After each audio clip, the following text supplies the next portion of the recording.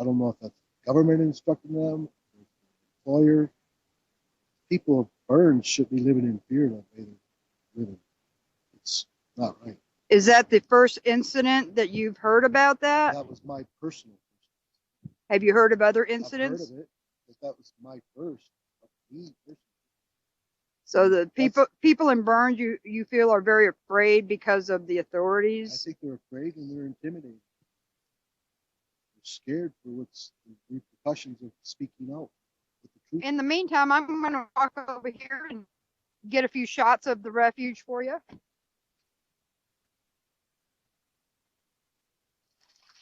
Is this slow enough or not?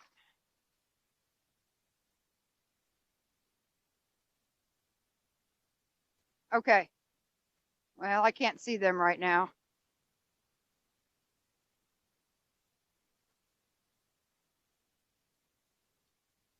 Okay, I just wanted to make sure I was doing this right.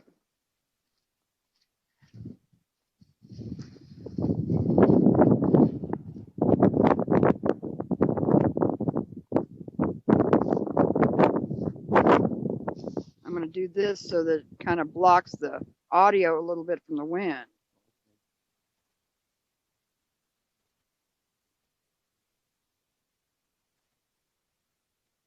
Okay. Scott, tell us all about your trip into town. Well, I came into town yesterday and observed quite a bit of police presence. I spoke with a out of county sheriff deputy, which was a very pleasant man. But then we went to Safeway and got some groceries. Was checking out. Spoke to the cashier and asked her how she was doing and how things have been around town here. And she says, "What do you mean by that?" And we asked her, "Well, with everything that's going on at the refuge, how do you feel or whatever?" And she goes, "I'm sorry, I can't talk about that. We've been instructed not to speak to nobody about what's going on here in town." And that's just people shouldn't have to live in fear like that. Do you believe that came down from the federal authorities or local, or what do you think? For everything I've been watching and seeing, it's looking like it's the government Federal. and maybe some of the local government that are looking kind of shady. You can't tell your people you can't speak your rights, your feelings. We all have our First Amendment, and that's what this is all about, is our freedom. And they're going to continue to take this land away. They've already taken it from what, 100 ranchers around here? And they don't plan on ever giving it back, but this is what this is all about, making America strong again. And we, the people, are in control, not the federal government. We need the federal government, but not doing the things that they're doing, suppressing the people and making us not be able to produce and take care of our own country. We're being suppressed. And it's just unconstitutional. You had some news about an arrest in town. I'd rather not talk about that right now because I'm not sure. You're not? Okay. Can I tell them what we think? Yeah, go ahead. Okay. The word is, and it's not verified, that Pete Santilli was arrested today. Huh? At the airport. At the airport. Which I'll try and verify that in a little bit, but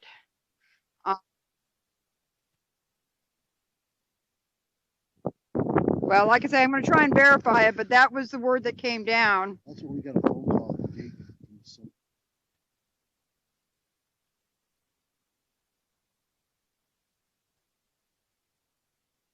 Supposedly it was at the front gate of the airport. Yeah, and they received a phone call about it. Here.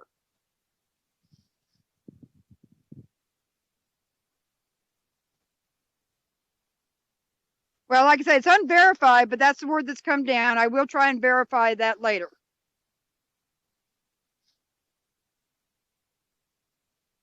Okay, Scott, take us around and introduce us to somebody else. Oh my goodness, we've got. I really don't know many people. Well, come on over. You're gonna meet them too.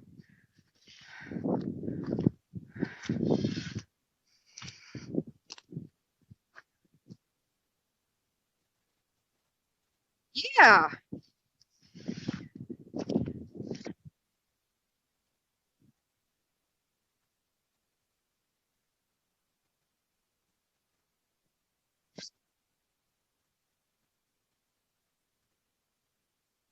They've had quite a bit of print media here today, it looked like. And also, you can tell. Can we get you over here on our live stream? Well, we'll come to you. We're happy to do that. I just don't want people to be slipping. I'll trade you jobs. Oh, well, isn't that nice? Y'all are just so nice and polite and friendly here. I'm glad you feel that way. Because we are nice and polite and friendly. Well, actually, y'all have been. From Nick at the front gate all the way down, I haven't met anybody who hasn't been. Yeah, well, just normal folks. That's all we are. Well, we're live right now on Revolution Radio. Mike is on the other end. Would you like to introduce yourself to everyone? Sure. My name is Melissa. Melissa, how long have you been here? Going on 2 weeks just about. I left for a little bit, about 3 days, and then came back, so. And so you're not local also? No, I'm not local. I'm from Las Vegas, Nevada. Oh, nice area. Yes, fun Yeah, area. lot Everybody loves of Vegas. lights. Oh yeah, well let's Would they mind if we went inside and filmed in there? Would that be a problem? We can do that, or we can move over here where there's a little less noise. So. Or anything you want. Oh, let's get a picture of the beautiful outdoors. Absolutely. This is We would like to go inside at some point because it's warmer in there. It's so pretty out here, and this is what people should be able to come out and enjoy, and not being restricted from having access to it. So, there's a lot of wildlife around here that people like to come down and watch and see, and not be told that it's closed. So that's what we're trying to do.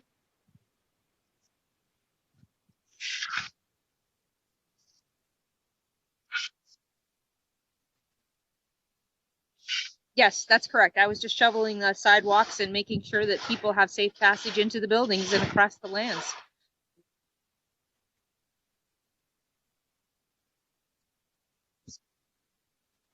Yes.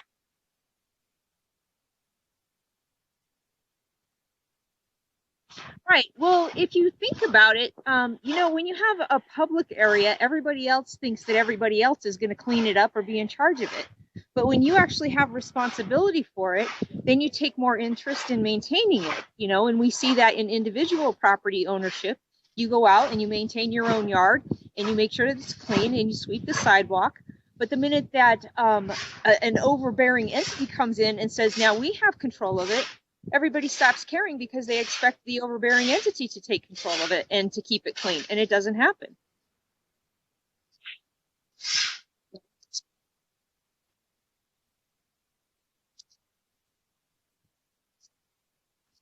Uh-oh, you got some competition.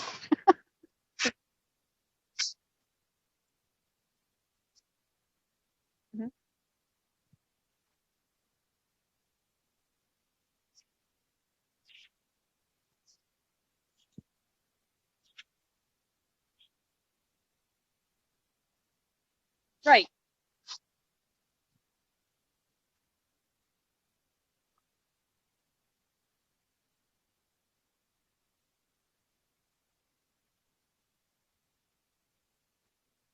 No. Right. Well, it's pride of ownership and what you went through to work to obtain, whatever that property is, whether it's a vehicle or a piece of land or a house or whatever. You think back to your high school days, there were kids that were given cars, and then there were kids that had to work and save and scrimp every penny, and the people that worked for their vehicles, they took care of them better, and they had more pride of ownership. Remarkable. Yeah, so, when you're given something, you can't really appreciate the full value of what it took to get that thing. So we've all been chipping in here. We take out the trash. We are separating garbage to make sure that we're also ecologically sound in what we're doing. So we've got trash bins that are set up for paper trash and cans and bottles. Sure. Can you hold up the shelf for just a minute? It's creating much.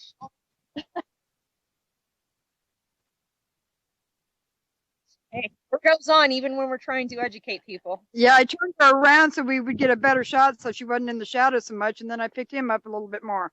I apologize. That's my learning curve here. That's okay. That's how we learn. Yeah. We make mistakes and then we go forward and we do better. So when we know better, we do better. Well, I know that you've got people in and out, you know, pretty regular, and I don't mean just visitors. I'm talking about the people who, you know, are here.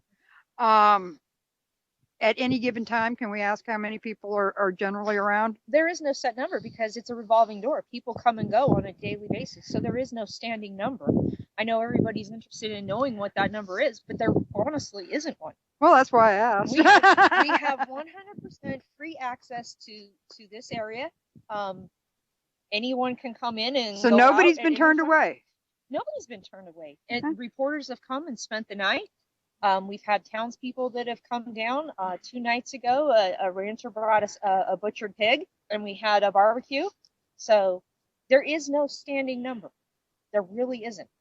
Every time I come up daily, and I see different faces every day. Do you stay? I'm correct.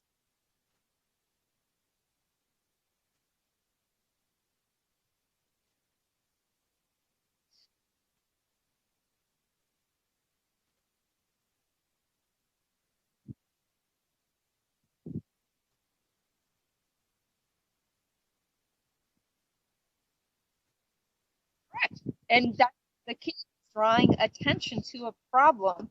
And, you know, the standing number is going to fluctuate because it's not just those of us here that are physically on the ground. We have support across the nation. You know, not everyone has the wherewithal to be here or is geographically located that they can come on out, even though they would like to. So, again, there is no And funding standing is number. always an issue for most people. Yeah. Well, and Yeah. I will tell you that the numbers are growing in our favor because, you know, in the West Coast, it's a land issue, but in other areas, it's an IRS tax issue or a levy or eminent domain. So we all have some kind of government thumb over us. It's just making it relatable across the nation.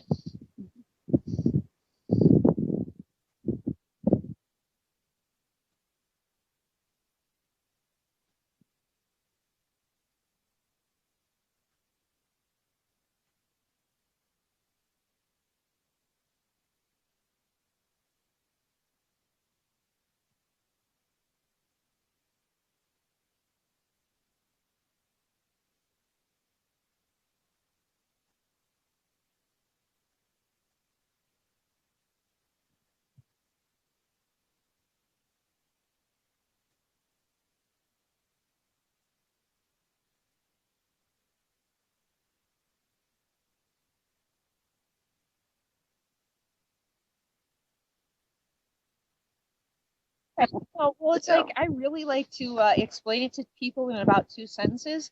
And I say that the federal government has the power and the might, but the people have the authority and the right.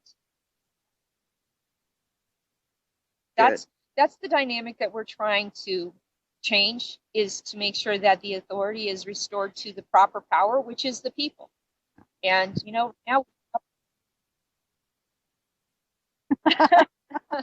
we see justice for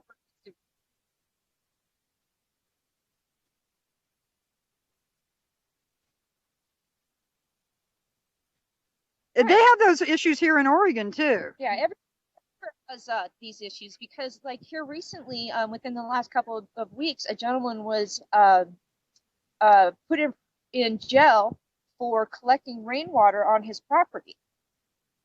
An ignorant fallacy that exists out there is people think that the earth is diminishing in its water supply. That's actually not correct. The same amount of water. We Bare Bears new season Thursdays at 7, 6 Central on Cartoon Network. In its water supply. That's actually not correct. The same amount of water stays within the Earth's atmosphere at all times.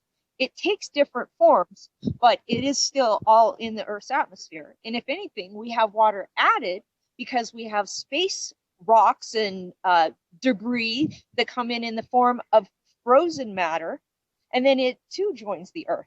So, it's the perpetuation of ignorance is astounding.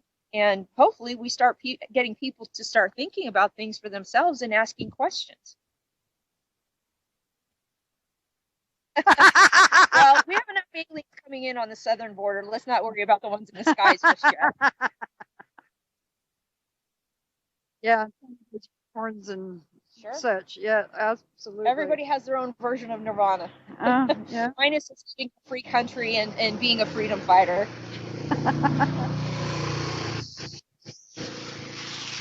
Are these personal tools people are brought in? Yes, these are trucks.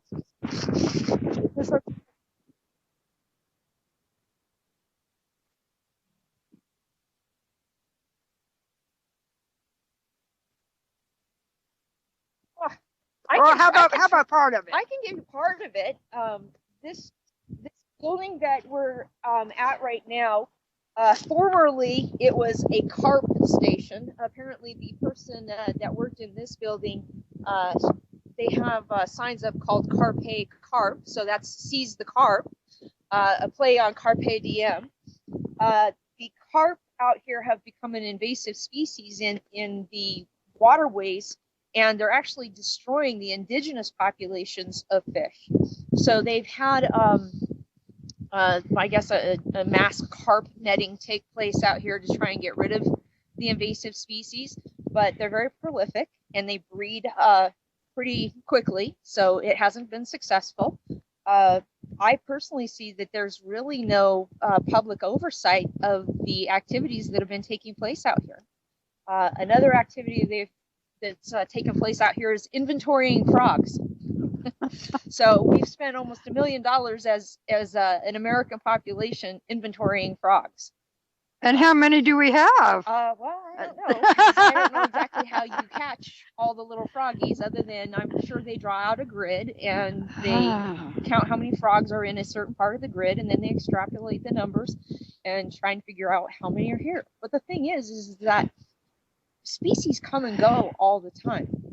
And prior to the creation of these agencies, somehow we're all still here. We didn't count these things 1,000 years ago, and somehow we've all made it. Now, does that mean that we don't need education or we don't need to understand things? Of course not. But let's have college students and, private facilities learn and explore things and understand things. Let's not spend millions and billions of dollars of, the public's money out here giving someone a permanent job of counting frogs. I mean, that's not productive. Unless this frog is curing cancer, I'm not impressed. Is this something you've learned since you've been here? Yes. Okay. Yeah, I've been trying to do legal research. I have a paralegal degree since 2004. I just graduated with a degree in political science and history.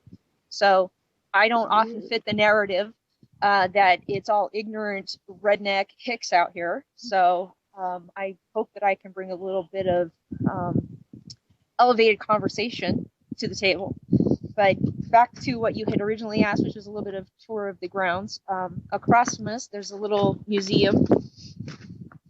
And up here we have different bunkhouses that there used to be a more permanent staff that lived here. According to local accounting, much of the staff doesn't live out here anymore. The dynamics of the facility have kind of changed.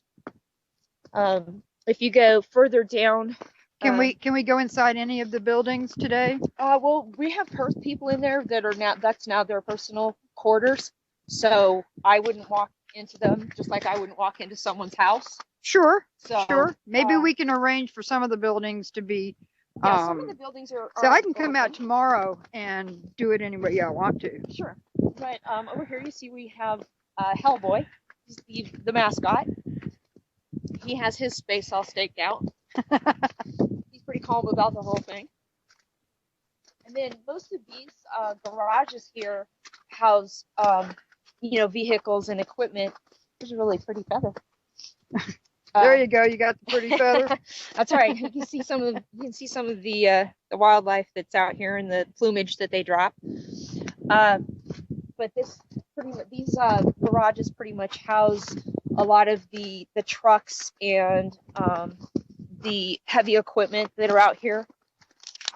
Now, some of the equipment has been used for good and some of it has been used for bad. So sometimes they'll, block people off by putting up a fence or actually moving the landscape and the terrain so people don't have access to it. Since you told us you've got a bit of a legal background, may I ask you about the arrest yesterday? You're talking about the one where they drove vehicles in? Yeah. Yeah. Basically, everyone is out here of their own free will. We don't have a hierarchy as far as you take orders from me and I take orders from you. Everyone out here is a free person. They come and go as they please, and they do as they please. But that being said, they're accountable for their own actions. We didn't know the vehicles were going off the property. We had already stated that, we need to respect everything going on out here. It is not ours. It belongs to the people of the county and of the area, due to the fact that it's actually on their state property. So a couple of individuals exercised free agency, decided to drive a couple of vehicles into town, and now they're responsible for their actions. So I understand that only one gentleman was actually arrested, and that was because he had something prior outstanding, some kind of a squatting infraction or something. He had been squatting on some land somewhere, had been ticketed for it, but they did release him according to the news report that I met, based on the condition that he not come back out here. So that's as much as I know about that at this point. Again, free agency, everybody's accountable for their own actions. Do y'all have a legal defense fund for any of these things that happen? Will you be helping him? Yes, we do have people that have donated for that. We've had people that have offered to donate their time, their expertise, their experience, and their skills. So right now, I don't see that he needs help. He is free. He's not in jail. Okay. And the previous infraction that he had, that's obviously his responsibility because it had nothing to do with this. Sure. So, accountability. Well, yeah, but this is the first time I've been able to ask you all about this. I'll ask away.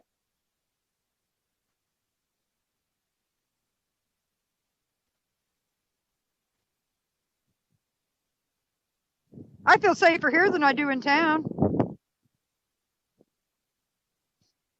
Yeah, I am just a plain person. I have absolutely nothing on me that can be construed as being dangerous. My most dangerous weapon is my mouth and my brain. Well, there was several issues actually brought up before I came out here, and I wanted to get those resolved before I came out here. Okay, what issues were those? Some of them I might tell you about after the show's over. Okay, that's fine. But no, there were concerns about safety of not just females, but any individuals. Well, let me tell you, this is the second or third time now that I've heard that females aren't safe out here, and I just have to tell you, I haven't been harassed once, and I'm greatly disappointed by it. I get zero attention out here being a female. I feel like just one of the boys. Well, it is actually a very comfortable environment out here. Very pretty, very easy to just walk around and say hi. I have not met anybody who has not had a smile on their face. They're all very friendly, very willing to talk to me. I would just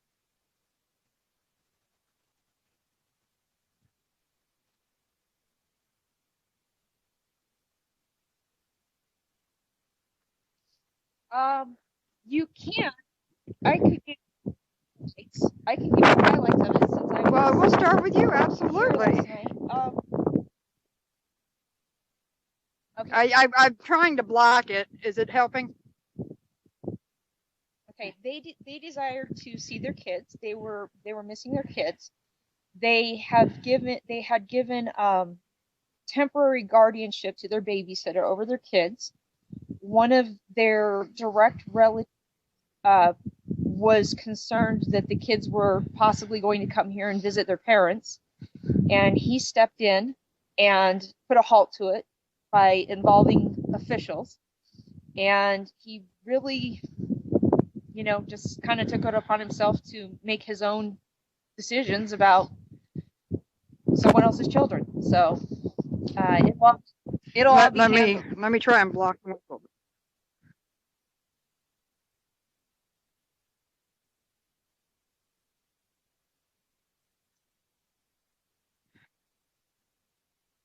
Right. Well,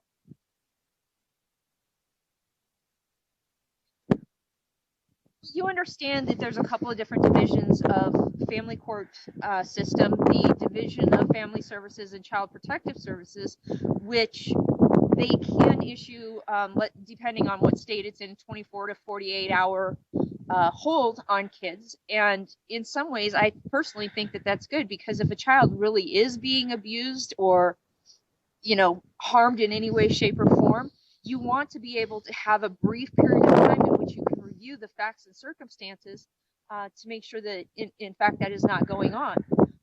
Unfortunately, situations like this where there was no problem like that, you can also get caught up in the net. So it's definitely a procedure that you want to use judiciously and with great inspection of what the facts are. So I don't know that that's taking place yet, but hopefully the wheels are turning, that they see that the children were being concerned about for no viable reason. Is Blaine still on site? He is. He's I'm not probably gonna. at the Chow Hall. I'm not gonna ask you to go dig him out now, but Yeah. I would ask you, if you wouldn't mind, talk to him tonight and see if he might be willing to talk to us tomorrow. Okay, sure. Is that fair? Yeah. Okay. Absolutely. Again, like I said, everyone needs free agency out here. Absolutely, but I'm also like I say, I try to be respectful of y'all, because y'all have been of me, and it's only the right thing to do. Like I said, the atmosphere out here is more like now, if we walked down there, he'd talk to us, we'd go down there. I just can't guarantee if he's down there, and it Yeah. is quite a hike. So Yeah. that's up to you. I'll hike it with you if you want, but it's clear down at the end of the road. Well, let's go back and see if we can get Ryan first, because I think he might be waiting on us. Okay.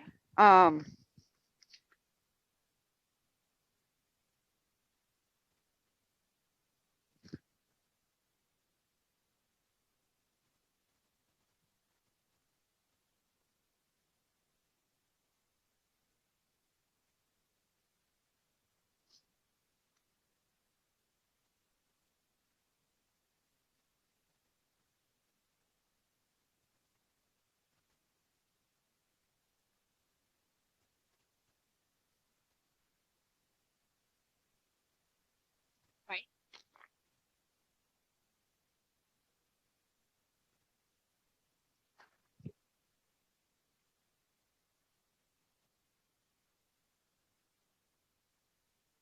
Well, I can tell you this. Each of us have definitely had issues with our cell phones, and we can all understand that these powerful agencies certainly have the technology and the capabilities of monitoring our cell phones and shutting them down and blocking them. And we know that, but that's part of what we understand that we're going to have to deal with in trying to get Americans across this nation to start asking questions about the government and the agency that's running so much of our lives. So.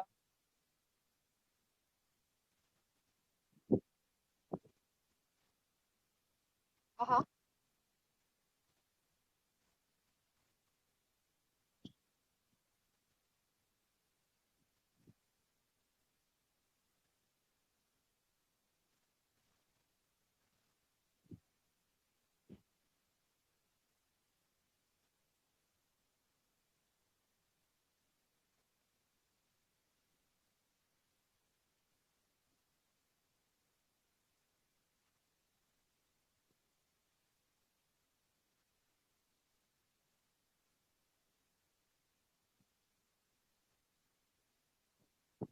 Well, you understand that this is how things operate in a state-ran media situation. So if I were to go to China, the government would be telling me what I could broadcast, what I could say, how I'm supposed to say it.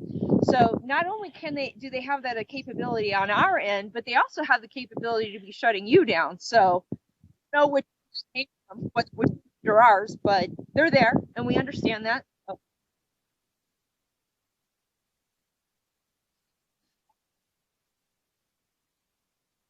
As the old saying goes, absolute power corrupts absolutely. Right.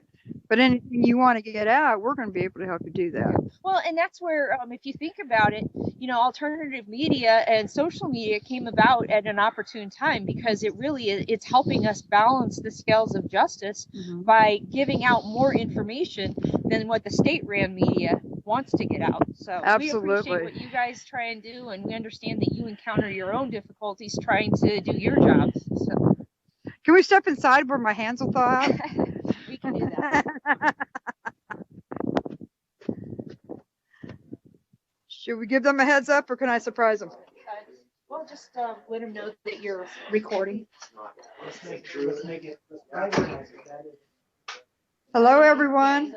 Just to let you know that we are live streaming with Revolution Radio. So y'all can wave. Mike is on the other end. Yeah. Oh, Nighthawk. I'm sorry. Do y'all know Nighthawk? Barbecue and sacred cows.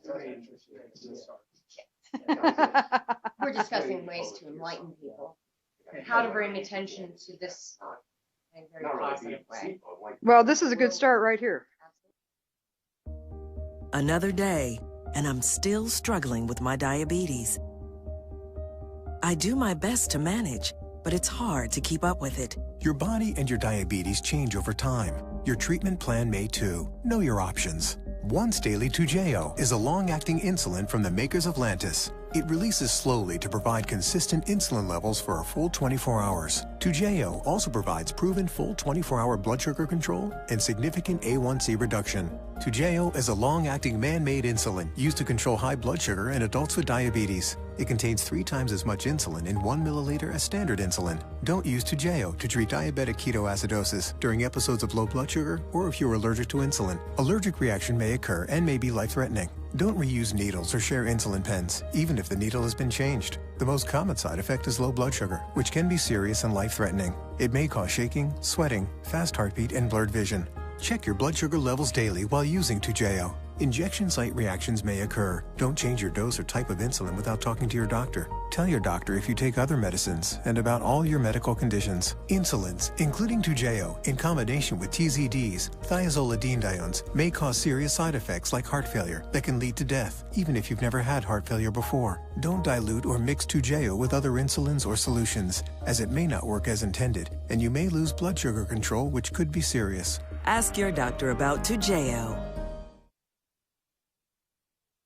In a very positive way. Well, this is a good start right here. Absolutely. Yeah. Educating people on their rights and helping them to stand up and hold them. We have to hold our rights. Whether it's civil rights or just the right to life and freedom. Hey, I've got to tell you, when I was driving into Burns, Yes. the big sign right outside of town, Yes. I love that. That was kind of indicative of this side of the state, isn't it? We are very artistic. We have a lot of very good crafters here. Well, I'm talking about the pro-life message. Oh, absolutely. Yeah, I know halfway down here, I saw a big sign that said Benghazi. You know, not here in town, but when I was coming down. Oh, I see. And that was awesome too. I really liked that one. That was, hand done obviously, but it was huge. The sentiment was there, So No, I do know our community believes in pro-life. They do. I mean, we've had a lot of fights back and forth about that with some community members, but the reality is that we should have the right to life, to live without fear. Are you a local here? That's We good. own 160 here, and we live in Sandy, so we're here all the time. Well, that's good though, because we've had a lot of discussion on the locals here. Yeah, How a lot of the locals are afraid. they're oppressed. They're completely and utterly oppressed by our local government they're harassed. All these. And they're made to feel as though That's the biggest thing that's coming up right now. there's no way out. Why fight? We're not gonna win. We're gonna plan it. I mean, we need to let them understand that we're unified. We're here to help them with that. Every person is important We're having the biggest. in this role. You need to hear. The Hammonds Everybody come down and support the local. are being persecuted. And for what? For land that's theirs by right? For incidents that happen? And it's sad. It's sad to see good people behind bars for politics. Yeah. For somebody that wants to be right. Probably in Harney County. Being right is not always the way to go. Well, there's been a lot of discussion in town about how they're afraid. They're afraid of the government taking everything they own Yes. and turning this town into a ghost town. But they're also afraid of we're not.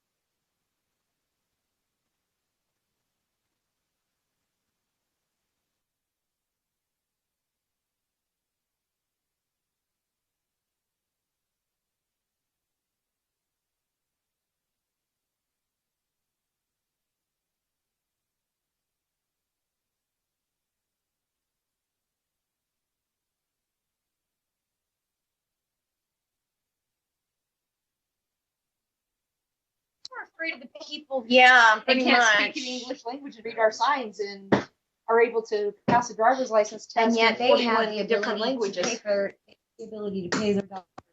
Because for them. Sure. Something Okay, we we're don't back. ourselves have. I don't know. I've been fighting for 3.5 years I have no to health have my insurance. spine reconstructed. The only health insurance I get is what I pay for by virtue When of there going is to media college. events, I went get a True. up- small, Went up through the gate, but I went have around, came all the way back around. I had to have my back completely reconstructed. I blew a disc about 2 years ago. L4 decided to roll. It's no fun. I'm going to step over here and introduce these guys too. This has been great. I'm going to get you back on here Oh, later. yeah. Hey guys, can I get you to say hi to Nighthawk and the world out there? Nighthawk. How are you today? Mike? Okay. We're just saying hi, Nighthawk.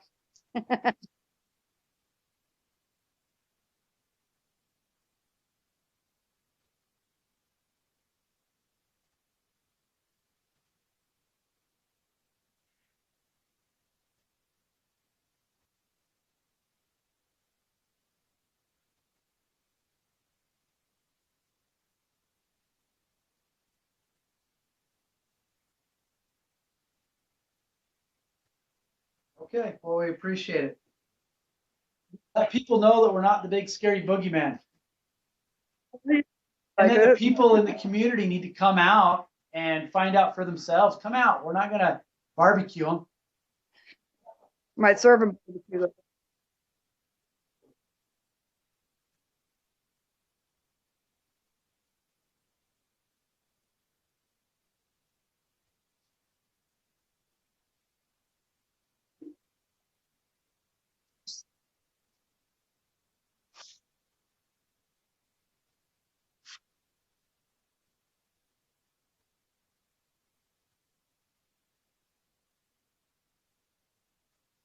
Yeah, I'm sure they're using that as part of their tactics. So, yeah, it'd be tough if you work out here and you know, I can see why they would, you know, they want to go back to work, obviously. And so they're not going to side with us. And then if they got their employer threatening them that if they do talk to us, yeah, I can see that. But in general, I think the people in town, we're getting a lot of information that the feds are doing a really good job to stir up a lot of false, intimidation. But we're also getting a lot of people from town that are coming here saying, yeah, that is true on some levels, but people are still coming out to find out for themselves. So, then people are going back into town, talking to their neighbors, talking to their friends and family. So it's working. There's good and evil working against one another. So I don't know.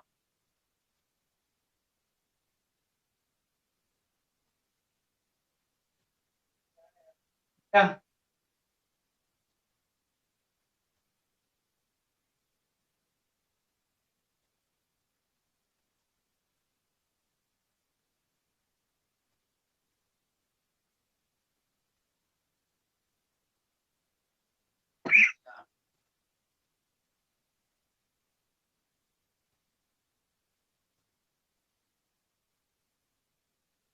Yeah.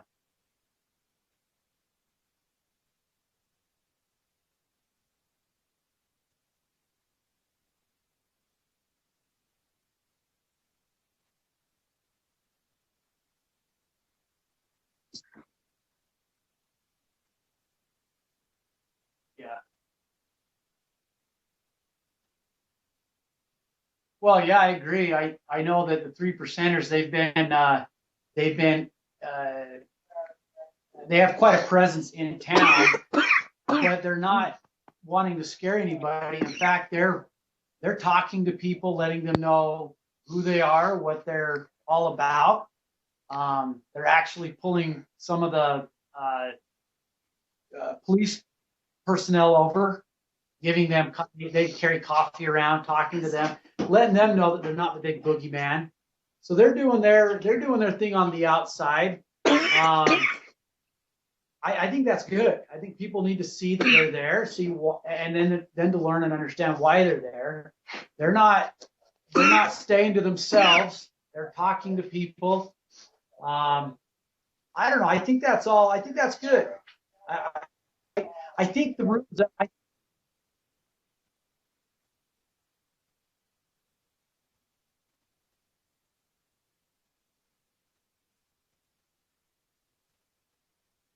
Yeah.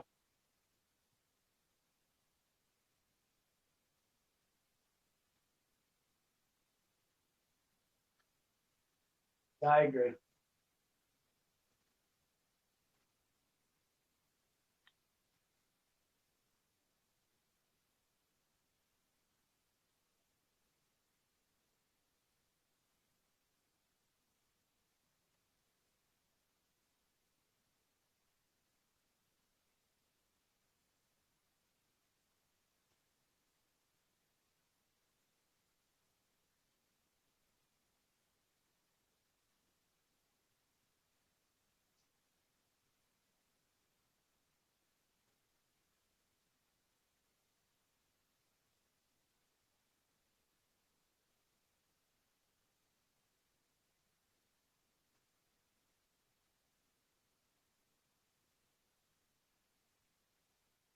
I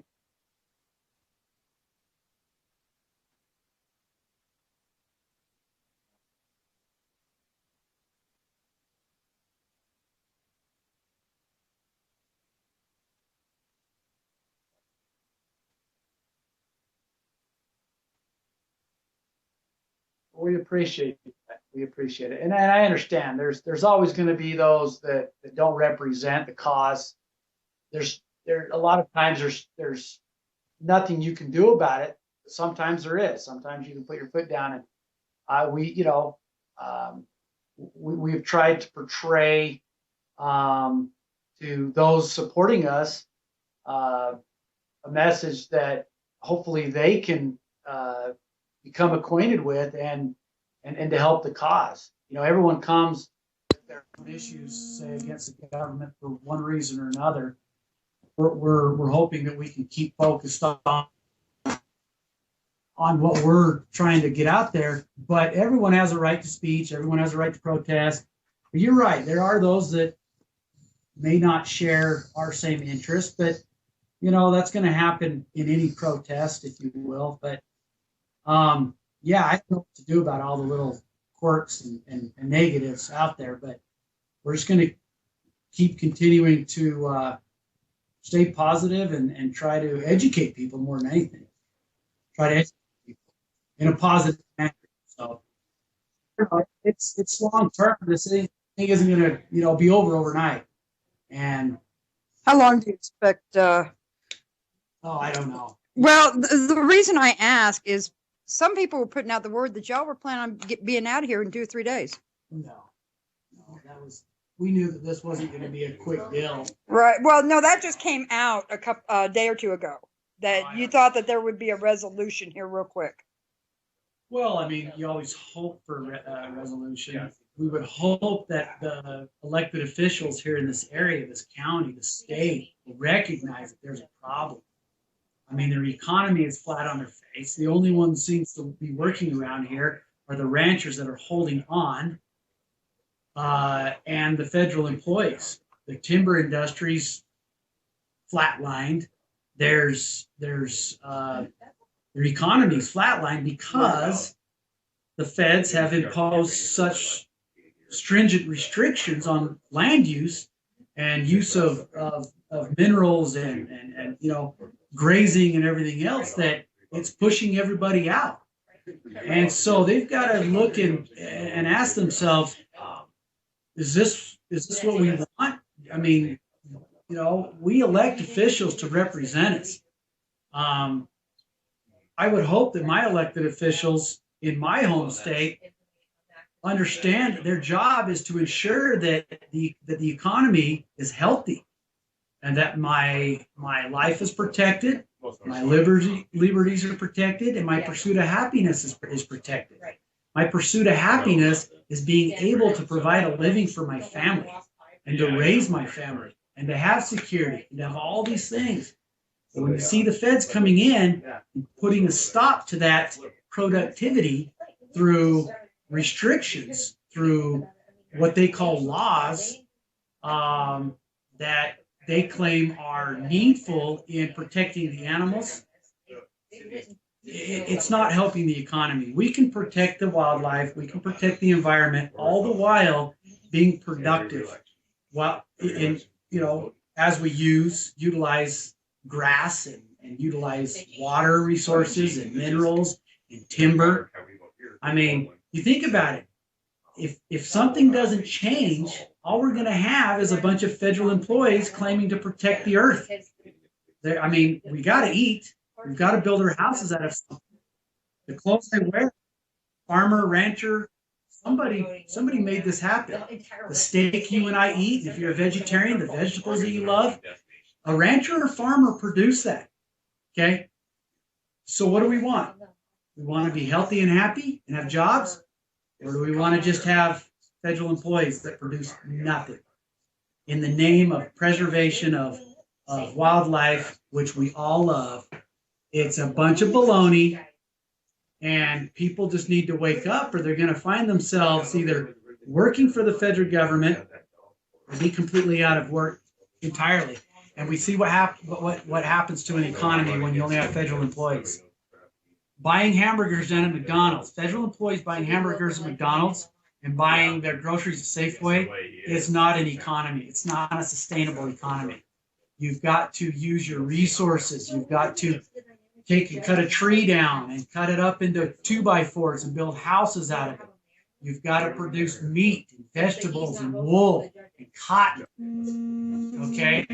And you can only produce these things by utilizing resources that we've been given by our good Heavenly Father, and it's called water and land. And so without those, we have nothing. We have no pursuit of happiness.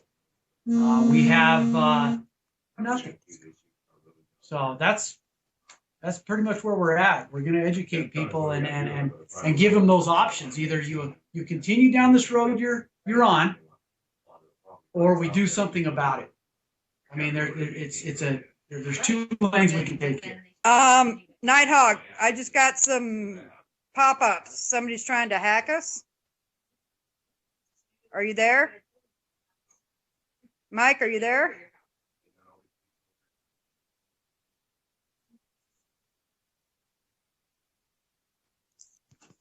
Shut down. Yeah. Right. Very much so. Okay. But so they create a wilderness act. Correct. Okay? We've got to preserve this land. We've got to protect it. For What the comes with- natural resources Well, yeah, but gone. what comes with a wilderness is nothing more than more restrictions to the land users Correct. and to the public as a whole. You can't just drag your four-wheeler through a said wilderness. No, Okay, you've got to walk in there. You've got to ride a horse. First, you quarantine the horse for a week, and you have to prove that you've been feeding that horse for a week prior to going in there, and the feed you will plan not to be contaminating the area is with weeds. a weed-free certified hay. Correct. Um, We have weed you prevention can't take committees. anything out of there. You pick up an arrowhead. Another day, and I'm still struggling with my diabetes.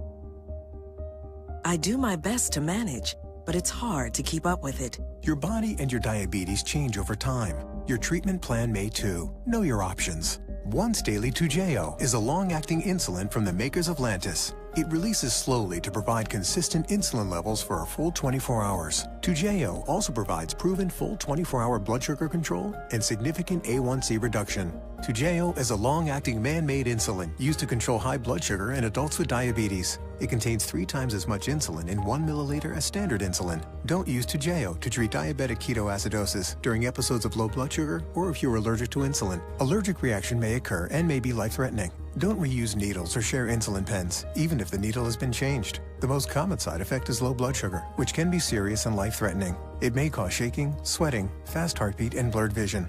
Check your blood sugar levels daily while using Toujeo. Injection site reactions may occur. Don't change your dose or type of insulin without talking to your doctor. Tell your doctor if you take other medicines and about all your medical conditions. Insulins, including Toujeo, in combination with TZDs, thiazolidinediones, may cause serious side effects like heart failure that can lead to death, even if you've never had heart failure before. Don't dilute or mix Toujeo with other insulins or solutions, as it may not work as intended, and you may lose blood sugar control, which could be serious. Ask your doctor about Toujeo.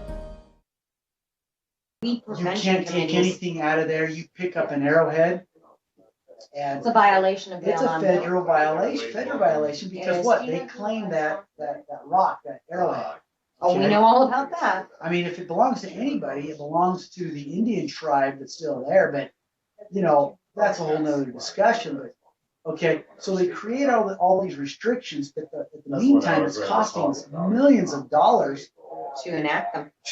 well, they've got to patrol them now, they've got to, manage them, they say, they got to hire more people, they got to create We buildings. have to make sure the studies are completely done. Study, It costs us exact more studies millions is of another dollars.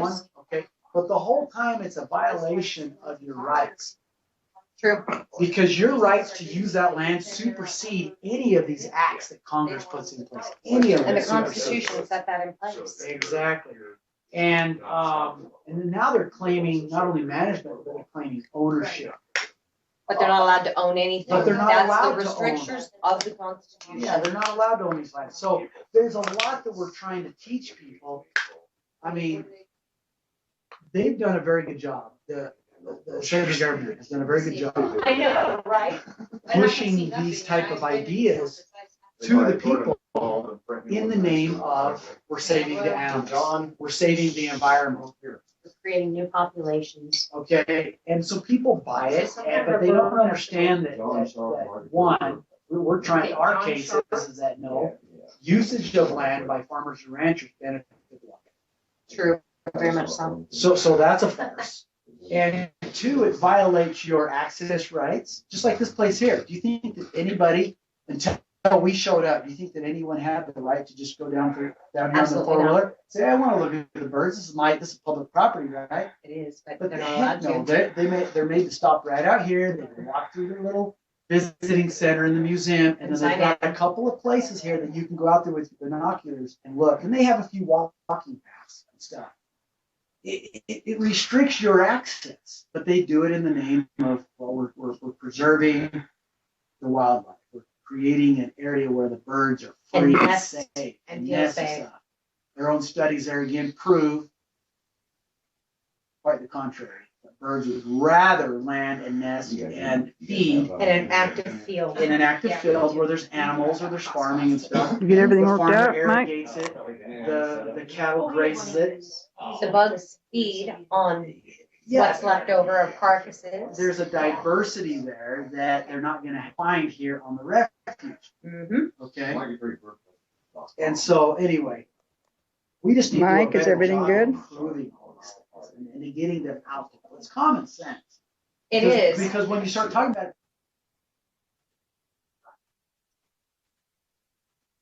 Okay. Well, but trying to get people to enact on these things, to actually step forward Yes, and claim, claim and to use them and defend. yes. Yes. Because the Their reality rights. is that we're all stewards of the land. We all should have rights. Right now, everything's being taken from us, nothing's being given. There is no such thing as representation for us, whether we're local farmers or business owners even. We are held to a federal standard so we can be taxed. And how many times have you heard, maybe you've heard it personally, but throughout my life a lot, that the federal government had to step in managing lands because the rancher and the farmer and the land user and people in general are irresponsible and disrespectful. And if they didn't do something about it, the whole world's gonna blow up. You know what I mean? I disagree. I feel that there's a very small portion of our population that, yes, they pollute.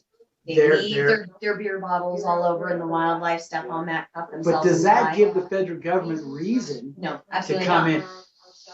Why can't our state address that issue? It's already a state law that says Littering is a Violation, and it's finable. It's finable. So why do we need the federal government saying you can't litter? We already knew that. It's kind of like one of the 10 Commandments. It's a way to force control.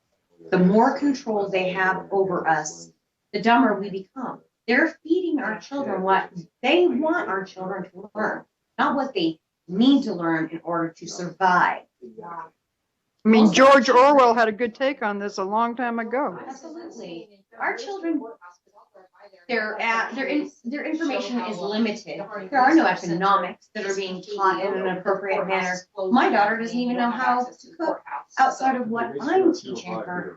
They're teaching math and geography. Everything is askew. But what is the worst part, I think, the biggest atrocity of our children's education is the lack of information of where we came from and how far we've moved forward. How many wars have we had? She has no idea. Yeah, probably it's staying in public school. We'll never know. Like I said, basic economics. I mean, that is something that's not taught in school. I mean, how do you produce something? How do you make something? They don't know, but they don't want them to know. They want them to be corporate tools. Exactly. They're training our children for a future behind a desk. Yeah. So you don't homeschool? No, my daughter is in public school, but I subsidize her education because she's dyslexic, like me. She doesn't think the way most people do. She doesn't see. Have you considered homeschooling her because of those We issues? did do a very short stint of homeschooling this year. Every time we go rock hunting, she's learning survival skills, things that will help her in an instance of a big terrorist attack or even something as bad as an earthquake. Yep. Most people's survival skills are zip. Oh, you're one of those crazy. Yes, I am. You're having a lot of earthquakes here nowadays too, I know. We have. In fact, Mount Hood has Heaven forbid experienced you're quite a few. prepared. Well, I Are was you one of raised those in the food hoarders military. too? They teach us to take care of yourself, learn, experiment. Why do you See top outside the your box. car off before you head out on the trip? Common sense tells you that if you don't, you may run out and you're gonna be walking a long way. And it's hot, That's the simple or it's concept. cold. No, I just feel like right now, there's so many sideline issues that keep coming in on Facebook and the other social medias that are outweighing the actual issue that's brought everybody here. Mhm. It's called unification. If we stand together, there is nothing in this world that we cannot accomplish. It's we the people, not we the government. The more we stand together, the more we unify and understand other people's opinions and accept them. They may not be what you agree with, but hearing it broad. Don't go away, you're next. Okay. And it unifies.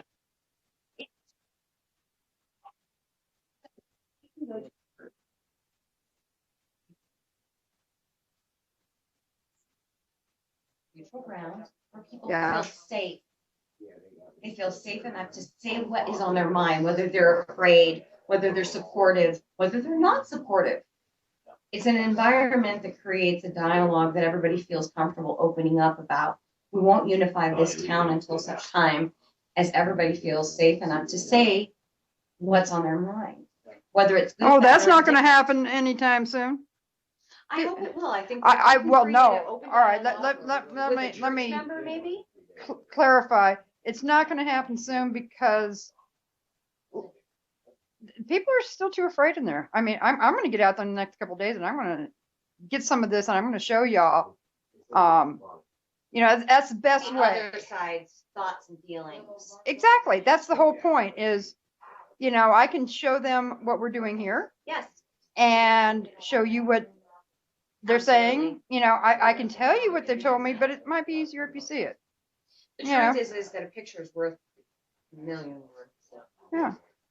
They People- don't understand because they're not being they're being told, They're being fed misinformation. Yeah.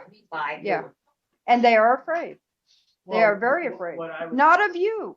No, No, See, no, I'm they're serious. not- They have pointed that out. They are not afraid of the people up here. more afraid of what's going on in town. See, that was what I was going to ask. The Ask restriction. the people, if it gets out there.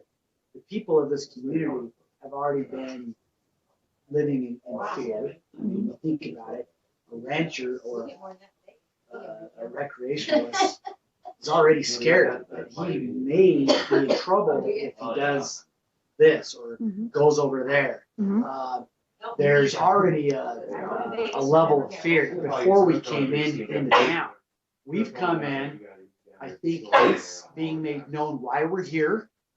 And so now you see a huge FBI presence and that creates even and more it creates a lot of fear. I don't believe that the people in this community fear us. In fact, I know. I think that they fear the FBI and the federal government for having moved in and the control that it can work on this town. Because the town could very well and very easily, you all know, be in lockdown. Well, that's Mandatory times where you can go here and you can't go there. A curfew. All the restrictions that the FBI can enact for the guise of their safety. I've seen this happen. Yeah, everything will be done in the name of safety. We're protecting you from the bad guys. You know? What are they really protecting? Would you us like to from? weigh in on this one? Come on in over here and tell us what you have to say. Yeah, I'm gonna sit down over here in this chair too. So what kind of propaganda do you want from me? I want every bit of propaganda you're willing to give me. Probably if you just ask me questions to be the We can do that. best way to go. We can do that. Okay, here we go. Start with, introduce yourself to everybody. My name is Bran Thornton from Las Vegas, Nevada. And I'm here more as a spiritual support than anything else. But then, you know, I go wherever they can plug me in to get help out. Are you a minister? Yeah, I guess that's a good, accurate description. I have a shofar ministry. And Well, it actually it got brought up about an hour ago. I was wondering why they hadn't gotten services started out here yet. well, we really haven't been in a position to do anything like that, but we do pray. And that is, everybody takes part. You know, we have different people pray at different times. And I would say Ammon and Ryan are really the instigator of that, rather than me. So, did you know the Hammonds before all this started? Have you met them at any point? So, how did y'all hear about the Hammonds? When Ammon put out the call, I answered the call.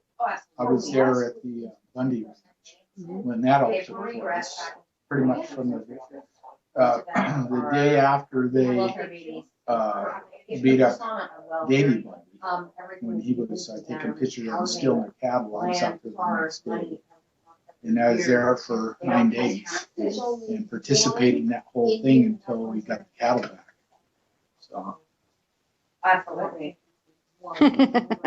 I haven't actually seen the written articles of grievance. Would I be able to see that? Yeah, give me 1 second. I can give you 2. Okay.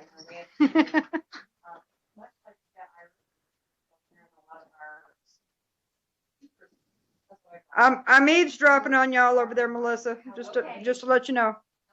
No secret conversations going on. This is my copy. This is the redress Okay. articles of grievance.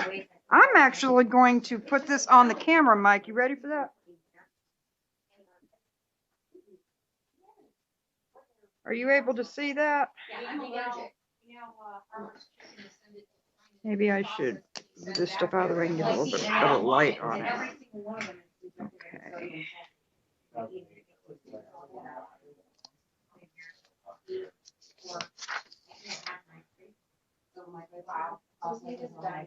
I'm going to end up taking pictures of these later.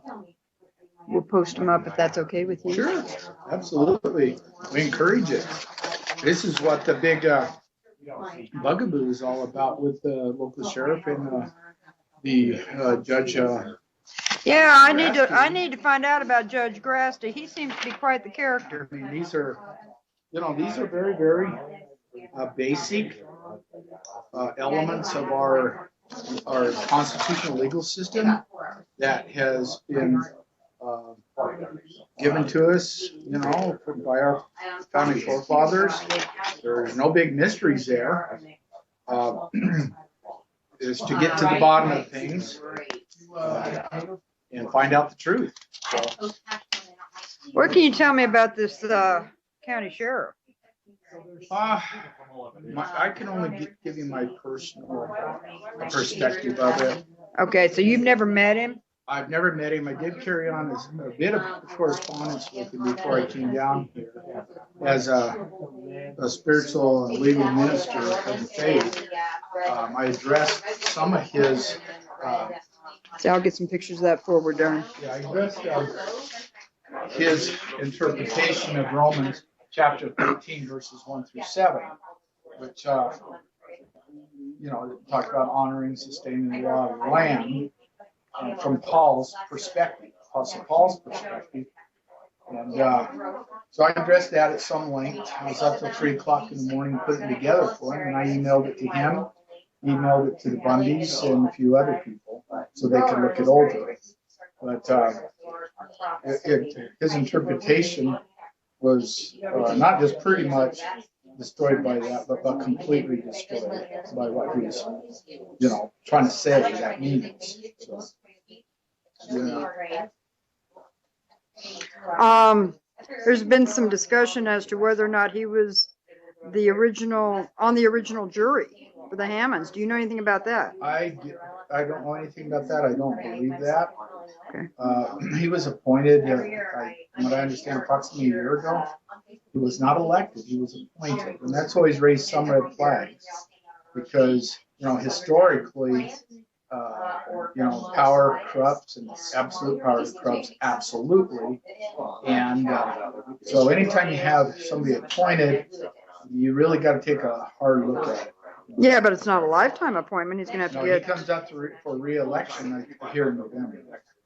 So hopefully he'll start doing the right thing, and he can be the sheriff. And I think this is one of the reasons that we haven't dumped all our information out there. We're giving him a chance to save face. We believe that he has been manipulated and controlled by other entities, other powerful entities. And I can understand being put in that position because more or less his life is threatened. Okay, if he doesn't play ball. And that's my perspective. But I believe that's the case. So we want to treat him with kid gloves, give him the chance to save face. Everything I've heard about him, he's a very decent person. He's very likable. And so I think he would make a great sheriff. Just give him the chance. So Yeah. We don't want to embarrass him. We don't want to embarrass him. We don't want to insult him. We just want to give him the chance to honor his oath that he took. He took an oath to uphold the Constitution of the United States and defend it. And we want to give him that chance. I mean, people find themselves in positions all the time, compromising positions. And they get there unknowingly and don't know what's happening until, it blows up in their face, like this has, obviously. Mm-hmm. And that gives them a good feeling if they'll just look at it, what really is the truth. Mm-hmm. And again, I say, I'm not just me, but we're pretty much convinced that he is a good man, and he just needs to be given an opportunity to prove it. Well, that is a new take on it. Mm-hmm. So that's, I'm glad you told us that, because we had not heard that side. And that's why we're here, because we're not hearing everything. Exactly. Yeah. But he's a local. He grew up with these people. He grew up here. Okay, he's well liked, and so he's got a lot of things going for him at this time. True Green presents The Yardleys. Hello? You did? You really? Ding dong. Oh, the pizza's here. Hey, come on in. Right. Whoa! Lose the sneakers, pal. Kind of a thing. This is more than a lawn. This is a True Green lawn. Sorry. Live life outside with True Green, America's #1 lawn care company. Spring is on. Start your True Green lawn plan today. Bye now. True Green. Live life outside. A lot of things going for him at this time. And we just got to put the capstone on his position as a sheriff. That's the way I look at it. We want to help him and get rid of the people that are controlling him, which we think the FBI is very much controlling him. And, The FBI is the driving force, huh? yeah, we're like 99% sure. Really? They have been telling him what to do, what to say, how to do it. And they've got something to keep him in line. Well, look at just, it really is obvious. We're out here 35 miles. We are absolutely no threat. But if you go into town, they got barricaded, they got cops, law enforcement, feds running all over the place, make it look like some big, I don't know, like something right out of Orwell's 1984. And they're just fear mongering. That's what they're doing, just fear mongering. I mean, you can't go near the courthouse. You go to the FBI building, they got it all barricaded up. It's like, come on. We've invited them to come and talk to us. Come on out, Sheriff. Come on out. Well, maybe I'll stop by and ask him why he hasn't. Absolutely. We want him to come on out. We're very transparent here. From day one, we knew this is the people's property. And we've allowed the people to come in. We've allowed reporters to come in. We want to show that we have nothing to hide, that we're just being stewards of this property right now. We know it's not ours. We want to go home. I'd love to go home. I've been out here for 2 weeks now, and but And you're going to stay for the duration? I will stay as long as I am. This is significant. You feel like you've been called by God to be here? Absolutely. There's no doubt about it. The way things have fallen in place, I mean, it was an interesting plan, to say the least. Yeah, and I was like, I'm thinking to myself, we'll find out real fast if God is behind this or not. Because if God's not behind it, we're going down in flames real quick.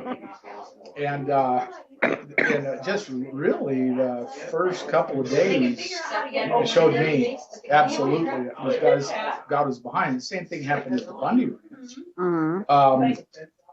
You could just see the hand of God in it, step by step by step by step, and really how smooth things go. And I saw that really within the first couple of days. As nerve-wracking as it is, you can just take a step back, take a deep breath. You can see how these things just fall into place. And the logistics, I think there are no logistics that can make these things happen without the hand of God. I don't care how hard you try. Okay. It isn't going to happen without God. Well, you know, that's absolutely true, but you still have to get back to the government. You know, it's still, however he's going to direct it, they're going to implement it. So what do you do about them? Well, that's a really good point. I see down the road, I can see what's going to happen.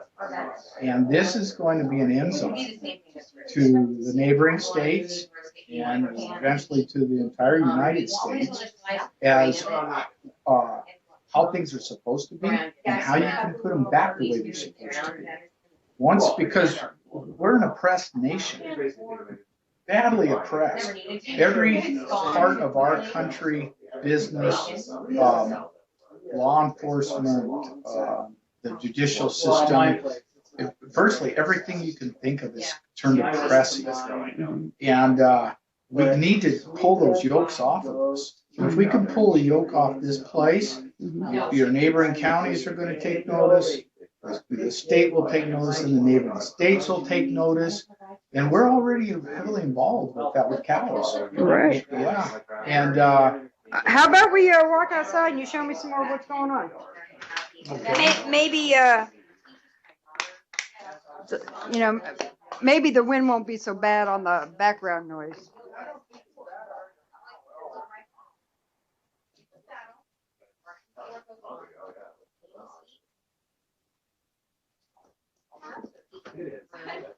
Okay, we're gonna step outside, see how things are going.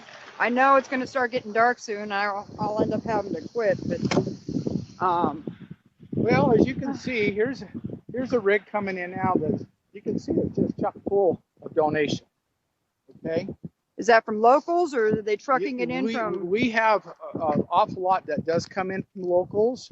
It's coming from everywhere. And more, I mean, we're seeing more and more locals, and they're very supportive. You think they're getting over their fear?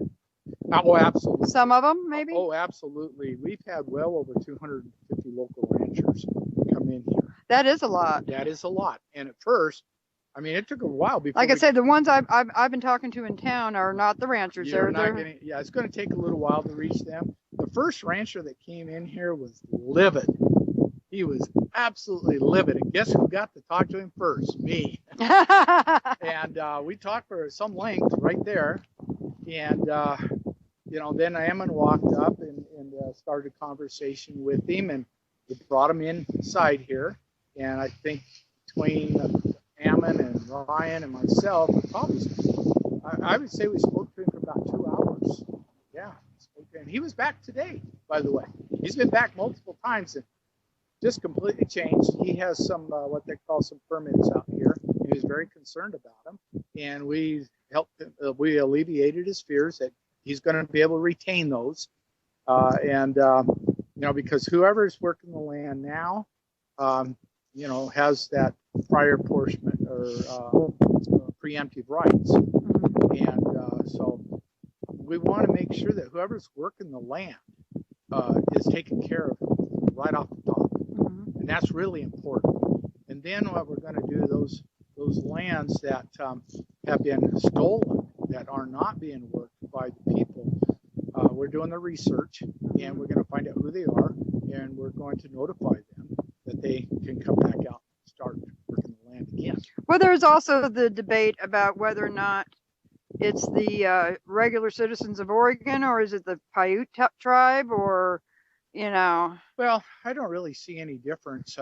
Yeah, you have a Paiute tribe and you have a nation within a nation. However, if they have land out here also, and they've been working the land, they're just as welcome as anybody else. Yeah. I love Native Americans, by the way. Well, thank you, because I am one. My great grandmother was, I believe, I think it was 100% Cree. And, you know, that sounds like way back there, but she was a very significant person in the history of this country, which I'm not even allowed to go into, or my mom would slap me silly. I want to get another shot of the landscape out there. It's really pretty. Oh, it's beautiful. It's a beautiful country, you know. What is that down there? What do you point at? Straight out. Well, you have a pond there, and you have a Audubon bird viewing area right there. So maybe that's what you're talking about. That Yeah. like little shelter. Yeah. Yeah, it's a bird viewing area, and there's a lot of neat birds out here. By the way, I love these little quail that are running around here. That's one of my jobs, is making sure they're taken care of. I feed them every day. Really? Yeah. Are they loose and free? Oh yeah, they're loose and free. Dependent upon this food source here, and you know, if they're not, those feeders aren't maintained, they won't survive the winter. Right. So that's one of my jobs. Well, you know what? I know Ryan's really busy, and he was gracious enough that he said I could talk to him later, but I think I'm gonna have to do that tomorrow. It looks like it's just about dark. He's really tied up now. Ryan is just going constantly. Ammon's going constantly. Right now he's visiting with some more. He's visiting with another rancher that he met down there at the kitchen. Uh-huh. And he's been there. I went up there to grab a bite to eat real quick. He was there to talk. That is priority. Oh, absolutely. I Priority understand. Is the locals, Uh-huh. and talking to them and getting the message Oh, out. we work that way. We want to get the message out that what we are all about. Uh-huh. And it's all about helping and supporting the locals to get their government back, to get their lands back, and to become profitable and productive again. Now, do you see yourself bouncing around the country doing this for other areas? Oh yeah, that's. Do you know of any in mind that you think might be coming up? Well, yeah, I got this other thing. I forget what they call it. It's here somewhere, or it's not in this county. Oh, what do you call those? I can't even think of what you call it offhand. But anyhow, they want to take all this land. It's twice the size of Yellowstone National Park, and it's like a memorial to something. And there's 350 to 400 ranchers that are going to be pushed off of that. And that's here in Oregon. Yes, that's here in Oregon, and we've had a lot of them in also, and we have assured them that we will stop that. And I am very confident that we. So you've already talked to them? Oh, we've talked to quite a few of the ranchers there, and I'm very confident of it. That we in the militia have gotten a lot of respect. We have a very, very strong organization, and remember, these are all former military, law enforcement. We have a lot of current law enforcement there. Oh, careful there. Yeah. It's pretty slick. We got a lot of current law enforcement who are actually involved with us. And so there's a lot of respect there. And they know that we mean business. We've proven that time and time again. I mean, we proved it at the Bundy Ranch, the Sugar Pine Mine, the White Hope Mine. Were you at those areas? I was not at those areas. But then in Pahrump, Nevada, I was involved with that one, and they just completely backed off. That was when Obama was going to take 1.8 million acres away from southern Nevada.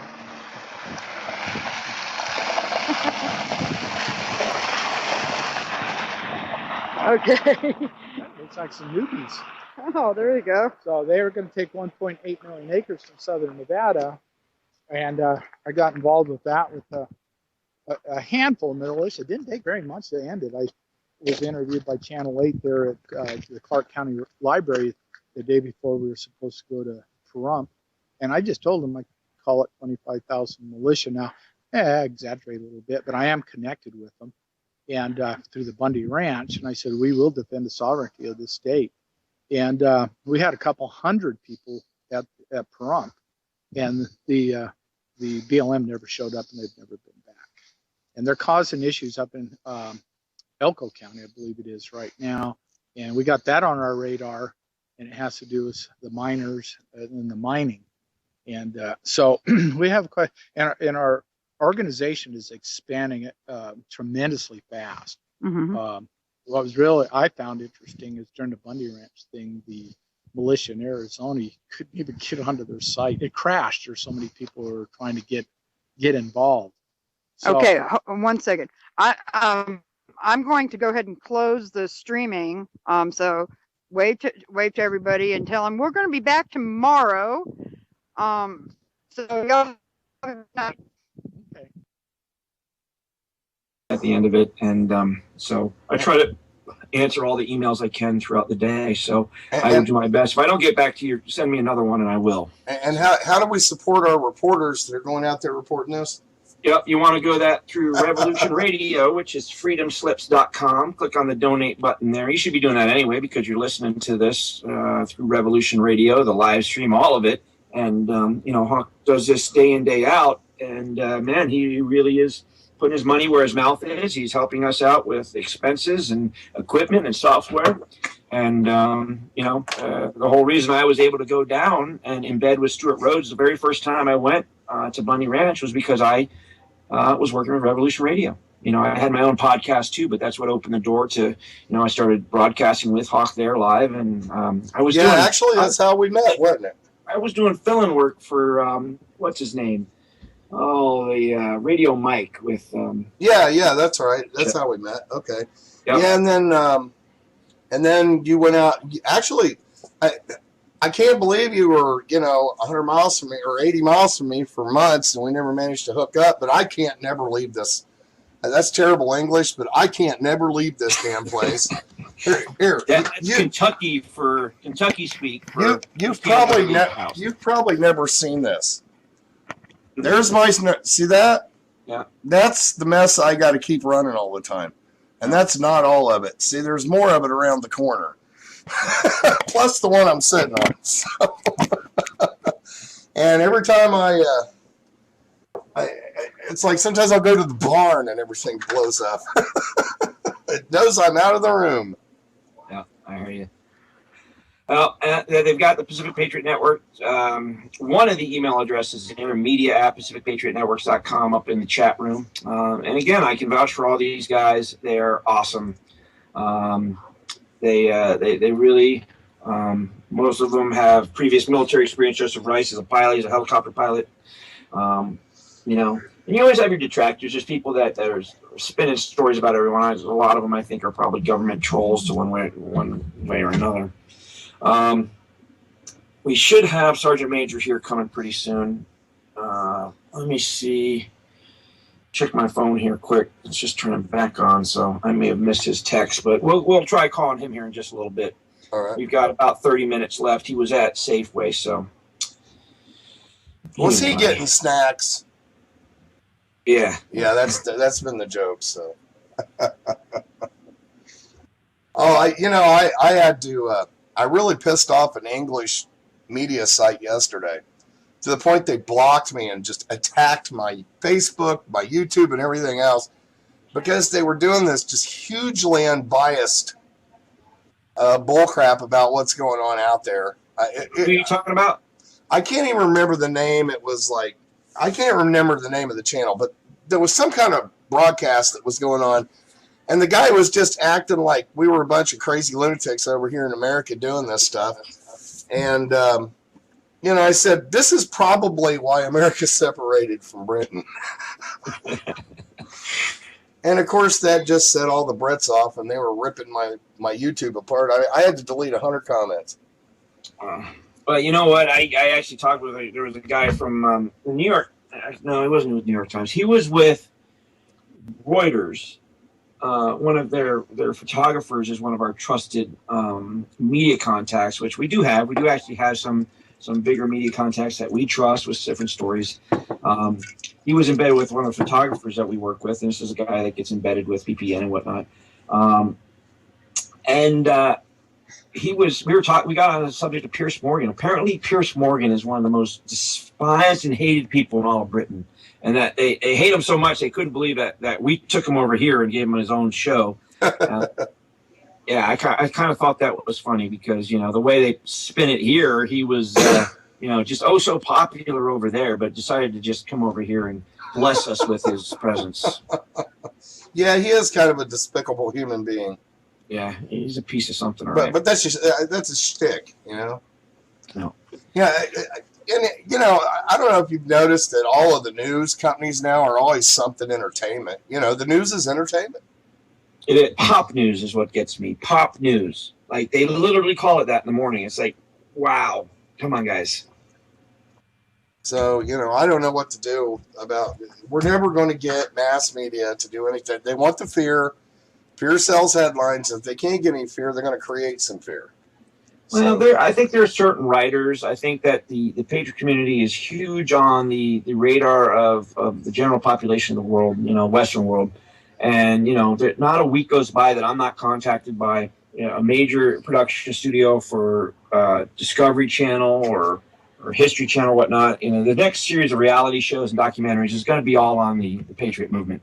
I had a major video game company. I won't say which line it was, but it was one of the top video game makers in the world. Their artistic director actually came out to my cabin and spent a night here with 4 members of his team. I'm going to be they're going to use my likeness and part of my life as part of a character for a video game. It's one of the I can't say which one because I promise not to, but he's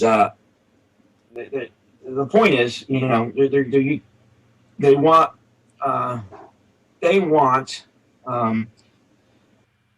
more on the Patriot movement. They want more on the militias. They do. So anyway, let's see if we can't get Sergeant Major. Let me see if he's good to go yet. I'm going to give him a text here.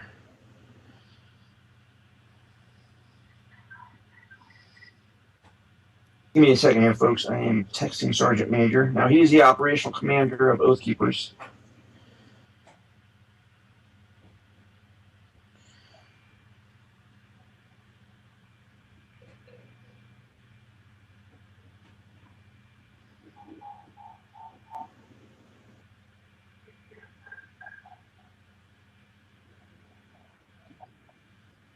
All right. Just let me know when you're good to go.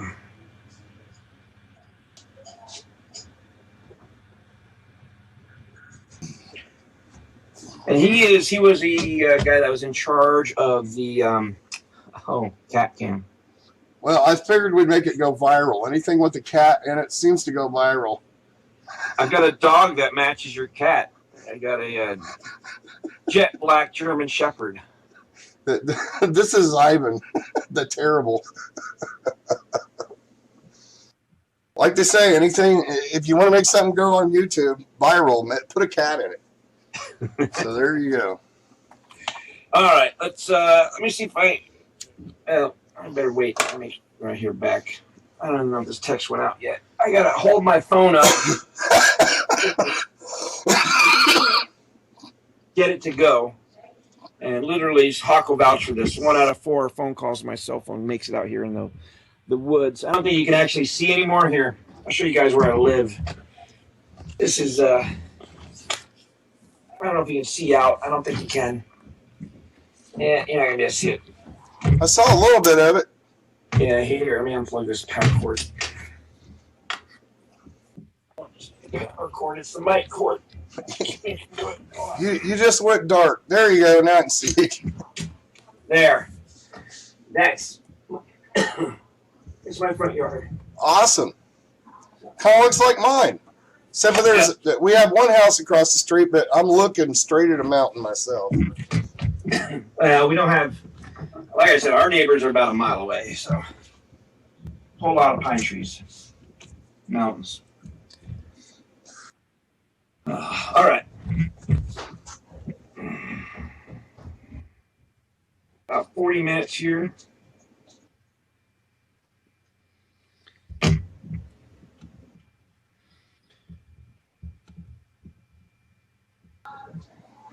me see if I can get them on.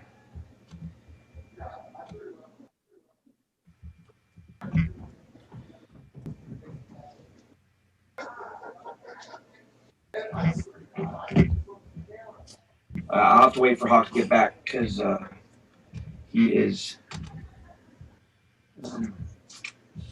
wants me to tell him to take the video off while I call. All right, stand by. I'll take it off right now. There you go. All right, here we go.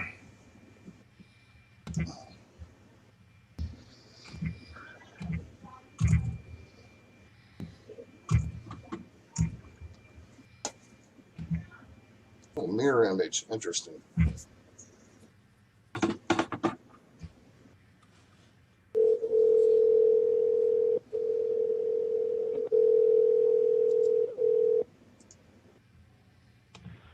Sergeant Major. Hey, Sergeant Major, it's Jason. Are you able to? Yeah, I'll be there in 5 minutes. 5 minutes. All right, sounds good. Yep. All right, we'll get him here in 5 minutes. Sounds good. And he won't have video, I just have audio, but it's okay. I have a picture of him we can put up. Anyway, yeah, so I guess the latest update was just that they, everyone was concerned about the CPS over the weekend with Blaine Cooper taking his kids. Now, I understand there is some backstory to that. Blaine Cooper is a felon. You know, not that that's any reason to take kids. I don't think it is unless you're specifically putting them in danger. But we know that CPS all the time is being used as a political tool. Whether, you know, I know a Agenda 21 activist out of Colorado who lost her child due to her activism work, and they use it as a weapon. They really do. And that's one weapon that's eventually going to get them really in a lot of trouble because people are just not going to put up with their kids being taken much longer. They're just not going to do it. What are you working on? I'm working on some video over here. I'm trying to get you reframed without getting phone numbers in the. It's a little bit of a trick. All right, there we go. All right, I'm back. Yeah, it's this whole thing's been a little bit interesting, and I am just glad after 2 weeks of trying and spending money, I finally got something going on out there that where we can get real news. Well, I knew Sherry would do good work. She's, again, that's Sherry Duvall with Redoubt News. Now, she used to be with TVOI, which was the Voice of Idaho. Now, they are there on location, too, but they pulled some weird, hinky stuff with us with Oath Keepers. Like, they didn't agree with our stance at first, and we had allowed them to come to one of our private gatherings. We had a big dinner award that me and Stuart went and spoke at. In Idaho, it was a private gathering. We gave them permission because they were, they had done pretty good work beforehand. And they took a video of Stuart talking about the situation there. And when they saw Stuart's reaction to things, they didn't like it. And they asked us, they told us that's our copyright and we need to pull it. Now, there are questions to that because it was our private event. It was Stuart's words. And we gave them permission to be there in the first place. Luckily enough, I had my own video because we set up cameras, and any video we do interview, we try to get audio and video of, so because we're misquoted so often at Oath Keepers that it makes sense to have a copy of things. So that's what we do, and we just took that, and I took my video, it was just over a little bit, and put it up. So it didn't really change anything. We took theirs down and put ours up, but just the fact that they would pull something like that, I don't know. And then she left over that and took a moral stand, which I commend her on. And I think she's going to go far with this whole Redoubt thing, Redoubt News. I think does good work. I'm glad that she's finally got plugged in. I know it's and what people don't understand, they think they're going to go in there and get plugged in and that it's just running smoothly. And these things never run smoothly. They're always a cluster. So. Yeah, and and by the way, everybody's loving what we're doing. Actually, what I did is I attached this live stream right into the first live stream, so it's all going to be one big long one. We got about 2 hours in length now, so we got a pretty good chunk of different things going on here. So, right, we got a question. What is CPS on the air? Or listening in the chat room, and that is Child Protective Services. So Blaine Cooper, one of the guys that are there at the refuge. Now, let me make this clear. His kids were not there at the refuge. They were, I believe, in Arizona, where he's from. at a grandparent's house. So they took them from the grandparent's house and then gave them to a brother-in-law. So that it just sounds hinky. It sounds like there was some weird things going on there because, you know, were the grandparents really putting them in, or were they just using it as a political move to say, hey, watch it, this is what we can do. I don't know. You know, and then they give them from the grandparents to a brother-in-law. There's something we're either not getting the full story or something they're not following usual protocol. But yeah, CPS is Child Protective Service about Blaine Cooper, who again is of some renowned on Facebook and YouTube. He does videos. He does Third Watch videos. I had him on my show a while back talking about they did they're back in Arizona. Remember when the homeless veterans were getting beat up? Yeah. And whatnot. He's the one who organized everyone to help go and part of it. He wasn't the only one, but help cover, getting people unified to go out there and do security details for these homeless veterans that were getting beat up by gang members and whatnot, and went out and protected these veterans. So doing some good work. And now him and Ritzheimer have done some things that have got some people, somewhat upset, but they believe in what they're doing. They're very passionate about it, and they've got some issues with radicalized Islam. And, Ritzheimer was the one who organized the World Day of, what was it? The Global Day for Humanity is what it was called. And what it was is they were outside a mosque, and they actually had some Muslims that had reformed and whatnot talking about, radical Islam. And, again, I'm pretty moderate. Those who listen to my show and my work know that I am very moderate in my beliefs when it comes to that. But, I do, as things get more and more radicalized, I certainly have a lot of concerns. Now, we got Sergeant Major just texted me. We're going to go ahead and get him on the layer now. So if you want to pull my video, I'll get him added. All right, stand by. All right. Here we go.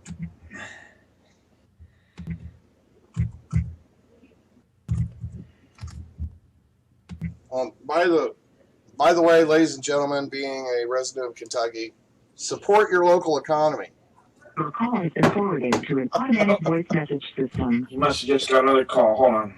Let me text him real quick. He just sent me a text saying I'm here.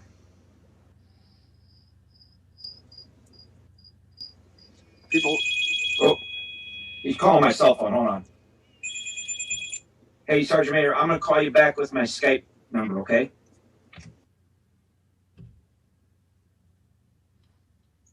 People wonder how I managed to do this 16 hours a day, 17 days a week, and it's because I support my local economy. I get crap about it, but...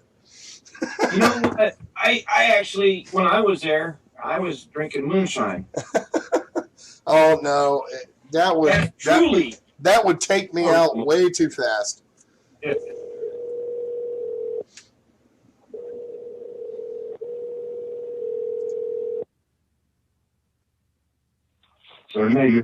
Sergeant Major, this is Jason Van Tate. I hope you're here live on our show here. I've got Nighthawk with me, and thanks for coming on, my friend. You bet, Jason and Nighthawk. Thanks a million for having me, and all you folks out there, those good patriots that are upholding this country. I want to say thank you very much for all you do. Absolutely. Well, thank you for what you're doing. You went and took over for me there when I had to go, and you took over Operation. I wasn't the Operation Commander. I was just out there getting intel, really. But you came, and you're kind of our when we pull out the big guns, we send you. And you had operational command in Lincoln, and we're involved with Sugar Pine. And now we're getting involved there. So you are on the board of directors of Oath Keepers. For those that don't know who Sergeant Major Santoro is, he's on the board of directors and kind of almost the acting vice president. I won't say that, but he does a lot of stuff for us. Just a very squared away gentleman. So thank you for what you're doing. Give us an update. What's happening there over the weekend that we need to let people know about? What's the feeling there? What's going on? Well, the incident with the folks that came and got Blaine Cooper's children exploded. Good patriots all across the nation wanted to to know if we needed them here, and we tried to tamp that down with the FBI and the local law enforcement because they were extremely concerned about a huge influx of patriots, which I believe we managed to do, and we're still trying to collect credible information about what really happened down there in Arizona. We have been in contact daily with the FBI. I just came back from talking with both the FBI and Mount Airy Sheriff here, and we are trying to open a dialogue all the way to Washington, D.C. to have a swift and peaceful end with this. Now, the ball is in their ball court, and I explained to them that there's no deadline that we're giving them. However, it would behoove every man and woman in this great country for them to come to a speedy end. We're trying to put the FBI with the Bundys to get to a peaceful resolution. That's the latest that we've got here, Jason. Do you think Ammon's gonna be willing to come forward and talk with the FBI if you were to able to set something up with them? That was a question that the agent asked me, and I said, I don't know, but it's better that we start here because we have not gotten a lot of action from the FBI as to sitting down and talking with him. But I think as how Ammon is a pretty affable individual, I honestly believe that if we can get out there, sit down, talk with him, I believe he probably will meet with him. But I did put the codicil on the meeting that if they are planning to arrest him, I think that would be very, very bad for all sides involved. So I suggested a neutral spot where they could get together. Now, Sergeant Major, it seems like the FBI haven't been following the usual protocol. Normally, when you'd see something like this, they would kind of cordon off the area and then send a negotiator in to make contact. That hasn't been what's happened. Do you have any thoughts as to why that might be? Well, having talked with the FBI numerous times now, their comment to me and to other PPN members was very straightforward. I thought they stated that they did not want to inflame this situation in any way, shape, or form, so they have just stayed at the airport or here at the courthouse, and they're letting things work out. I thought to myself, this is not standard FBI tactics, but it's been working so far in that there's not been any armed confrontations. So I think that was not a bad idea, but I also told them it's now time to start upping the ante and let's get you guys together and get a resolution so the people of Burns and also of Oregon and the United States can calm down and go back to their lives, because none of us wants to be here, them included. We all want to go home. Absolutely. At this point, how long do you think you see yourself being there? Until I'm not needed here anymore, is the way I feel right now. Well, we certainly appreciate the work that you're doing. You've always been a calming influence, and we need those cooler heads to prevail. Now, we're going to actually be standing up, I think later today. I've already got the page built on the Oath Keepers website with your call up and ask for support. Tell us a little bit about the call up that Oath Keepers is going to be doing and how that's going to work in conjunction with the PPN. Okay. Many of the past operations have been Oath Keepers working with groups before, 3%ers all across the nation. And the bottom line here is we are asking Oath Keepers to come here, cool, level-headed personnel, and we're asking for them to coordinate with the Pacific Patriots Network.com and then go to the volunteer button so that we can more easily coordinate all of the disparate groups that are here under the PPN banner. This is not an Oath Keeper operation. We are lending our abilities and skill sets to the folks at Burns while we're teaching them about the Constitution and looking forward to continuing to do that. We're educating people here who have been beaten down over a period of about 40 years. So I feel extremely proud of all of PPN, the 3 percenters, the Oath Keepers, the Oregon militias. We got people from all over the U.S. here. So we're finally working in concert what we really need to do.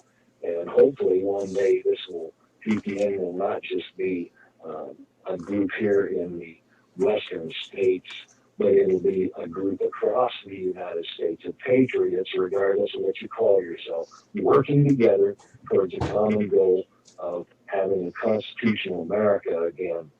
So we're doing hard work here, and I'm really, really proud of what we're doing.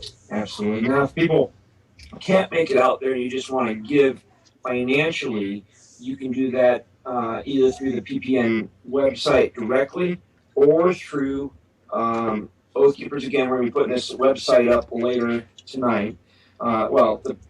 Just go to oathkeepers.org and there will be a page that will be specifically for the Oregon situation, where you get the latest updates, whether that's video interviews that I'm putting out or articles that other people are writing, live streams, things like that. Your most recent information will be there. The call up will be there. The PayPal button where you can donate financially to the PPN if you can't make it out there. We know there are a lot of people out there that wish they could make it, but just they either can't get away physically, unable to, whatever that may be. And understand that this button, it doesn't go to Oath Keepers at all. This is their PayPal button that I've taken and plugged into our website. So all the funding goes directly to PPN, and they'll be able to use those funds how they feel they best can be used.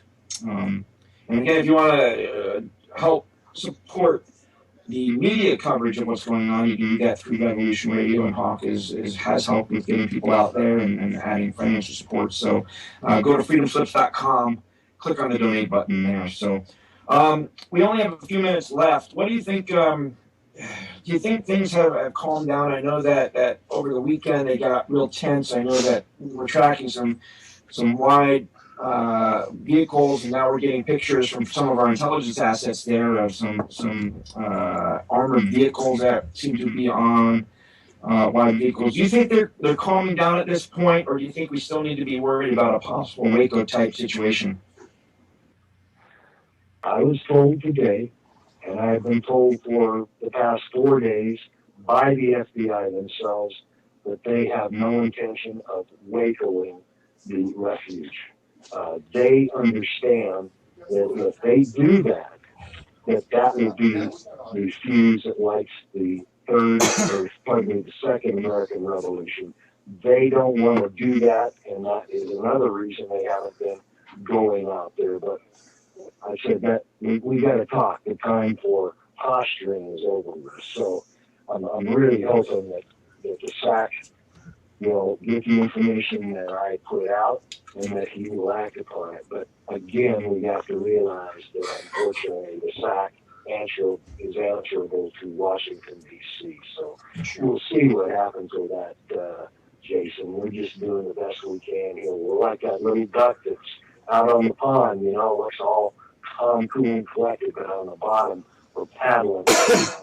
But as far as to any kind of level of aggressiveness, that's been going down more and more, because we've been talking to the sheriff's officers and waving to them, and talking to the police and waving to them, and going out to the airport and talking with the FBI. And when we first got out there, they were very tense.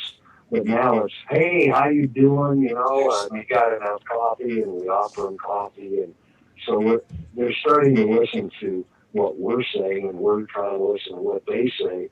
And I really do think that that's been a really big help to all of this people of Burns, Oregon, and the incident itself. I gotta say, it's crucial. I mean, it really, that communication, and unfortunately at first, when they PPN first showed up with their column of vehicles in a historic moment when they went and talked with the FBI, they told them to leave, just go.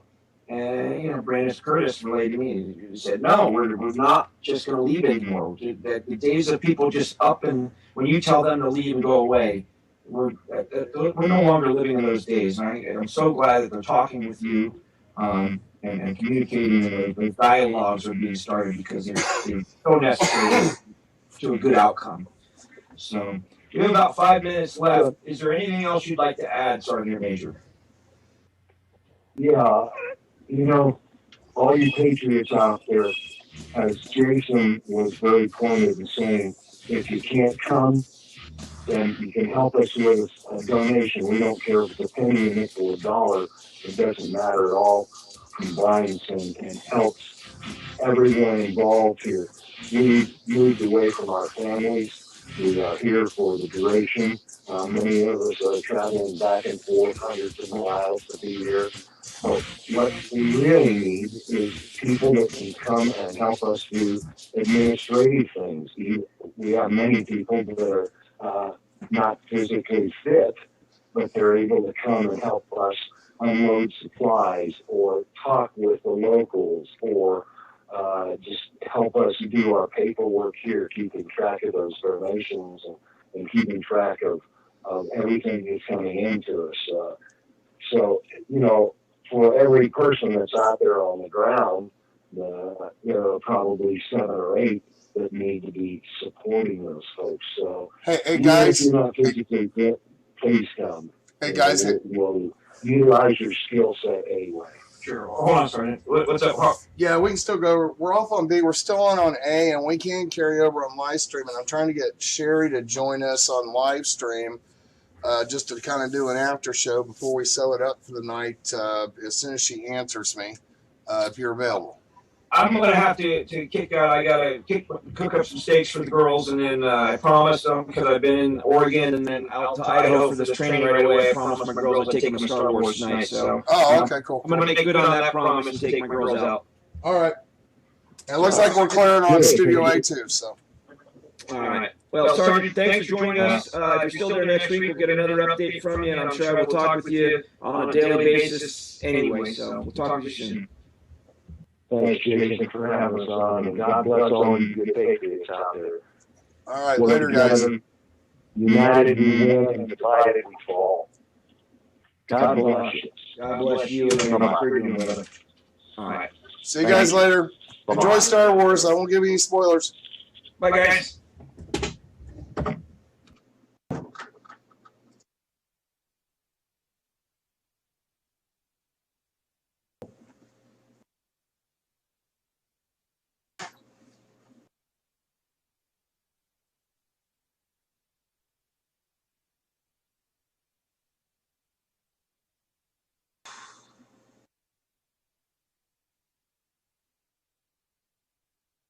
Absolutely. You think I'll be happy with that? Good question.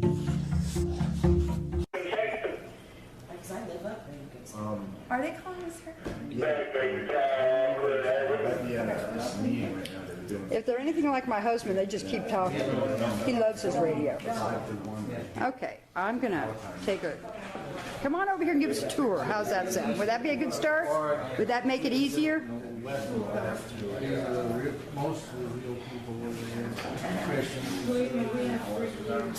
Let me see. Y'all call this the Chow Hall? We call this the Chow Hall, and this is where so many local farmers and people from the community have just dropped off so many supplies that we have an overabundance right now. More than enough to feed the people that are heading in from. Are there any supplies that you need at all? I would have to check with the higher ups on that, but not as far as food at this point. And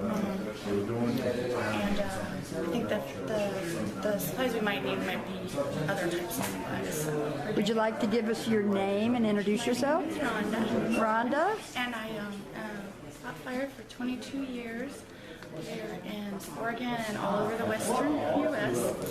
And I was a contractor for the BLM and Forest Service. So I've seen a lot of the abuses and the way that they treat the ranchers and the way that they treat the homeowners with very little to no regard for what their wishes are and what happens on their own land. And I've seen the amount of money wasted by the government, and I've seen I don't think there's 1 year that's gone by where I have not heard a Forest Service or BLM employee chuckle and laugh about job security once a fire takes off. So that's kind of the mood out there. I guess that's it. I've seen a lot of that, and I have 6 children that I really love, and I don't feel that it's right for us to put that in our children's laps. I mean, how are they going to know how to deal with it when we are not even sure how to deal with it? Right. We can't do that to them, because this is just going to get worse the longer we leave it be. People need to get the government back under their control instead of the other way around. So did you come down when you heard the call go out, or did you, were you around before then? I've been watching it on the internet very closely, and I was thinking about coming out here, but when I saw the amount of disinformation, that the government was putting out, I think that's what finally clinched it for me, because I was finding out that a lot of the news articles they were putting out were false, and I was finding out that they've been doing things like following people to their homes and trying to intimidate them, saying that they were with the militia. And I saw all this disinformation that the government was putting out, and I just didn't feel that it was right. I wanted people to know that if I'm brave enough to come out here and I felt totally safe here with these people. I don't feel safe about the government being out there, but I feel totally safe with these good people in here. And if anyone out there believes in God, you need to know that after briefing, all these guys got down on their knees and prayed to God. Not one person was standing. And that's... Let's go over into the other side. Maybe we'll cut down a little bit on the background noise. What do you think? The monster. That direction.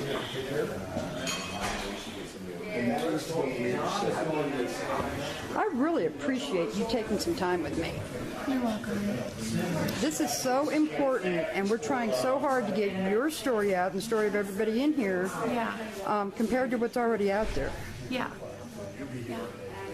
Exactly. I think, though, that most people are not really keen enough to detect all of that. It takes a lot of research to dig into each one of those and find out if it's real. It takes a lot of time. So most people don't have the time to do that kind of research and find out that the government's putting up all these false flag type things, trying to make the people of Burns think that it's us. And that is absolutely not true. Last night we had a bonfire with everybody, and there were press people there with cameras too, and there were people from the community that came to have they offered us a beer, but we didn't take one. But they came to just hang out with us and enjoy the company and see what's So you don't have any alcohol left? That's good. I mean, the community members may come and bring some to have while they're here or whatever, that's fine, but not like a big party going on out here then. No. It actually kind of is, but there's just no drugs and alcohol. There's bonfires and guitars and singing, and there's a lot of people praying, and a lot of people fighting for you out there. You're seeing this right now. Just like I know that at any moment the government could come in and land with helicopters and just completely just take us all out and write the narrative later. And I have 6 children, and I'm risking that. So please, if anybody hears this, please come fight for your country. Don't put this in your kids' laps. How long have you been here? I've only been here 1 day, but I'm gonna come back. Did you stay on site last night? Yeah, they were really nice. They gave me a bed and a room and everything. I was gonna sleep in the fire hall with the other guys, but they wanted to baby me because I'm a girl. But there's a lot of really good people here from as far away as North Carolina even, that that I met, and so I'm just hoping more brave people will show up and help us and be here. And I don't think there's one person here that doesn't feel like he was called by God to come here and stand up for Americans' rights to not be bullied by the federal government, to not have their homes taken away, their ranches taken away.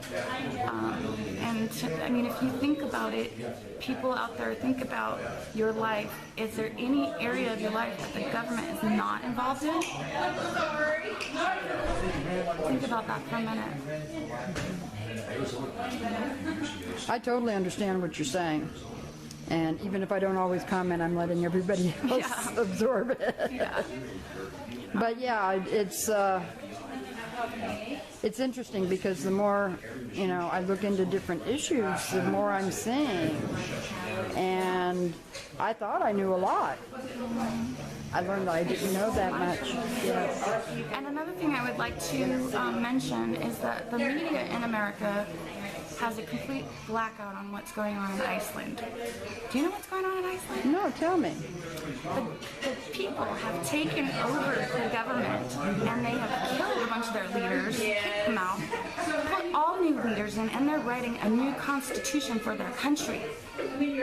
And you don't know that because the American government is keeping this from you and every one of us. They don't want us to get the idea that that could happen here. They don't want us to get hope. They don't want us to see what's going on over there. They wrote a whole new constitution for their land over there. The good people that took over and ousted all the government people that were bullying everyone. So the U.S. government is blocking that from American media right now because they don't want us to think that If I'm not mistaken, the economy in Iceland is booming. Yeah. Definitely. And it's probably because of that. I think a lot of people are getting more hope. It gives them hope that they were able to go in, take out the bad guys, put all new good people in, make good rules, but I guarantee you won't see it anywhere on the American media. And this should wake you up, people. There's a total blackout on Iceland. And there's a reason why. So, do you see an end to what's happening here anytime soon? Well, considering there are patriots coming over from all over the U.S. right now, headed here, I believe it's going to get bigger. And I think what everybody here is hoping for is that the people that they have taken into jail wrongfully, with double jeopardy and all that, they need to let those people free. And if they do that, and if they give this land back to the original, try to locate the original owners and the original, like some of them were Indian land reservations that were even... I smoked a lot and quit a lot, but ended up nowhere. Now I use this. The Nicoderm CQ patch with unique extended release technology helps prevent the urge to smoke all day. I want this time to be my last time. That's why I choose Nicoderm CQ. Like some of them were Indian land reservations that were even taken after they were given to the Indians. These ranchers need their land back, and we need to find those people that have been pushed out of here and give them their land back. And we need to get the federal government to realize they work for us and that's not the other way around. And I just see too many people who work for the federal government getting that bully attitude. And they don't have to care because they have so much power. I have seen, the reason why I'm here also is because after fighting fire for 22 years and seeing how the Forest Service handles fires and realizing that they put those guys in jail for a second time for a little 140-acre burn that was an accident.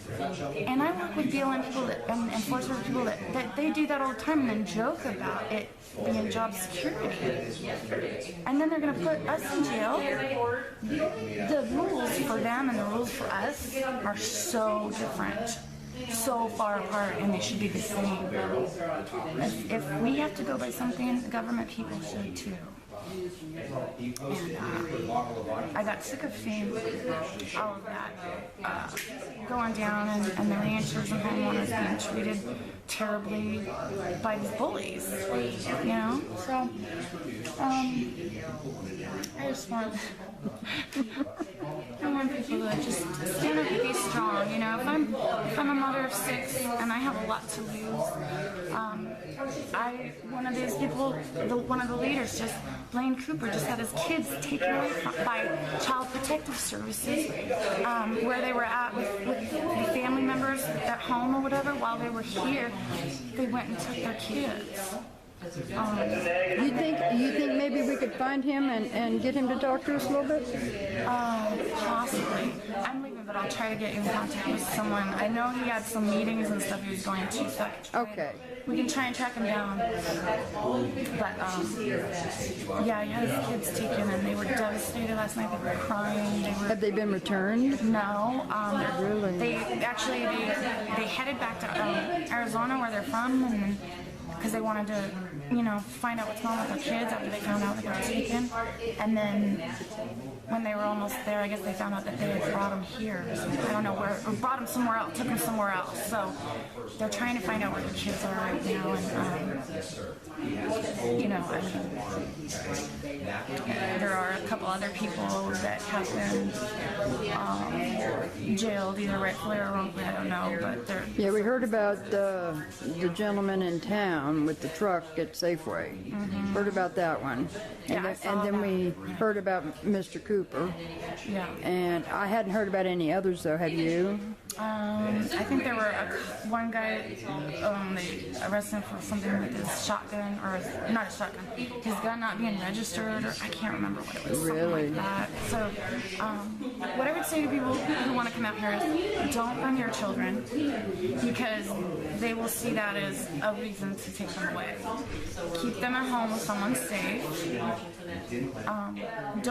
You can bring your military gear, but don't wear it in town, because we don't want to scare the locals.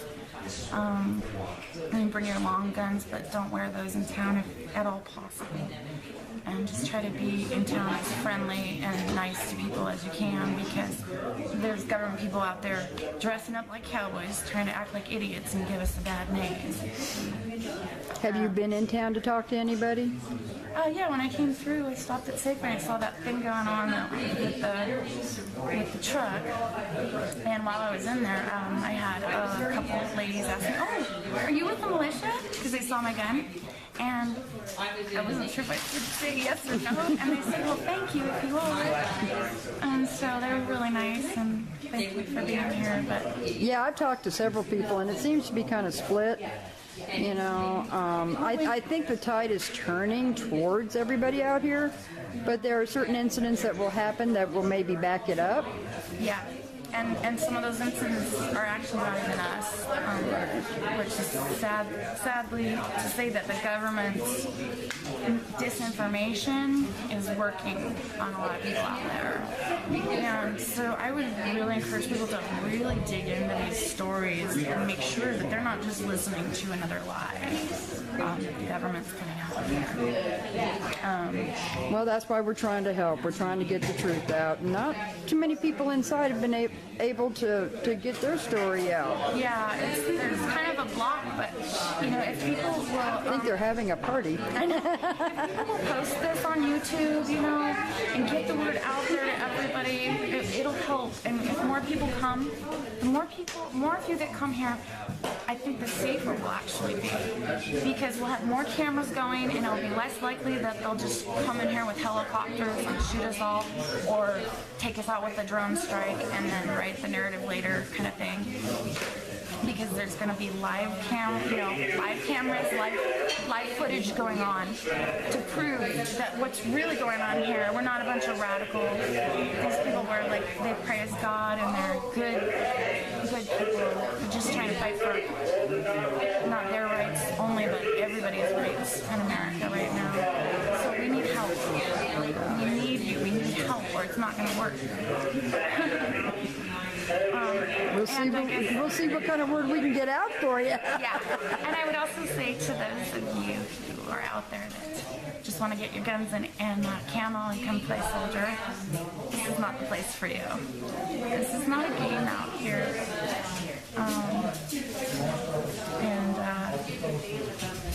We don't really want any Timothy McVeigh crazy types out here, okay? We don't want anybody who's, likely gonna, pop up and say things or do the wrong thing. I love the group we have here. They're all level-headed, calm people, good people, and they're not gonna just do a knee-jerk reaction to anything, And there's a lot of disinformation. They've been trying to get these guys to do some kind of knee-jerk reaction. And they've stood solid and they're standing firm. And they do not, none of these people will shoot anybody unless fired upon. And that is one very important thing I want everybody out there to remember. They will not fire unless fired upon. We are only here to stand up for the American people. And that's it. That's awesome. You are so good. Oh, thank you. You really are. And you don't know how much people are appreciating the fact that you all are here.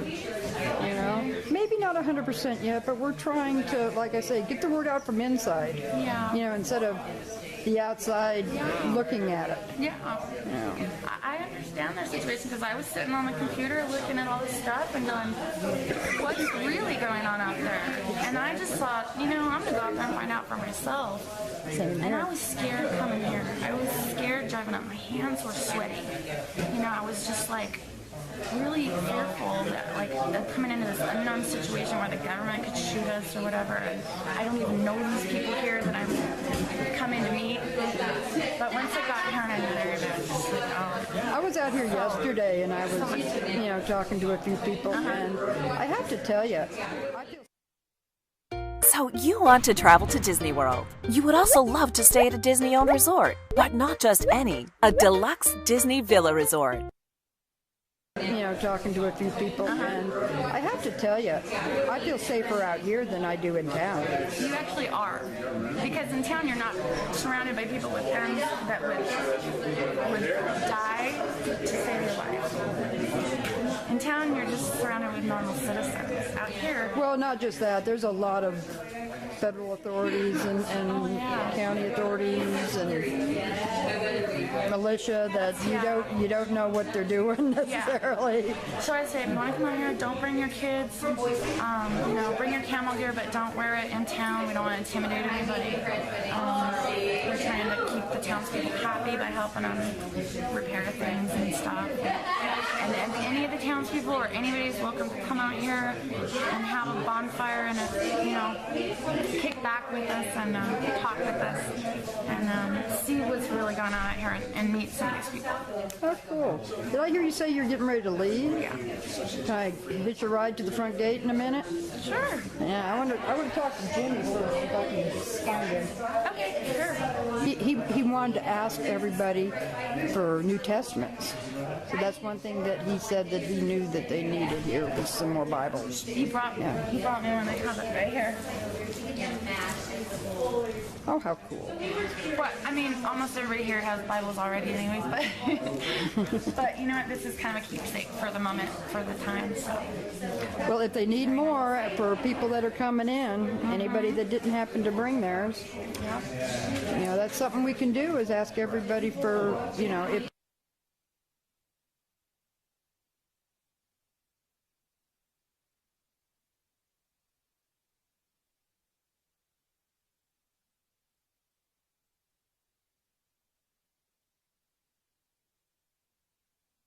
anything like that, we can just have them send it down. Yeah.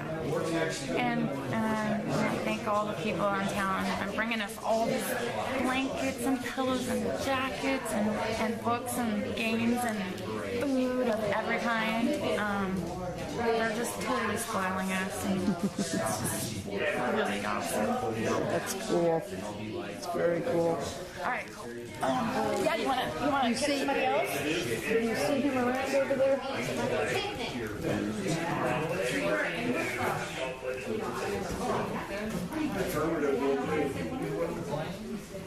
Blaze actually worked with Whitworth. How about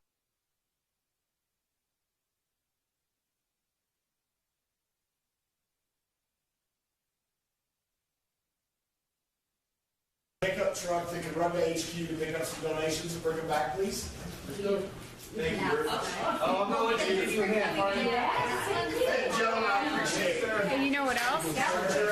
you're going up to get it? Yeah, okay. When they came.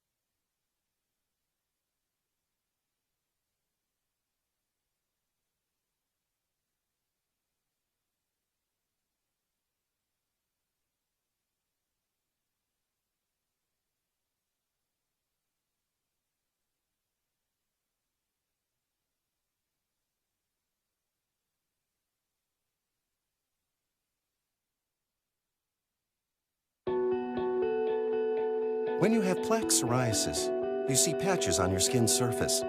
But let's look at the condition's inner workings. Psoriasis occurs when your immune system is not working right. Being able to say what you wanted to say. Nothing strengthens already so much silence. It's Leonardo da Vinci. It's our great quote. And it is so true. Mm-hmm. Also, our lives begin to end the day we become silent. This is Martin Luther King again. If we can just remember the words of these men and women, you have some folks from women in here too, then I think that we really can accomplish a lot of things. I mean, enough that you all could rest the same. All that is necessary for the triumph of evil, for good men to do nothing.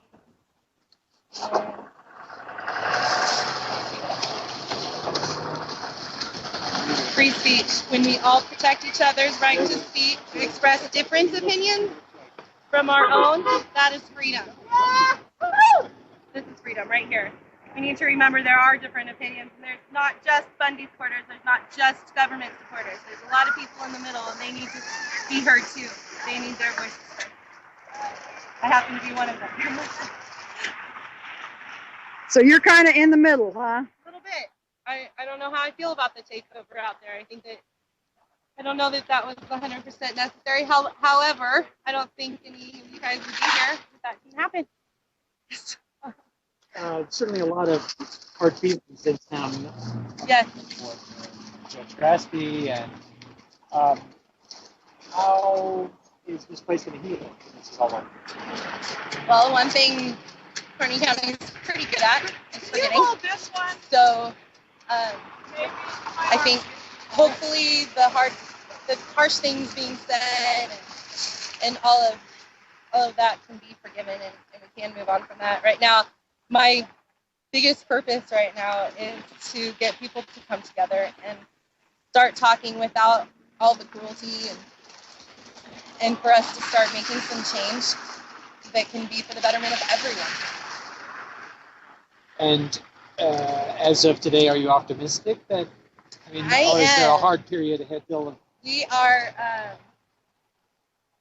I'm able to I've been able to start having dialogue with a lot of people that are on different sides of the fence than me. And so that does give me a lot of optimism that we can start talking to each other without just, you're wrong. You know? So hopefully that really does keep happening, and we really can keep trying to make better. Some of the specific things we're working on right now, some of the people in the community are looking at how we can help to get our mandatory minimum sentences reduced. And I think that is a huge aspect of this. Because if it weren't for that law, the families wouldn't have been sent back to prison, in my opinion, unjustly. And if we can change that law, maybe we can at least stop this from happening to anyone else. What's your last name? I think you sent me an email. Leather, L-E-A, Oh, right. T-H-E-R-S-King. And it's V-A-N-E-S-S-A. Yeah. Hold on. So I'm 32. And what kind of work you do? I'm a hairstylist. I'm a mama. My hairstylist and mother. Where are you from originally? I am kind of here and Sandy, Oregon. Where is Sandy? On the other side of Mount Hood. Oh. And part of the reason I guess I'm so passionate about this is because what's happening to the ranchers isn't the first time that government overreach has been a problem for communities. And I saw it as a little kid. I saw whole towns decimated over there because of what happened with the logs. And now I've seen it with ranching. My family has had a ranch here for 4 generations, and we don't have it now. And I can't help but think that in part, how did it sell it? My grandparents sold their ranch. They have a small little piece of land now, but it was a decent sized ranch before, and it's where I was raised for the most part. And there were a lot of factors contributing to the sale of the ranch, but I know part of the things that were happening were things like not getting paid out on your farm insurance, and also grazing rights being changed after you paid for them. It's still a ranch, private. It's not a working ranch anymore. We have a little bit of land. But the people who bought that land where the ranch was? Yes, absolutely. It was bought by a very big name of the county. Big ranch, a private ranch. So you mostly grew up around here? Mm-hmm. I've lived here full time since I was 12. We came over a lot on vacations as a littler kid. Sorry. I went to school at Crane High School out here, and I've lived here for about 21 years.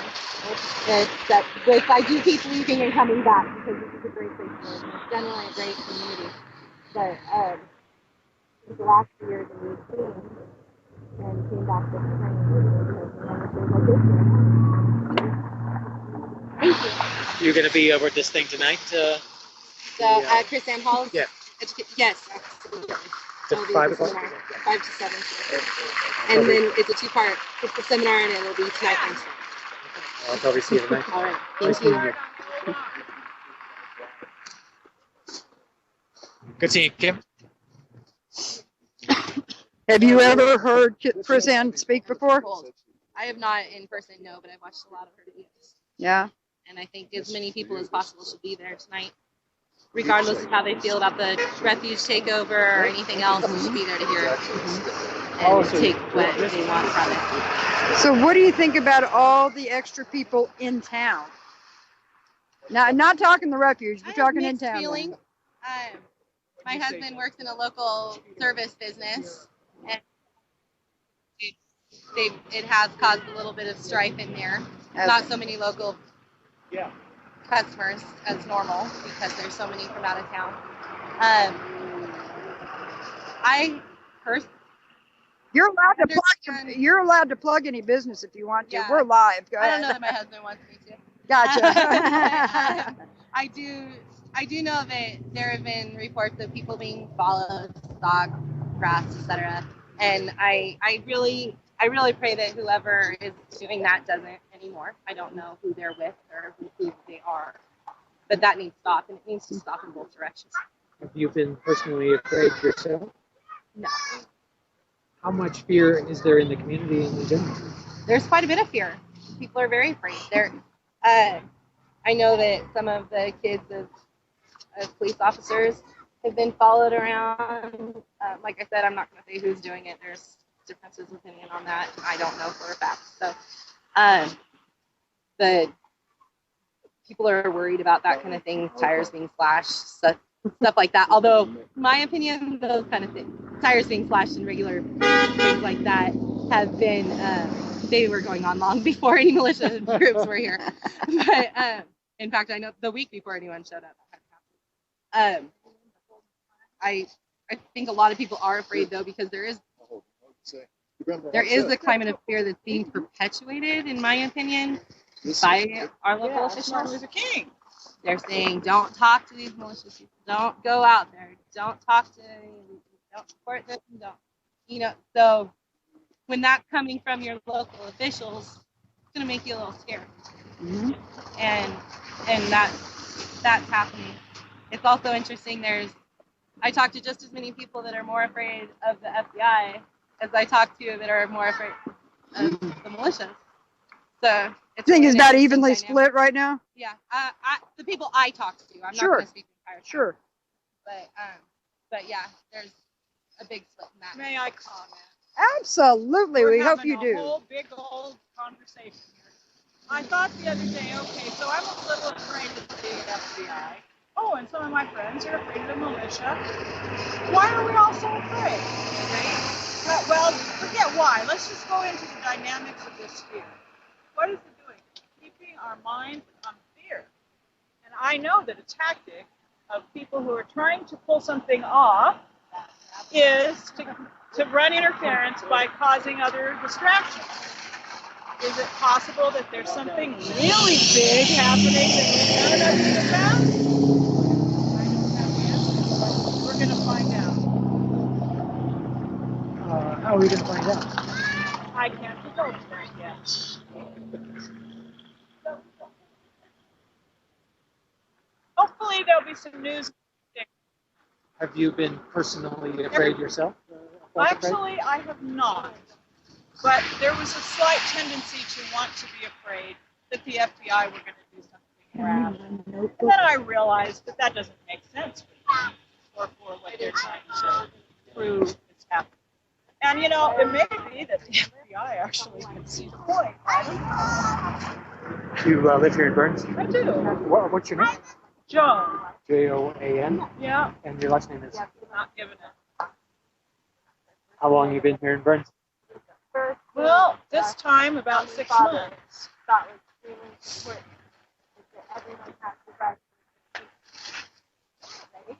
lived here 11 years, 20 years ago. I want you to stay from the fire. So yeah, time has gone Has this by. been like home? Is that why you came back? I love this place, and I am in love with someone who lives here. So it was about love. That's awesome. But I can't help but give my finger into the pie of people who are standing up for human rights. I'm there. That's my thing. Besides baking. We homeschool a couple of the kids. Did you bring any cookies today? Who has time? That's the only problem. All the fun stuff you don't get to do right now. Yeah, there's my problem. I want to. My grandkids were baking, and I don't get to share them either. So. Thank you. Thank you for everything that you're doing. You get another shot over here. Someday we'll have to sort it all out. Because I know all the people who are working for this. We all don't agree on everything either, but that's what America's about. And I would love it if we could sit back down at the table again and all the sides could talk reasonably and come to common ground. I miss that. We used to do that in this country. Do you feel like that's a general consensus in town? Is everybody just wants to sit down and discuss it and get it worked out? I haven't really thought about it, so I can't say. So think about it, darling. You can come up with something. Well, I know that I've been to several meetings, and there's been two main opinions. One is Bundy's go home, and the other is, let's hear what Mr. Bundy needs to say that he believes is this important to have done what he has done. Let's hear the whole story. But then you may know they didn't give us a venue. The county wouldn't give it to us.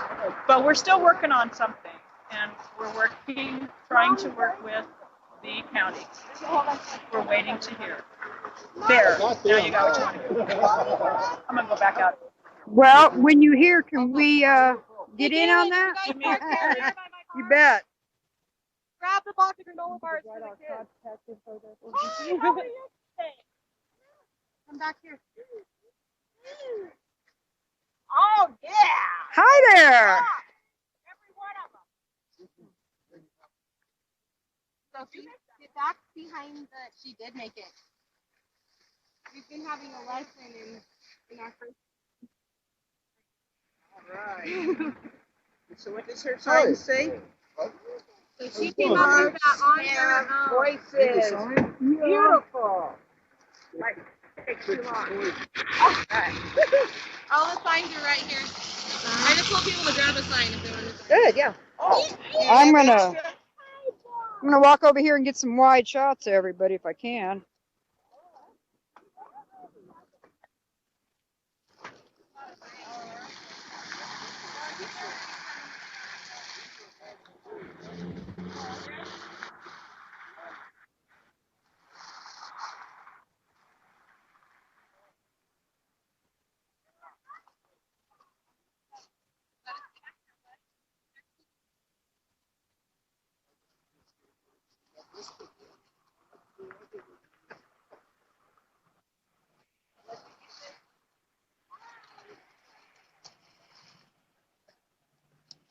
Excuse me, I'm sorry. I like that one. Can we talk to you for a moment? Absolutely. Awesome. I like that sign. That's a good one. Yep. One I made last night. So can we get your name? I'm Galen Phillips. Hello, Gayla. Hi. Are you a resident of Burns? My cousin is, and my fiance grew up here. So we live close to Pendleton. So we still have the same issues you guys do, and had to come down and get our voices heard. Very cool. You are live. All right. We're on Revolution Radio. Cool. I've been watching you guys. Have you? Good. And Brett there and I are with Readout News. Okay. Awesome. Tell us, what is your most important issue today? Well, all voices need to be heard, and I don't think we are getting heard. We try to have meetings. We try our hardest. Talk about it. Nothing ever gets done. So we're ready to. We have to be loud, and that's what we're going to do. And it all starts with getting heard. And what do you think about the refuge and what they're doing out there? I'm glad they did it. I am. Otherwise, you wouldn't be here, you know? And this little tiny town, it's an important part of Oregon, and it was. I mean, this was a county that contributed a lot to all of Oregon, and with logging and ranching and everything just going away, it's just people are moving out. This is a great place to live, and we need people to want to live here and be able to support themselves and live here. Mm-hmm. And what do you think about all the people that are here in town now, not just but the FBI and such like that? How does that make you feel? Well, people talk about being scared of the militia and the occupiers, but I'm more scared of the FBI for sure. They have the power, and we need to get it back. So I'm glad the 3%ers are here. I'm glad that everyone is welcome here. It doesn't matter if I agree with them or not, but everyone should be down here and given a voice. So. Can you give us an opinion on your sheriff and your judge? I wish they get their heads out of the sand and listen to the people. That'd be great. They don't know the power they have, and it's sad because they do. They have the power to make a lot of changes, and it's so frustrating wanting to speak to somebody and you're waiting 2 hours for him to come out of a building just so you can have a talk with them, and it's not changing as far as I know. We're not getting anywhere with Judge Grassi, the sheriff, and it's too bad. He has a lot of power. He could be helping a lot. Will you be going to the sheriff's meeting tomorrow or to see Chris Ann Hall? I will be seeing Chris Ann Hall. We've got to head back to Pendleton. I was really upset that the meeting was actually moved to tomorrow because I was really looking forward to that. I went to last Monday's meeting, and it's just too bad. It's a great day to have the meeting too. It's Martin Luther King Day. It's about getting our voices out there, and there was no. It just happened. It was announced last night. There's nothing we could do about it. So I'd like to go, but my fiance needs to get back to work. So I'll get updates from Vanessa, though. It'll be all right. Understand that. Yeah. And keep track of Revolution Radio and Read Out News. You'll get some updates on those as Absolutely. well. Thank you for what you're doing. We appreciate it a lot. Thank you. We love to see citizens standing up for their rights. That's what's important. Well, no one else is doing it. We got to. There you go. Yeah. There you go. Thank you.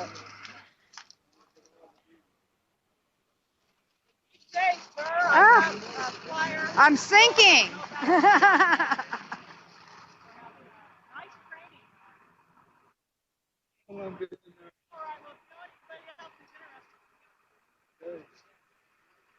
Can I talk to you for a moment? No? Okay, I will. You can talk to this guy. I don't talk good in camera.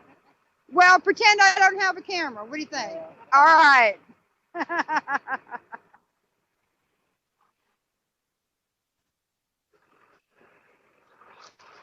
Say that again. Yeah, the New York Times was here. Let me look. Oh, awesome. Looks like he may have left. But we're getting, that was fun.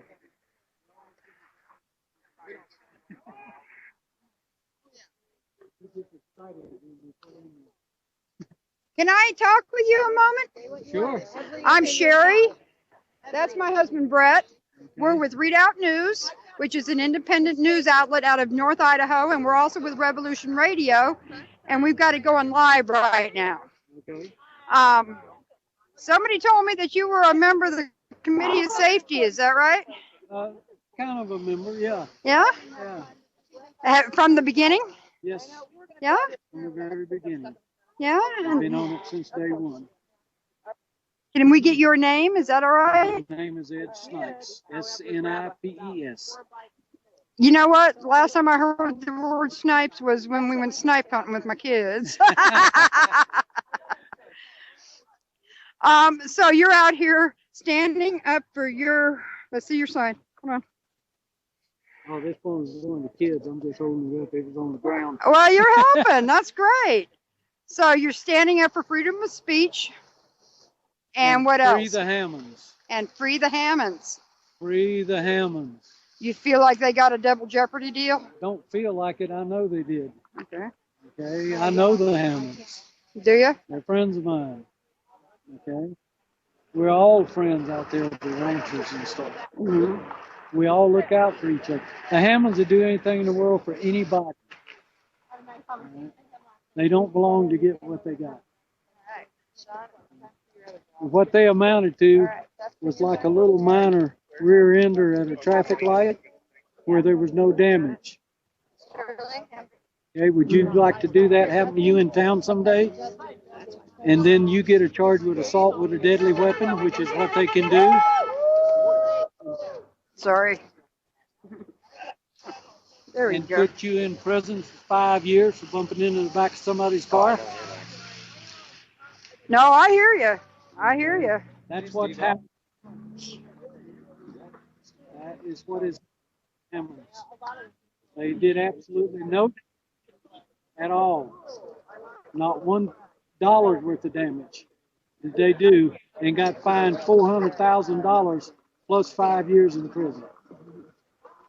Have you seen the BLM do the same kind of stuff? I mean, did that? Yes. Yes. I have. Have you? lived in many places over the United States as a cowboy and a farmer. All right.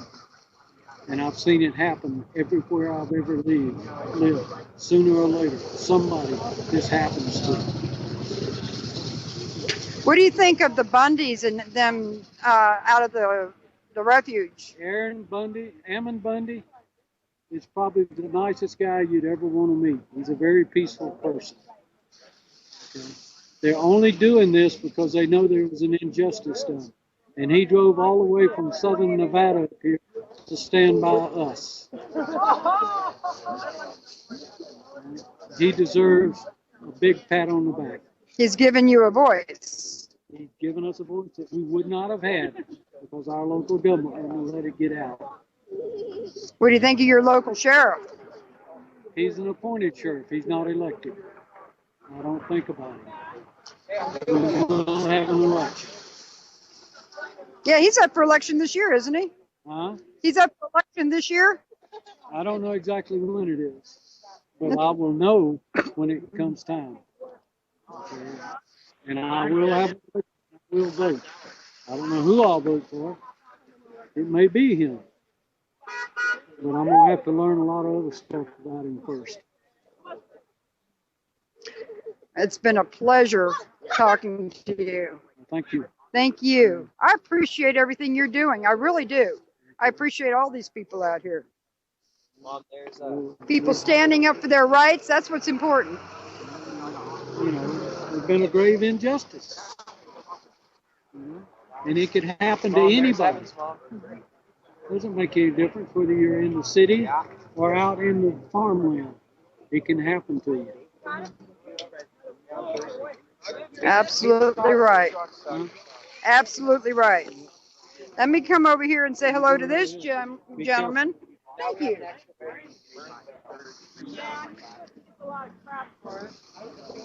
I'm back, Joan.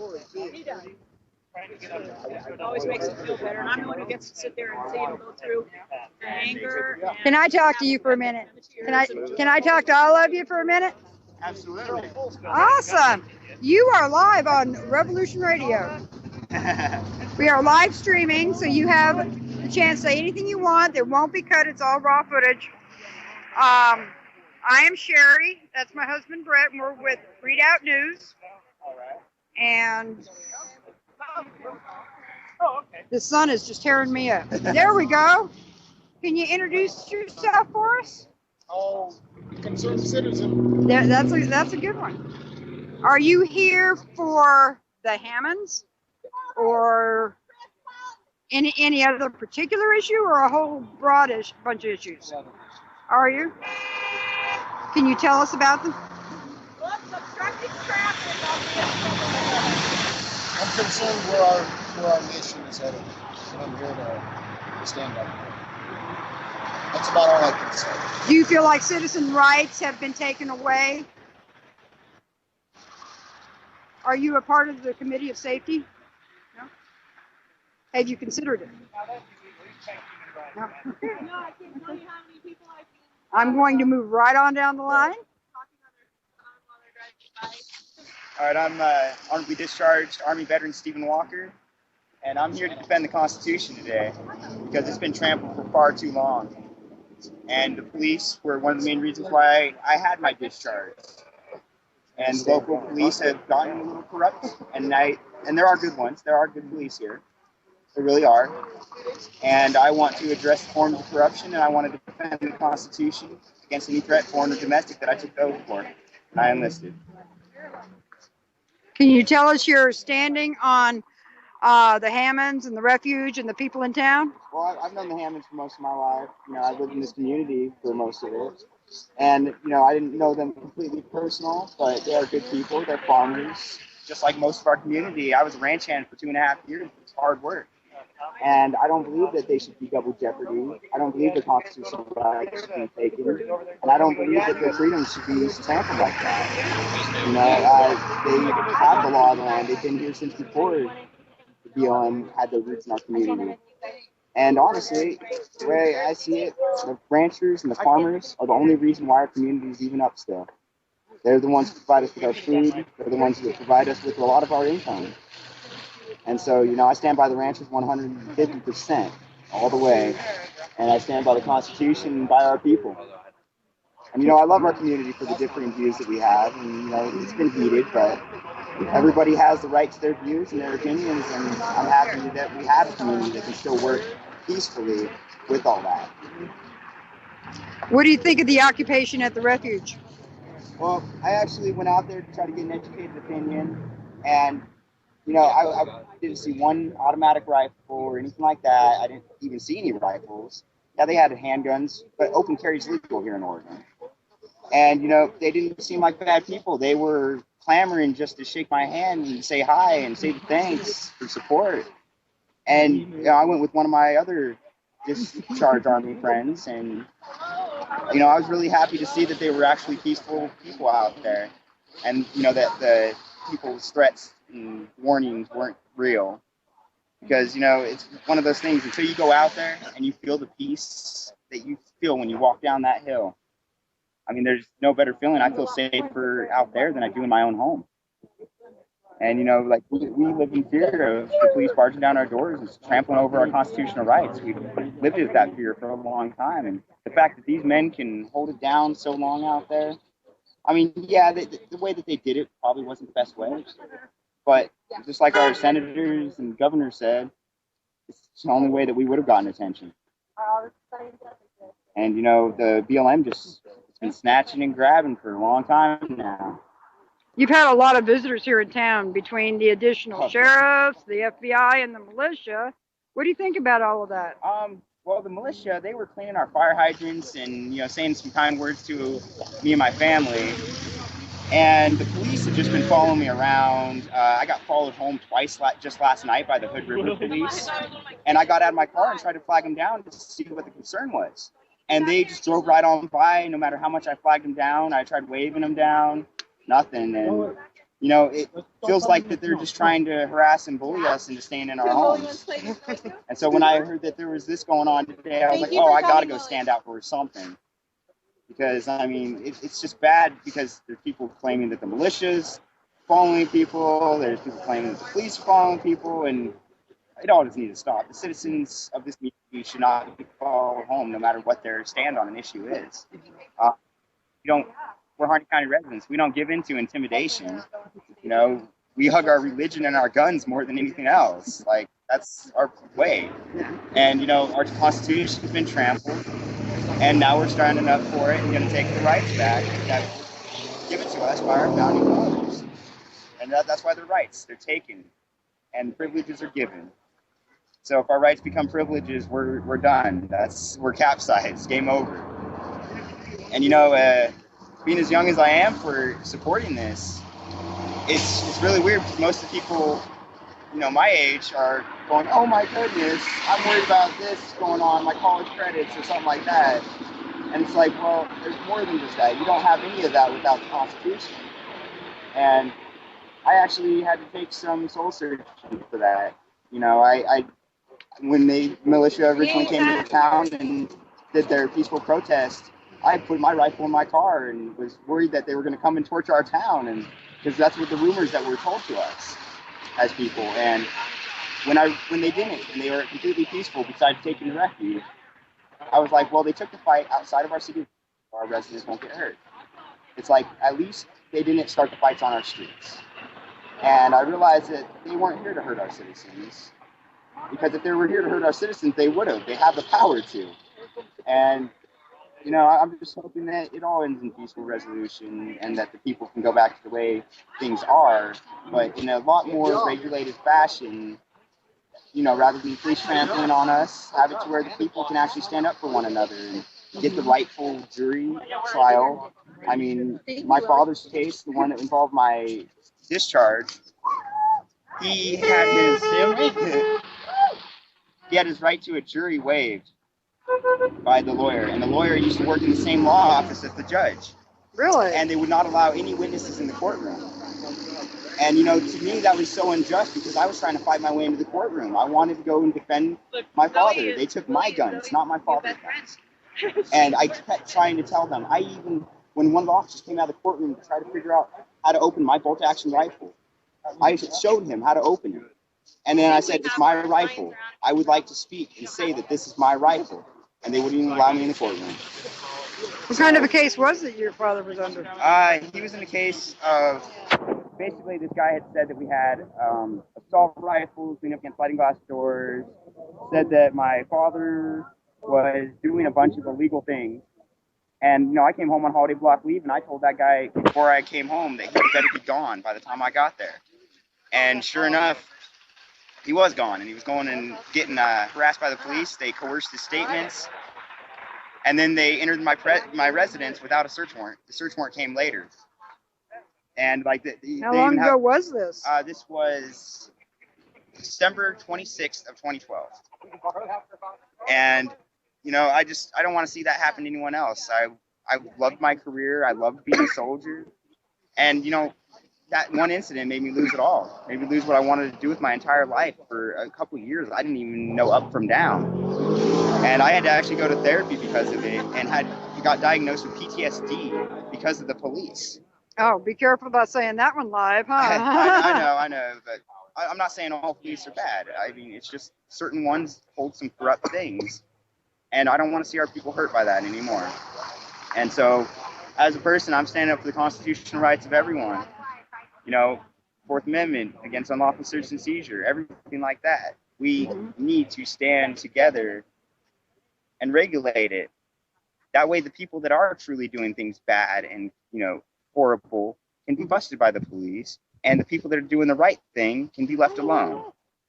I think that the people should be keeping the people in check a lot more. Mm-hmm.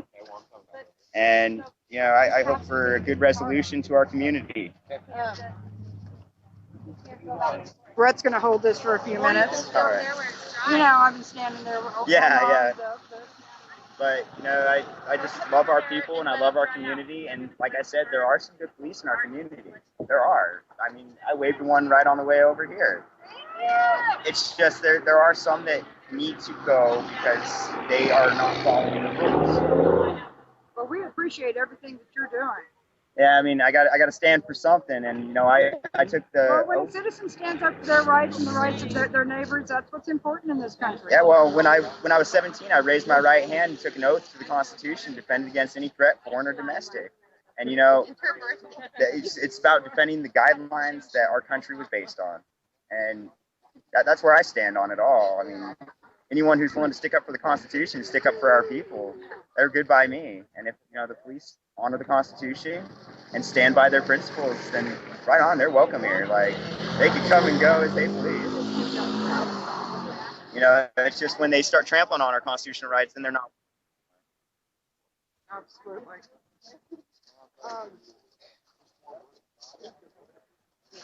I like his son. Which one?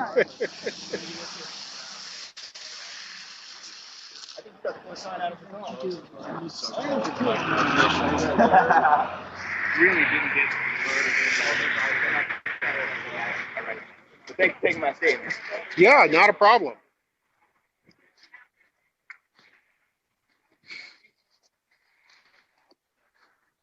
Could we talk to you all for a little bit, or did we already? Or I took over for my wife. Yeah, I was out up there, but I moved over here. I don't think I want to make a comment right now. Okay. You, sir? How's it going? Good. I'm with Reading Out News, and we're live streaming with Revolution Radio. Uh-huh. And just wondering if you had any comments you'd like to make, or? Just to our county government that we, the people, have the right to gather in public buildings. I mean, I pay taxes the same as them. Those are our buildings too. Yeah, is this about which meeting? We tried to schedule a public meeting Okay. in a public building. They wouldn't allow Okay. us. I just wanted to make sure. Yep. I know there's a lot of meetings going on this I week. know, I yeah. just wanted to Yep. clarify. Yep, absolutely. Okay.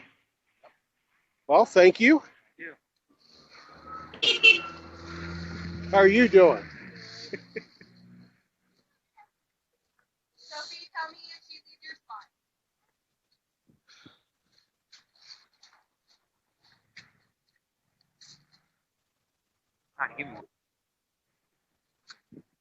was looking at the flags online right there.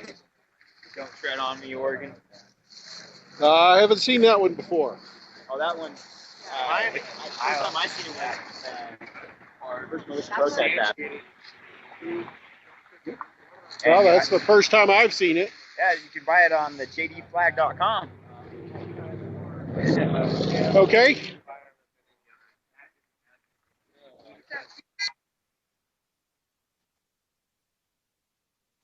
I'll tag you in that because it's really cool.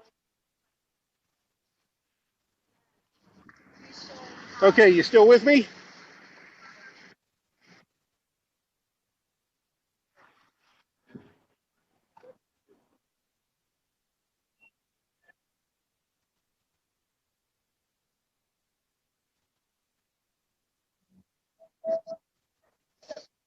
There you go. Receiving the support. How'd that do?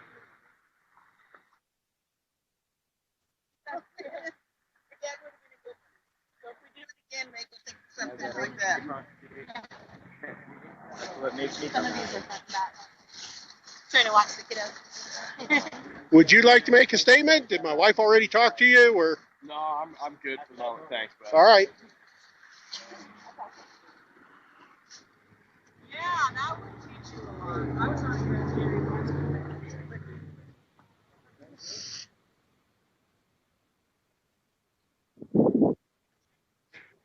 Let me get over there. You want me to stomp you, Ralph? No, Huh? I can do that. I appreciate it.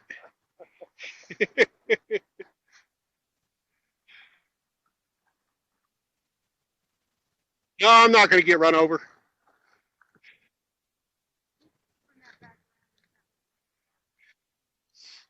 No, he wants me to try and get some traffic. Oh, really? See what the people in the... Then I will let you do that. You're doing a good job. My hand's still cramping.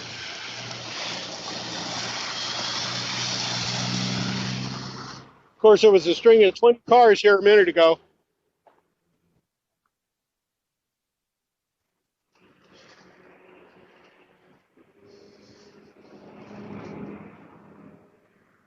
Yeah, and on the live stream, you got the Nighthawk here. We have Sherry and what's your name? Brett. Brett out there from Readout News helping us out. So far, it's been Revolution Radio and the Oath Keepers are funding them out there. Any donations, you can go over to freedomslips.com so we can keep them funded to be out there. And they also have their own donation button if you want to donate to them directly, because, you know, the main thing is the longer we can keep them out there, the more we can capture.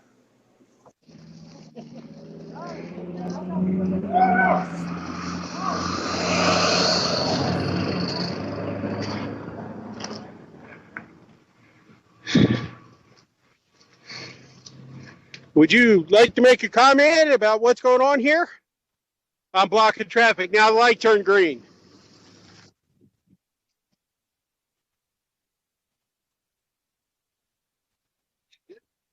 Well, hey, I tried.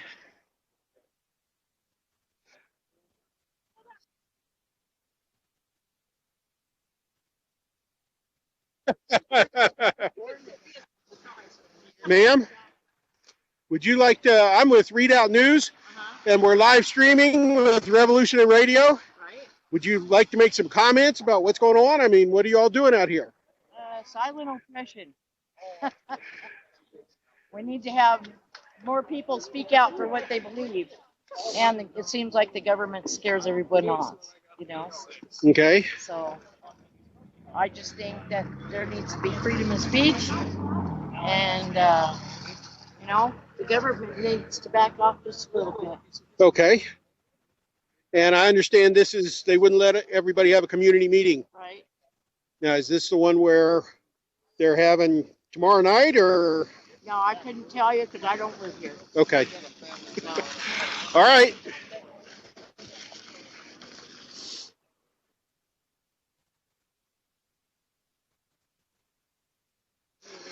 Yeah, they rescheduled the meeting from Judge Grasty to tomorrow night. So we'll go out to the Chris Ann Hall meeting tonight.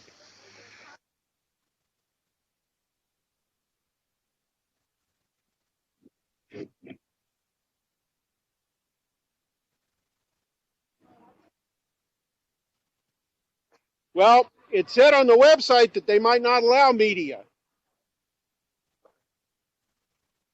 Yeah, so if you can talk him into it, I'm more than happy to go.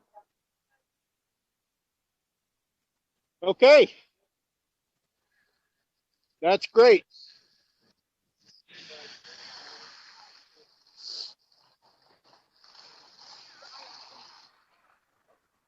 And I can't find anybody she hasn't talked to. How about that? She's pretty thorough.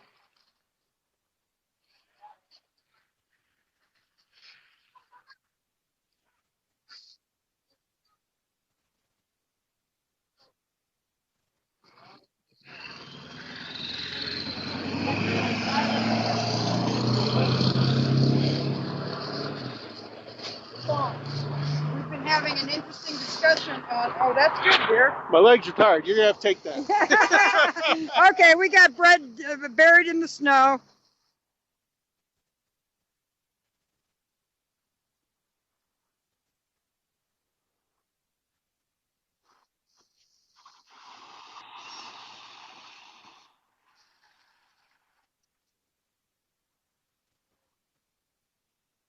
I still got you? Mike, are you still there? He's trying to put us up to go to Chris Ann Hall. It's funny to me. I don't hear him, and I've got a weird screen.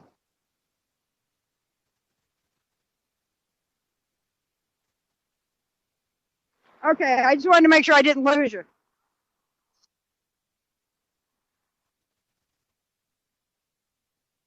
Who? Say that again, Mike. It's getting there. I'm gonna walk around the corner here and try and get a shot of everybody.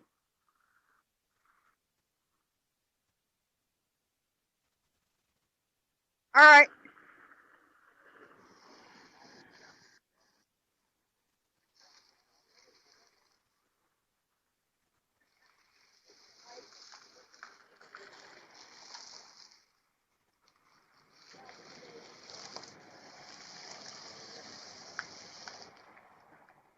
Wave, you're on TV.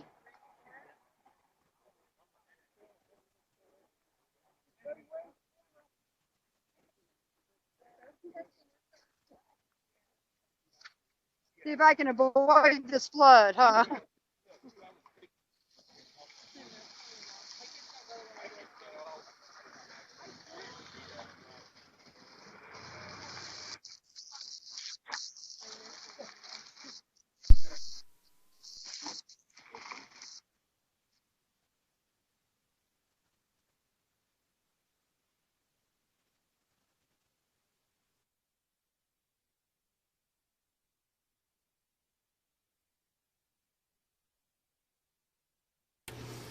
Good afternoon, folks. As you can hear, you're probably hearing the fan in the background.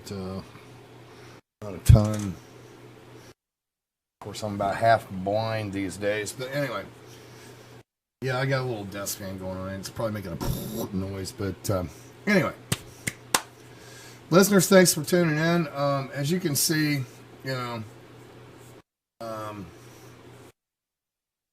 we're just trying to move forward.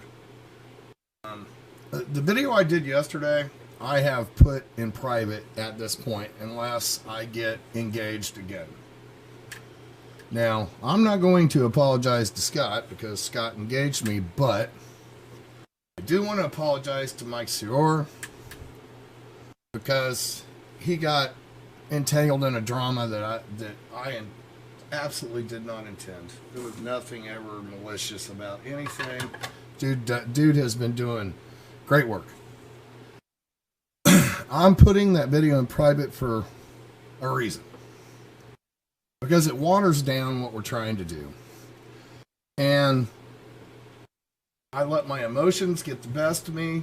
Somebody I almost feel like I got pushed into that in a lot of ways. Just my feelings. You know, we all let our emotions get the best of us now and again. And it happened to me. It happens to me now and once again. And it happens to all of us, I'm sure. But most of all, I want to apologize to the listeners, because the listeners ended up getting embroiled into this drama as well. And the drama just doesn't need to be there. Yeah, I've been saying all along there needs to be some unity among the alternative media. And yeah, I'm a newbie here on YouTube. I am a giant newbie. I've been doing talk radio since 1999. Internet talk radio. Before anybody even heard of it, I was doing it.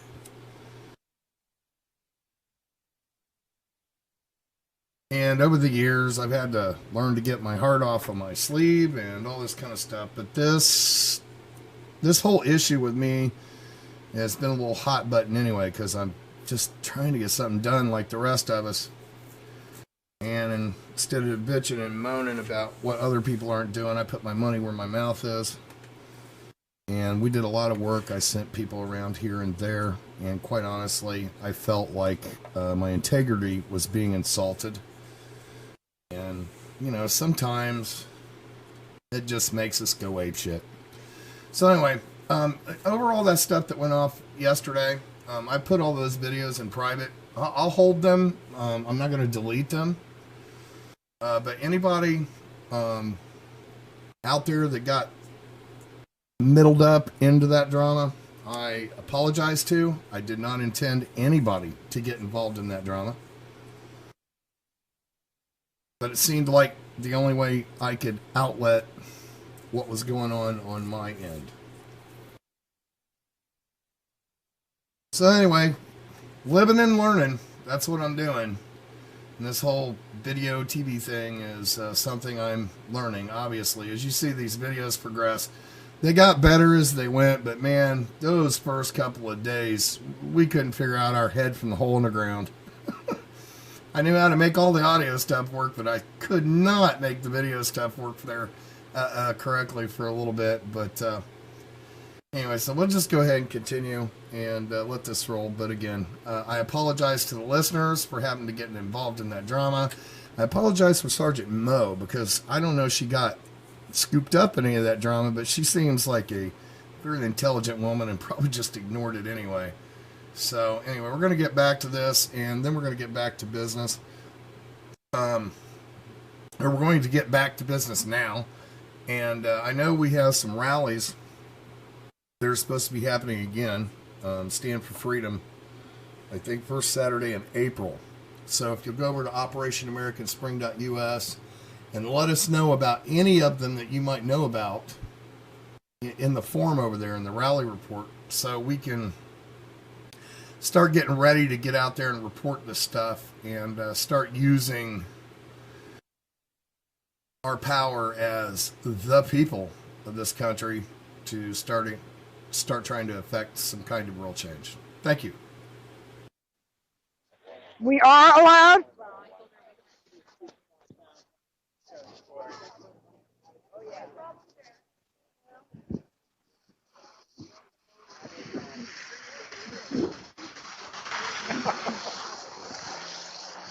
I think we're just about done here, Mike. What do you think?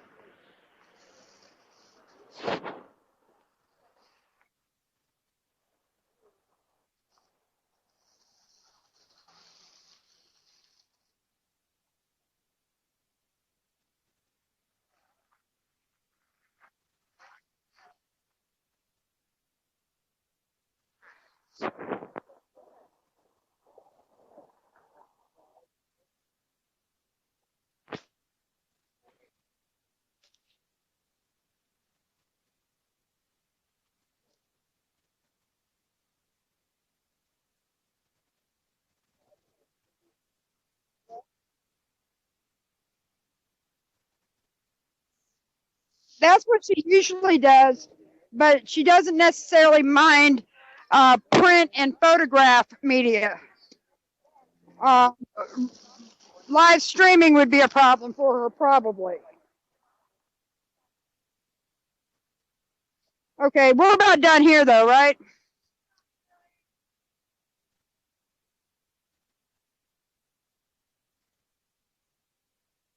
Absolutely. We're going to be doing some interviews this afternoon. Have to give them a little bit more time to get there.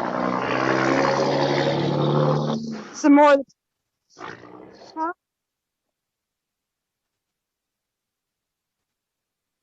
Sounds great. Take care.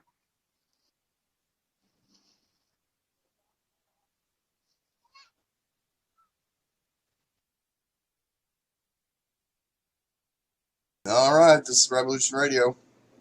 I just got the word that Chris Ann Hall may not allow media in there, which is kind of strange, considering the issue here. But anyway, that we'll be sewing this up for now, and we'll be back later with some interviews with some other locals and stuff like that. Thanks for tuning in. We'll be back later. Suffering that have been caused due to the actions of our federal government, primarily in actions such as this refuge represents. How the refuge took over 100 ranches and lost their ranches in order to raise this refuge. And we are here to address that. We know, without doubt, that the Hammonds do not deserve to be where they're at.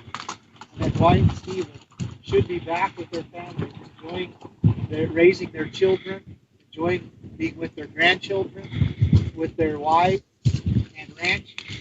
And this is something that has to be at the forefront. And we have to place ourselves in their situation. Imagine yourself unjustly being pulled away from your home and your life, away from your children, away from your occupation, because someone simply wanted power over you and was willing to system against you. Imagine you being in prison for 5 years simply because of a personal vendetta. And those are the reality of this case. But we are here to work, and we have been working. We have been we have teams that have been working on claiming and getting the deeds and the usage of the land straightened out. We've been working on the property boundaries, who is using what, so that those can be identified, claimed, and eventually deeded and protected. We also, as snow melts, we will be assisting the ranchers and the loggers and the miners and anybody else who has rights to the land and resources in using them. And kind of give you an example of that, there are many systems of irrigation. There are different improvements that have been torn out by the federal government that ranchers have needed to be used for many years, and we will begin assisting them in reestablishing those. And then we stand here as a defense for the ranchers, for the loggers, for the miners, for the hikers, for the hunters, and the campers, and so on. We stand in the defense to make sure that their rights will not be restricted as they go about using. And that is, if you will, the second step. The claiming is the first step. Getting those claims right, getting them established correctly and recorded correctly. And then as they go about using them, using their rights, we will protect them and we will assist them in using them. And we stand here for the people of Harney County and for the adjacent counties and any other people that need our help. We have organized and are in the middle of organizing rapid response teams so that as a rancher or a logger or other land user begins to be abused by federal agencies, we can deploy them, if you will, in their defense legally, and also in a direct defense of their rights.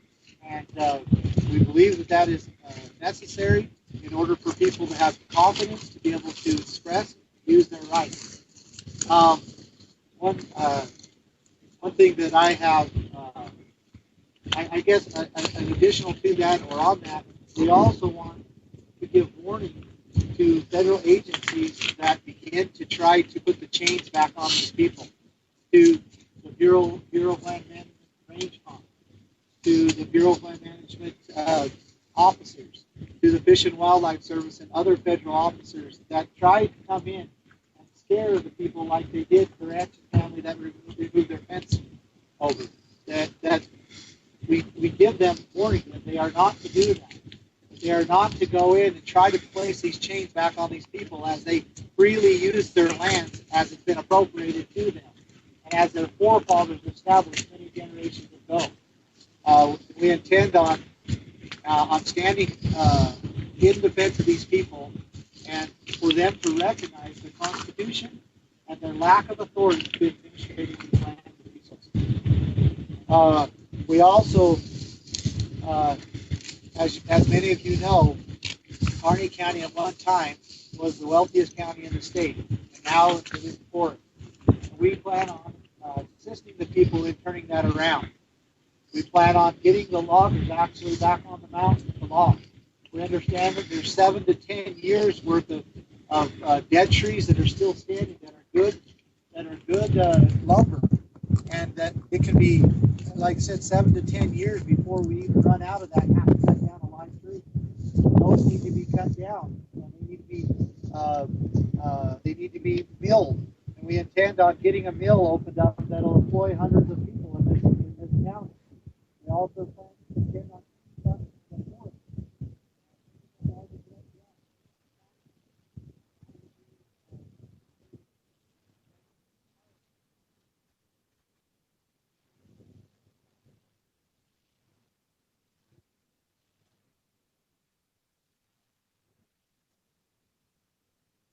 to use their resources, to use their knowledge and their intelligence to assist us.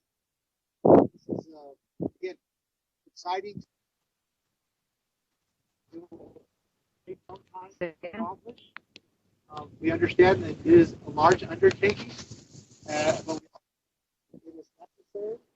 Is it back? If we do not begin to do these things, we as a people will where we will not be able to do. And so the time is now. Place is Harney County. These are the people.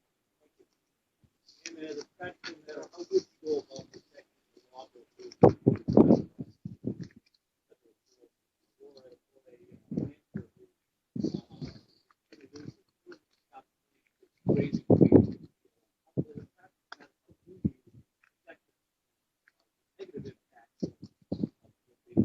it'll be threefold. It'll be legal, team, political, and open defense.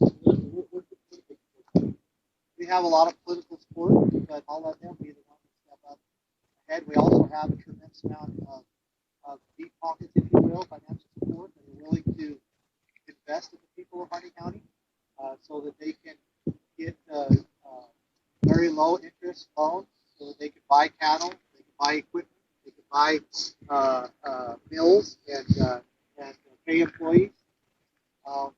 And then we also have support in other ways across the country. Was your trip to Utah part of our support? Absolutely, it was. Absolutely, thank you. So, did you get committed to the support there? What was we absolutely did. We were able to accomplish what we went to accomplish, and we actually have, as we've announced on Saturday, I believe we've announced this, where ranchers are going to be signing ending their contract with the federal government, and we have ranchers from those areas that are coming as well. Are they coming? They're coming here to do that? Yeah, so these rights, without going into too much detail, these rights were established by their forefathers, and the grass was the ranchers. And the contract is really the piece that takes the right out of their hands and gives the federal government authority to, the federal government authority to manage their ranch. So we're asking them to end that contract and stand back on their established rights. If they pay, and if the county, as they get organized, the county decides to charge a tax for this, that would be the proper way for taxes or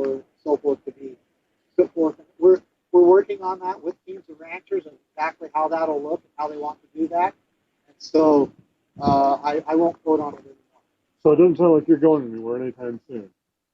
We're not going anywhere until we get these things right, get these jobs done. So are you still putting out a call for help? I mean, you got a big job. You got enough bodies. You still want people. We to have come? a lot of bodies, and we know we're going to need more in all different areas, in claiming, in the using, in the assisting and development, and in the defense. So we call all those who have special talents in those areas to come.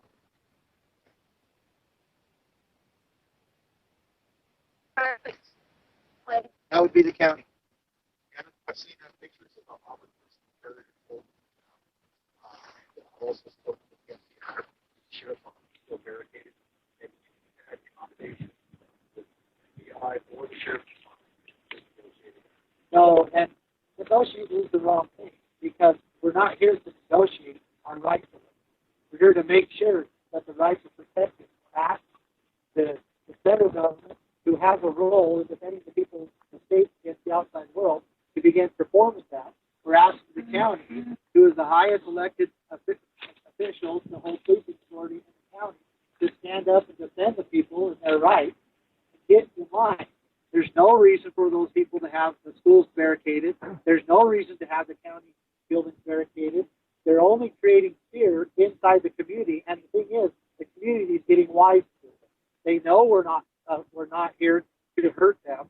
The greatest fear and the danger is them themselves. And so we're asking them to get in line, to do what they were elected and given authority by the people to do. So let's talk about the Hammonds for a second. Did you have contact with either Steve or Dwight since they've been in prison? No, I've had contact with their family quite a bit. Not Stephen Dwight. And have you offered Susie any help, or she asked for any help because she's down there by herself? We've visited quite a bit, and we've helped her in the way that she has said she needed help. Which is what? Because of her privacy, I'm not going to disclose that.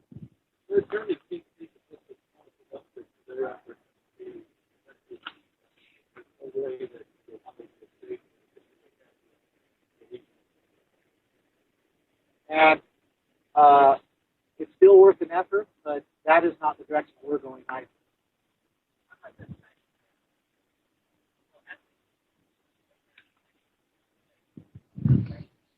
Yes, Lloyd, why don't you do it? It's going to be Friday at 4 p.m. It'll be down here at the conference center, and we're going to invite you, the media, to witness. We have 2 committed ranchers at this point that will sign this. Now, you need to understand how major this is. There's only 2 people in the world that have done this so far in this country. It's his father and myself. Somebody in Nevada, somebody in Arizona. By the end of that day, you'll have somebody in New Mexico, somebody in Oregon. So we'll have doubled in one day. The reason that's so significant is that when that rancher crosses the stream, he lays down the gauntlet and says, I will hold my grazing rights as a free man. I will no longer acknowledge the federal overlord and overseership of my ranch. And I will uphold my county and my county officials as the government closest to me. This is about federalism. We love government. I'll repeat that again. I believe in the federal government, the state government, and the county government, but in their proper role, in their proper places. The government closest to the people is that government which is most accountable. So that is what we're upholding. It affects us all across this nation, not just about cows, not just about grass, about your freedom, your ability to get a hold of an elected representative and know that you have a direct impact upon them. Most of these elected representatives around here in my county, 100 votes to 200 votes is usually what swings them. They know that we could get a handful of people if they're not acting in accordance with we the people, and we can sway it, and we can get them out. Do you think I'm going to get John McCain out? How long has he been there? A dinosaur's age of time. Well, what has he done for freedom? Nothing. And nothing. So, but our county officials, our county sheriff, I can sit down with them. I have sat down with them. I have looked them in the eyes. My county commissioners, supervisors, I've looked them in the eyes. They take the time to see us. I feel represented. I feel that I can have a say. not the way it is now. I hope that answers. I'm going to lead the boy. I will to address Article 4, Section 4. And this is the promise that the federal government gave the people of the states when they were enabled into the Union. And it says, the United States shall guarantee to every state in this union a republic form of government. And I would like to basically lay out, if I can, the situation just here at the refuge. You have a refuge manager, okay? And they've been very key in taking the land and resources away from the people. Now, that refuge manager was hired by someone who was hired, by someone who was hired, by someone who was hired, by someone who was appointed, by someone who was appointed, by someone who was elected. And that elected person is the President of the United States. Now, how are people to get redress in that system? That is not a republic form of government, and that is the reason why this individual, that manager, can abuse the people, take their ranches away, take their land away, their resources away, and get away with it. That is not the way this country was intended to be set up, and we must restore it back to the local government so that proper redress can be made and so the people are not abused. Thank you very much. Thank you. Then the people, that's a farce. And we could go into detail, and I'll give you that a little idea. Let me just answer your question about the fires, and then I think that'll answer all the questions.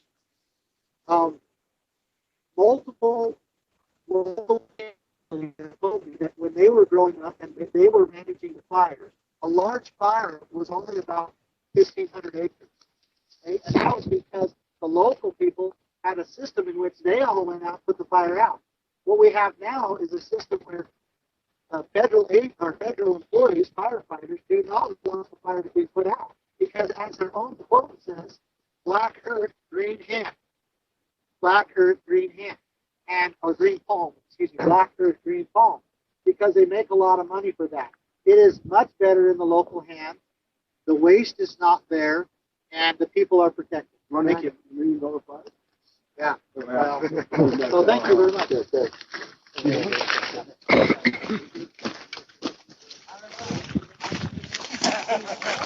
are abandoned or what?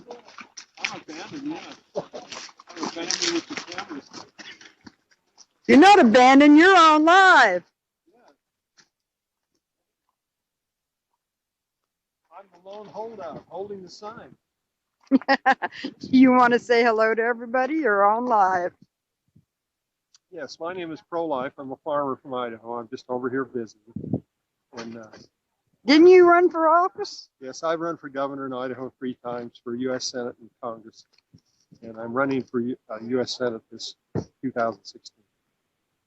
And I say that abortion is murder, socialism is collective theft, our money's counterfeit.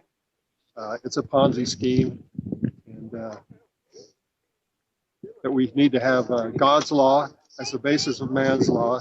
We need to honor God, or we're not going to go anywhere.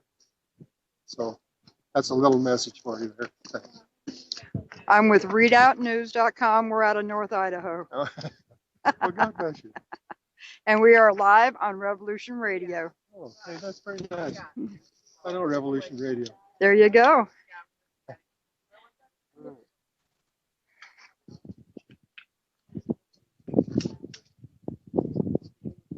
Yeah,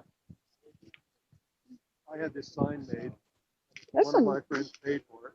I had too poor to pay for it.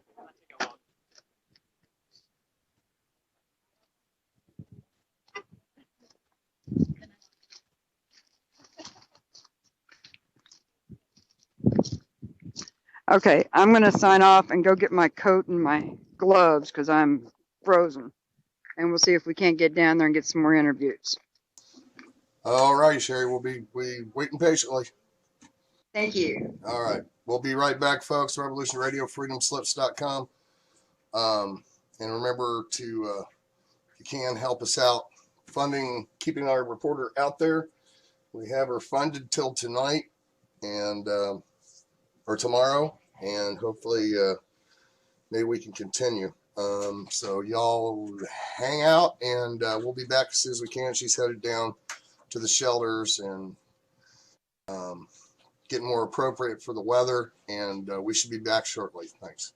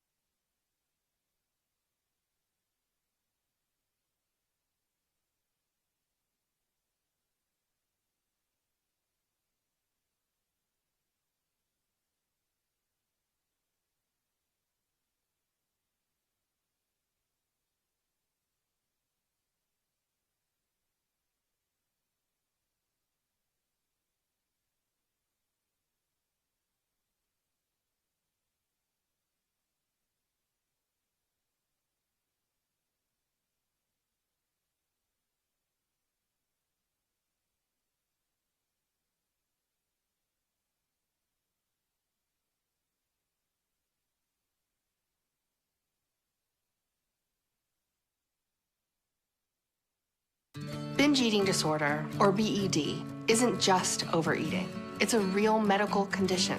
And while the exact causes received some information that is quite concerning. We have verified that the local hospital has been ordered by the FBI to ramp up their blood supply 2 to 3 times the amount, along with plasma. They've brought in other resources from other hospitals in the surrounding area and around Oregon. The FBI has brought in their own combat medical surgical teams. There's currently a life flight in the area on standby, along with, where am I at?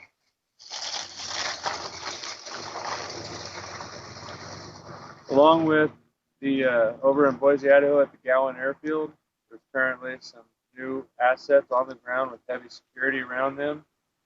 I can't confirm what type of birds they are at this moment, but they're new as of last night.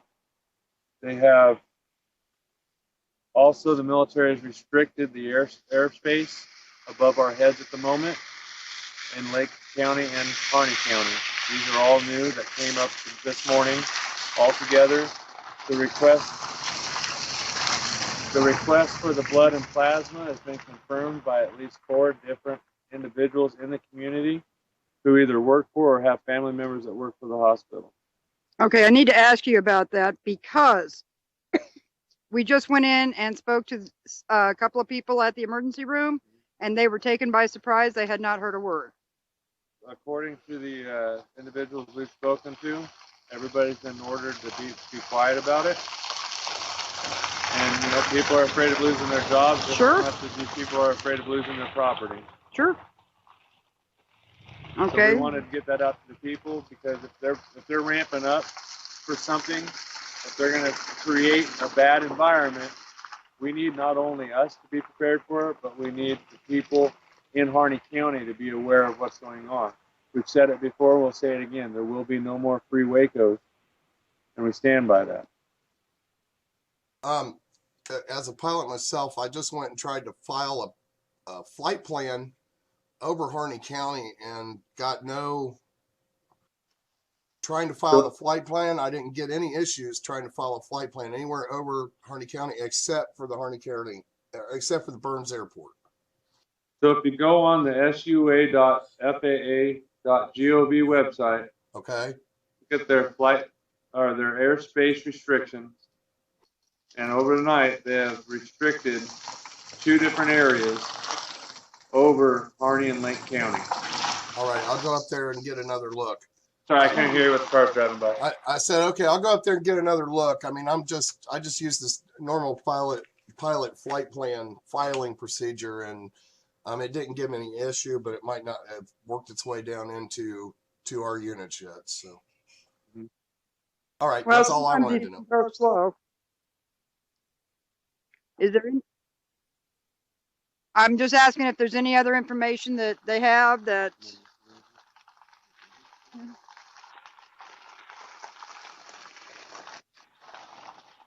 At this time, that's all the information we have, but we really wanted to make sure that the residents of Douglas or of Harney County and Burns are aware of the ramping up that's going on. BJ was able to speak with a special aid or a FBI agent and a lieutenant for the Harney County Sheriff's Department. Mhm. They didn't deny anything. In Did they fact, confirm they it? said that it was standard operating procedures. Okay. That's a little odd if they've been out here 3 weeks and all of a sudden that's, Right, standard operating procedures to be put in place 3 weeks after something started, especially when they're talking about peaceful resolution. We're sitting here trying to get open dialogue between the FBI, the Sheriff's Department, and those up at the refuge. And the only people willing to talk are the people at the refuge. Everybody else wants to give ultimatums. Yeah, I find it myself. I find it extremely concerning. Let me turn my mic up. I was like way too loud earlier in the bunkhouse, and I think it was freaking everybody out. So give me a second here. All right, can you hear me better now? Sure, I couldn't hear you before. All right. Anyway,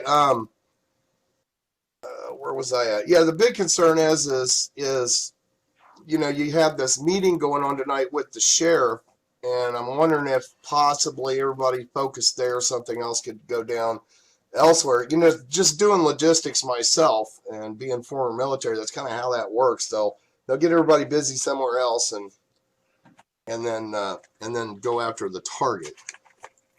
Well, you know, they have two things going on. You've got the judges thing going on, and then you got the Chris Ann Hall event, which will probably have the majority of the people at. if I'm not mistaken, Chris Ann is from 5 o'clock to 7 o'clock, and then the other one doesn't start till 7 o'clock. So they That's might be what I able understand to, as well. they might be able to make, well, most of those. Well, after people go and get educated at Chris Ann Hall, maybe they can go over to their elected officials meeting and educate them. Now, let's see, Chris Ann is going to be back out at the fairgrounds where she was last night, right? I believe so. I wasn't there last night. Okay. And then the judge is going to have his meeting at the high school up on Monroe. Is that right? That's my understanding. Okay. I just want to clarify that for everybody so they know where to go.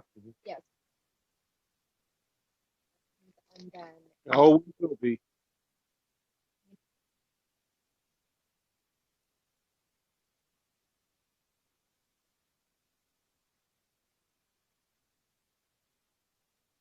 Well, I appreciate you guys coming out and getting this message out for us. I mean, by all means, check and cross-check. We spent all morning doing just that. Eyes and ears on the ground are locals who know what's going on. And when we get 3 to 4 different people telling us the same information, you've got to do something with it. Right. I got some. Hold on. Let's wait for that car to go by. All right. Okay. Yeah. I have some people over at Anonymous that are doing a what's called a web post-mortem to timeline all this. You know, what we can find on the web. I know not everything happens on the web with you guys. And I also got Jason Bentano from Oath Keepers is helping me try to put some dots together as well for you guys, so that if this ends up being like, you know, like if you remember 2 Sundays ago, the FBI was going to attack the refuge as well. So no, what happened the other day was not the same. We got reports of suspicious white vehicles in a convoy headed that way. Right. Nobody ever said anybody was under attack or was going to be under attack. We just went under sort of an alert type of situation so that we could go and monitor what was going on. Nobody said, on my end, nobody said that anything was under attack, but we did respond out there just in case, just to see what was going on. All right. If anything was to escalate, we could then make further calls from there. Well, I appreciate that, because now that's clear. We've always heard the whole the scary version of the story. So now we got a more realistic version of the story that sounds more realistic to me. Okay, hold up a second, Mike. So the confirmations of the SOP of all this ramping up being just standard 3rd week operating procedure was a lieutenant with the Harney County Sheriff's Office. I don't remember a name, but I know his star had Lieutenant Harney County Sheriff. And Meadham? Okay. Meadham? Okay. And then the FBI agent, I had walked away and come back before he got there and introduced himself, but His name is Tim. so the FBI agent's name was Tim. I take it he wasn't in any form of a uniform. But I appreciate your guys' time. I Thank do have you. to get going. I appreciate Thank you guys you. coming out. This is very important information, and I believe that. I appreciate all of you. Yeah. Thank you Thank so you much, again. you guys. Yeah. God bless you.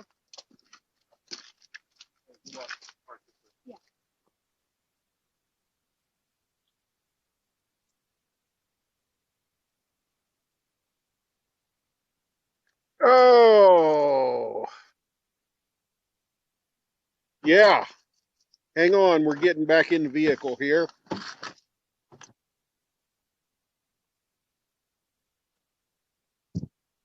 The camera went sideways on him. I don't know how to fix it.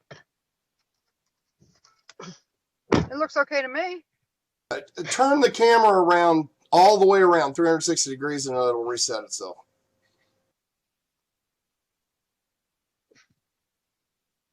That work? No, turn it another 90 degrees.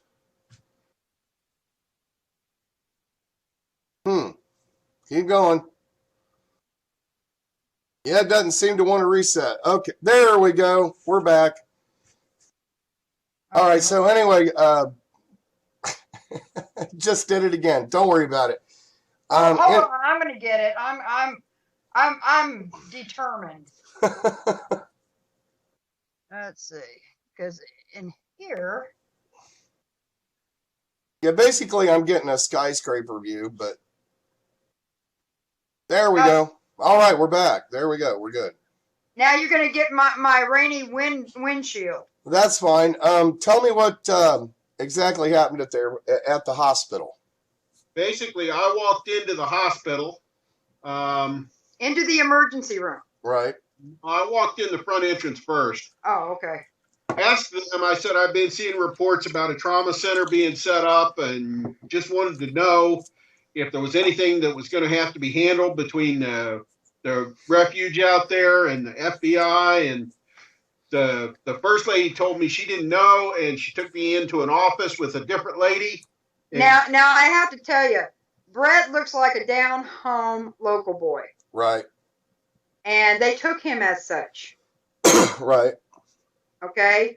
They were very comfortable talking to him because he did look like a local and sounded like one. Yeah. Go ahead. Yeah, I have to be honest. From what I'm looking at and from what I'm getting at from a couple of my points is they're playing games with everybody's heads out there. That's just my humble opinion. Just to get everybody wound up, I think they're testing response times. That very well could be. But the second lady gave me the same story, and she said she's in charge of the ER, and she would know. Right. She denied that they're setting it up. And then we drove around the block in front of the courthouse, and these the PPN folks waved us down to ask if we could get this out live stream. Right. Okay, and second question. Now, I don't know how observant you are in this. I do this all the time because I just retired from a job working as an IT tech for multiple hospitals.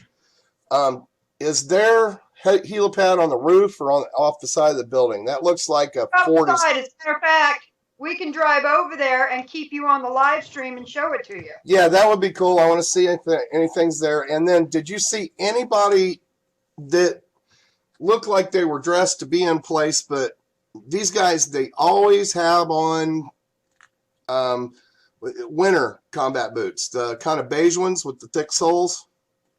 Nope, there was nobody like that there. All right. I can always spot them by their haircut and their boots every time. They try to blend in, but they're just incapable. All right, now hopefully we won't lose you. Did we lose you? No, you're fine. And when you went out to the airport, you didn't see any extra activity?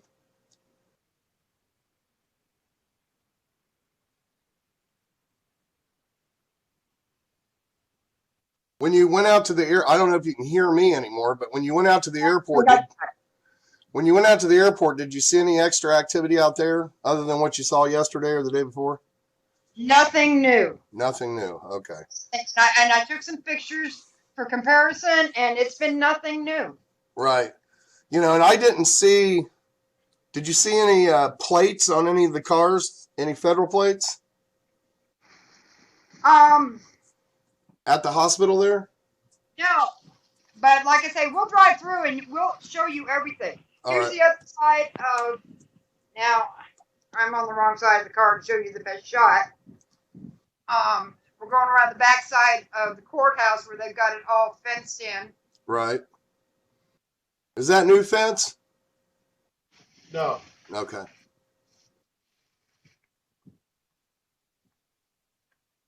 Have you seen any FEMA coffins? No. Okay. You know me, I always got to try to be a little funny if I can get away with it. Well, it's funny until you see them. Yeah, well, you know what? I got 50 of them in my backyard because the end of my field is a graveyard, and they put them on top of every casket they put in the ground. Really? Brett's taking the long route back over there. Yeah, I was gonna say, what? Are we gonna go visit Joe Bob? Go that way, Brett. Yeah, all right. Are you looking for the Dairy Queen? Actually, that's one thing they don't have. I kind Yes, of miss they it. do. You didn't look. It's down Monroe. I'm more observant than you. Okay.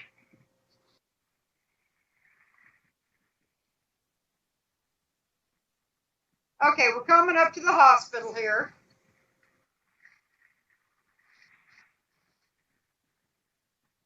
Sorry about the jiggling on the screen. Oh, that's absolutely fine. Just people want to see.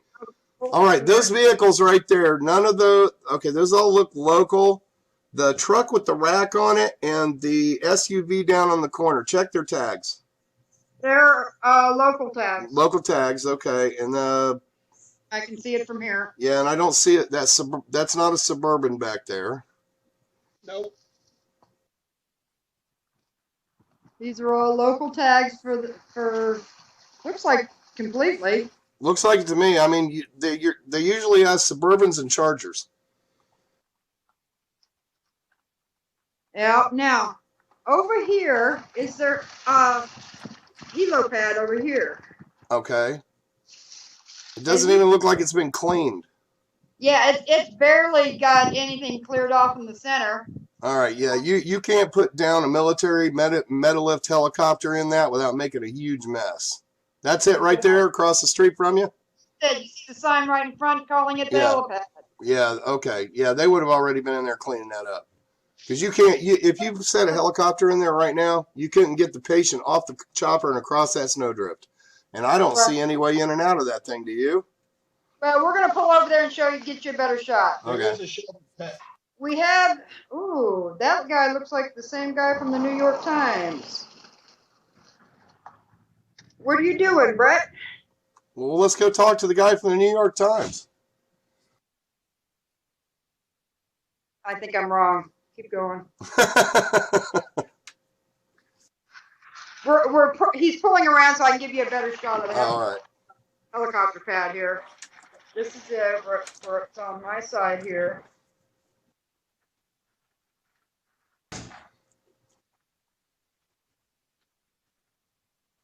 This is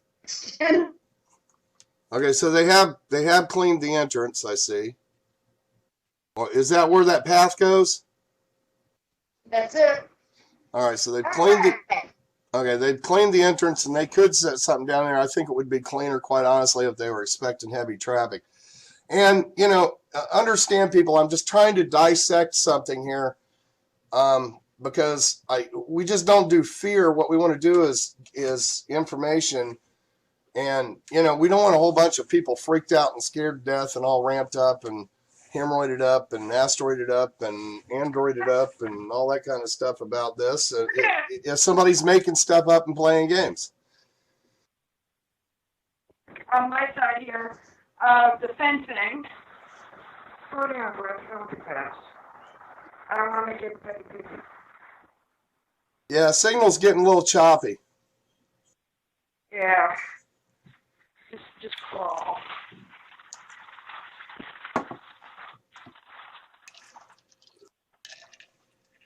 The roads aren't the best here, so Right. Understandable. All right, I don't see any signs of a preparation for mass casualties. So what I'm kind of thinking is this is a response. This is a response exercise. Somebody did this to measure response time. Here's the barricade. Basic barricade. Yeah. Is the sheriff? Is the your I will take you around to the front. All right. Swing over to the courthouse and the sheriff's department if you could. Everybody keeps saying they're walled up. I was wondering just how walled up they are. Well, we're heading over to the front of it right now. All right. So that was the side of the courthouse.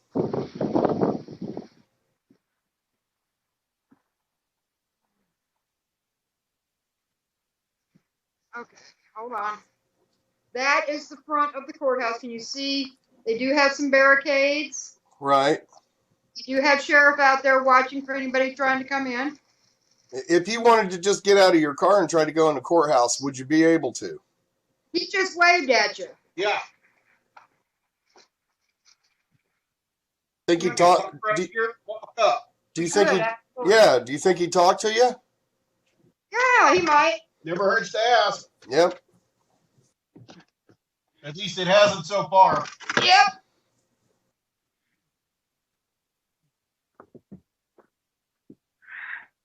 Wonder what you want us to ask him.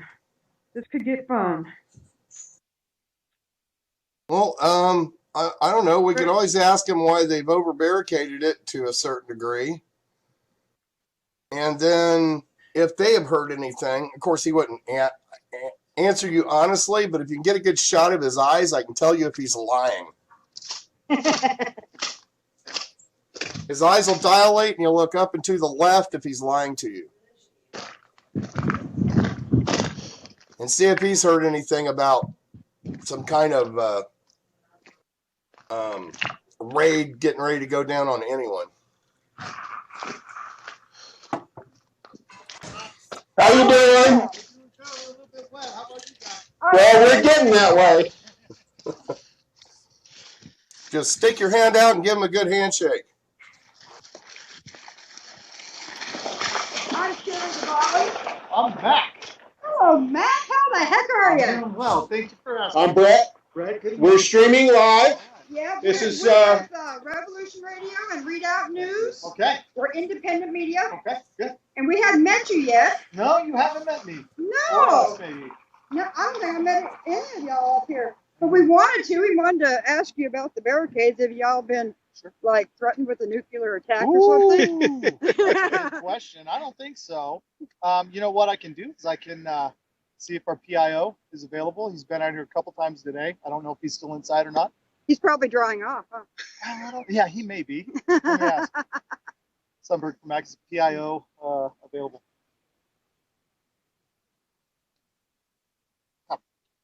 Maybe we'll be on their way. Oh, Just so you excellent. see how that goes? Speed of government, right? Yeah. Right away, don't they? All right. Shake the deputy's hand for me. Oh. Is that Pete? No. Oh, hell no. This is Nighthawk from Revolution Radio. We're actually out there documenting instead of creating and making news. Gosh darn it, I'm gonna get myself in trouble now. Doing great. What we've been doing is we've been out there a few days and we're just talking to people, trying to get a feel for, what's really going on, if you understand what I'm saying. And just understanding, the locals, and so people can see that this isn't like, Benghazi getting ready to go down out there, and kind of turn down the fear, and maybe some dialogue will get going and all this back and forth stuff. Yeah, absolutely. I agree 100%. We've had some from the refuge, some from all over come and chat, and we've had real friendly, great conversations. So there's been nothing real tense aside from, I would just say, precaution in general, like we would do is with officer safety on any situation. And we've had some great contacts. As a matter of fact, I haven't seen any bad ones, any hostile ones, anything of that nature. So, I think that does need to be shared and be reported that, things are pretty pretty docile. And, just you know, I want to see, we all want to see dialogue open up as well. And I think that that's a little bit above us. And I think it's probably going to continue at that level. And we're excited for it. We're just here to help the community and make sure everybody stays safe. That's what we do as deputies anyway. So yes, my wife is a former deputy. My mother is a former deputy. Another day, and I'm still struggling with my diabetes. I do my best to manage, but it's hard to keep up with it. Your body and your diabetes change over time. Your treatment plan may too. Know your options. Once daily Toujeo is a... Yes, my wife is a former deputy. My mother is a former deputy. So I understand. All right. Officer Billings, how are you doing? You too, sir. I appreciate for it. having us. People have been great. Here's a card for the contact person for you guys. Okay. Thank you. Are they not able to come down? They don't seem to be available at this time. They want to just pass a card on to you. Okay. Well, I appreciate that. My pleasure. And we will come back. Thank you, ma'am. Hey, Thank you. Appreciate it. Stand by for a second. There has been a rather viral news story that the FBI is setting up to raid and putting trauma teams in the hospitals and all kinds of stuff. And of course, no matter what you say, if you don't say what they want you to say, then they're not going to believe it. But what do you think about that story that's going around? Well, you know, I'm a deputy sheriff standing on the front gate, protecting here and displacing the folks and doing what I'm supposed to be doing. But can't speak directly to it. But yeah, it's that's funny. Yeah, that's not funny as in a joke. I'm not making light of any of those reports, not in any way, shape, or form. But you mean funny like unusual? Funny like probably not true. Right? Okay. Yeah. So everybody here is working on the solution. Other than that. All right, sir. I appreciate your time and honesty. Thank you all. Sir. Appreciate it. You have a good one. I'm a handshaker. I would hug you because I'm a big hugger too. But we're all wet right now. Y'all have a good one. Take care. Yeah, I tried to give our sheriff a hug once. He said, no, not until the handcuffs are off.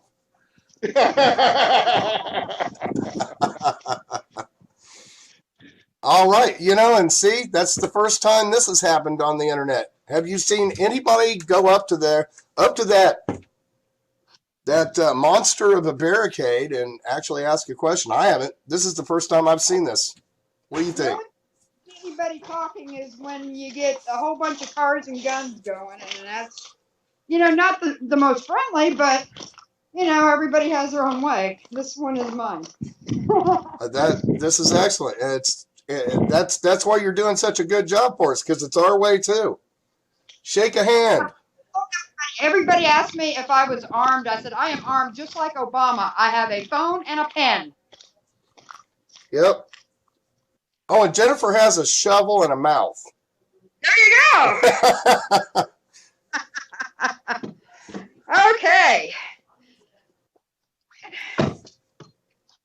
Well, I'm back inside where I can finally try and dry my phone out here. All right. Well, it kind of looks like we've kind of come to the conclusion on that. We have the meeting town hall meeting or something tonight? Did I lose you? Can you hear me? I can't hear you. Okay, hold on. There you go. Now I can hear you.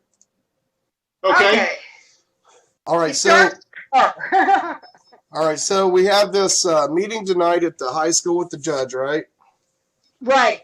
All right. I think that would be the most important place for us to be. I won't be disrespectful of Chris Hall and what happened last night. I'll just leave it alone. But I don't see any reason for us to be there or any reason for us to be anywhere but where the judge is doing his thing at the high school. What do you guys think? Well, that's absolutely true, but they're not going to open the doors at the high school before 6:45. Right. Well, They've already made that very clear. I'll have an extra pizza and an extra beer and stay up late. Because that's what, 9:30 for me. Yes, and it'll probably... I'm listening to everybody talk around here, and I'm thinking maybe an hour. Right. Well, that's cool. Depending on how much he's going to let everybody talk. Right. Well, just talk loud and often. Okay. Well, we plan on being there around 6:30 so that we can get in the front lines here. All right. I've also determined that they've made it a drinking game of how many times we say constitutional or patriot, and we don't want to get everybody in the country drunk. So let's just not say those words 32 times. Is that for real? Oh, that sounds like fun. We're working those phrases into it. Yeah, I've been watching some stuff on my Facebook, and they've made a drinking game out of watching Pete Santilli, and every time he says constitutional or patriot, they drink. Oh my goodness. Yeah, I know. The biggest thing is that the media doesn't be, when they start making a joke out of alternative media, it's over. So. Well, did you see the reactions to these two deputies here when Pete's name came up? Yeah. Just checking. Yeah, and they thought I was Pete. Do I sound like Pete? Well, you're different, depending on the device you're on. I mean, yeah, that's true.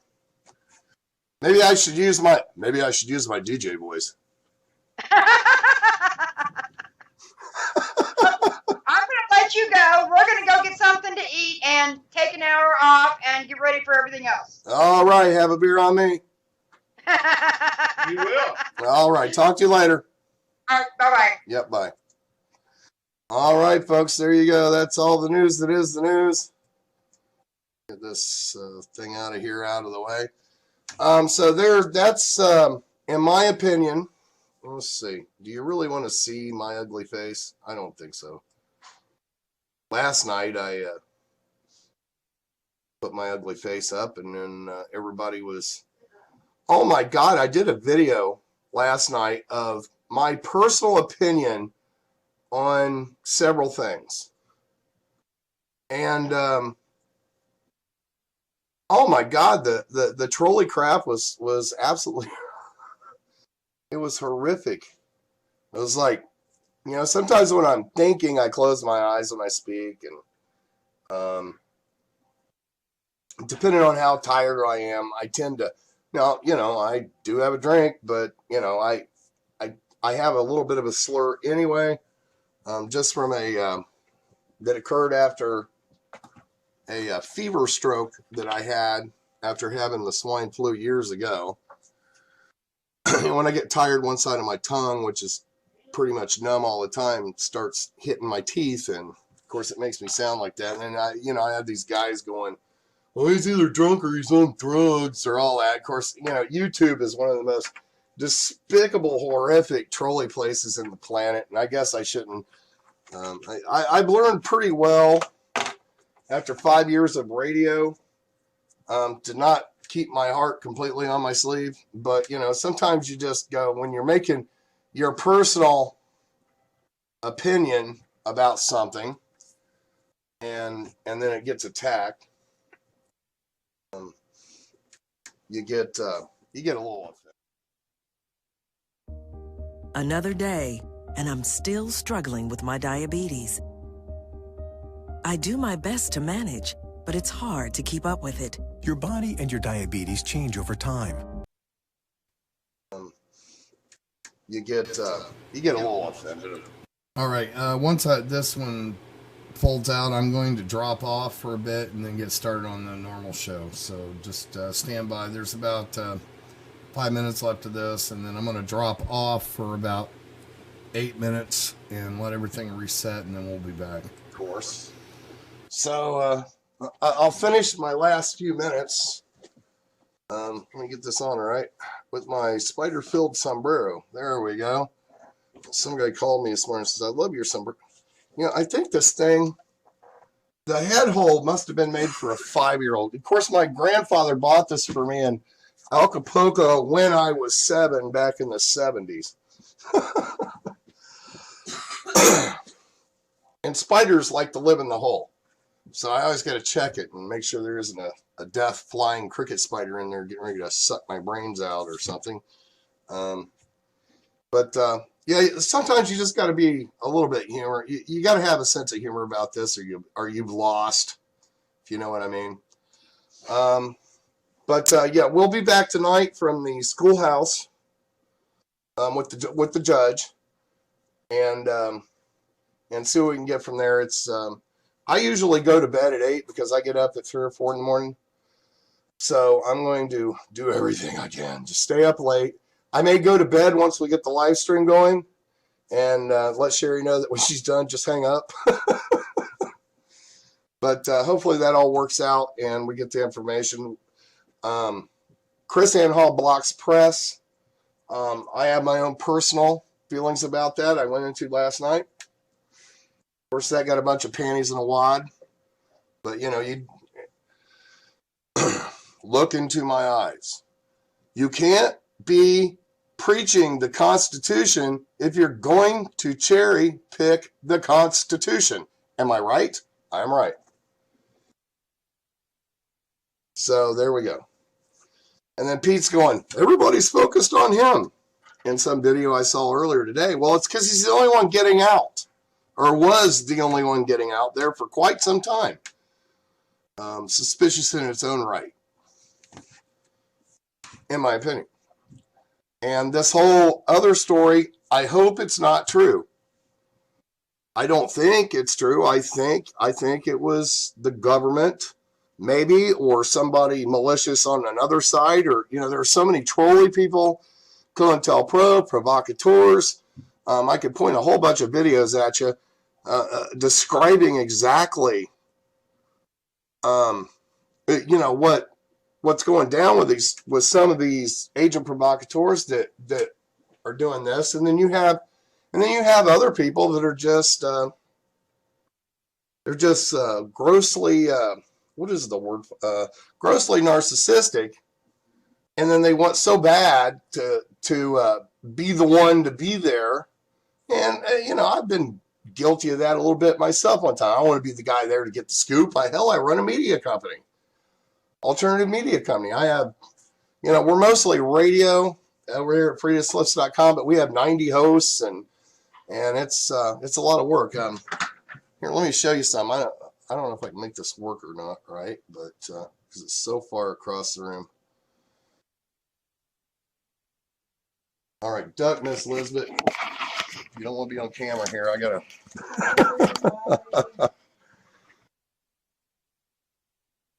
All right, let's see if I can get this up.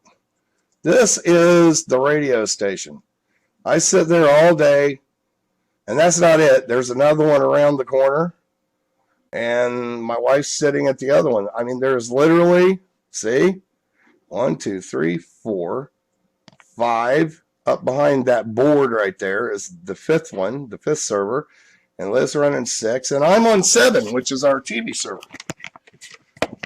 And then people have been giving me a little grief about my live streaming abilities, but you know, I just started learning to do this literally a week ago, and you know, we're getting better. We're getting better. I think we're getting better anyway. You're giving me some. Yeah. Liz goes, if they're giving you so much grief, tell them to do it themselves. Well, yeah, you got to kind of agree with that, right? So, anywho, I'm going to get ready to sign off here. I'm going to leave a little blank space so the live stream doesn't just go crux out on everybody until it's done, because we have other news outlets that are also re-streaming our stream. And I don't want them to get cruxed out while we're doing this. So there'll be about 60 to, or we'll see, I have my delay set to 2 minutes so it doesn't buffer. So there'll be about 2 minutes of just nothing but all of our badges, and then we'll be dropping off air. And hopefully, if everything works out right, we will be back tonight at 9:30 Eastern time, I think, 6:30 Pacific time.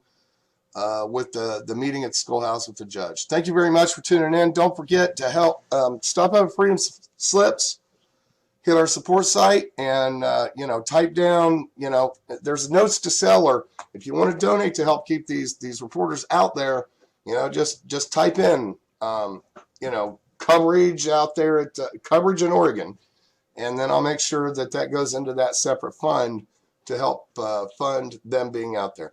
Thank you very much. Nighthawk, Revolution Radio, freedomslips.com. Look into my eyes. You are. TruGreen presents The Yardleys.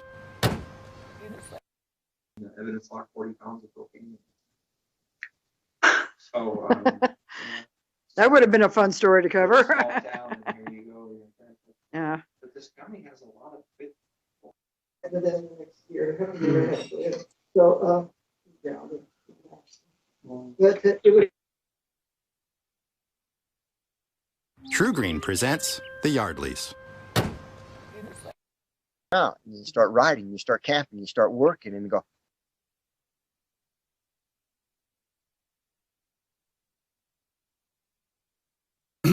All right, this was a video interview that we did with the boy while we were out there, and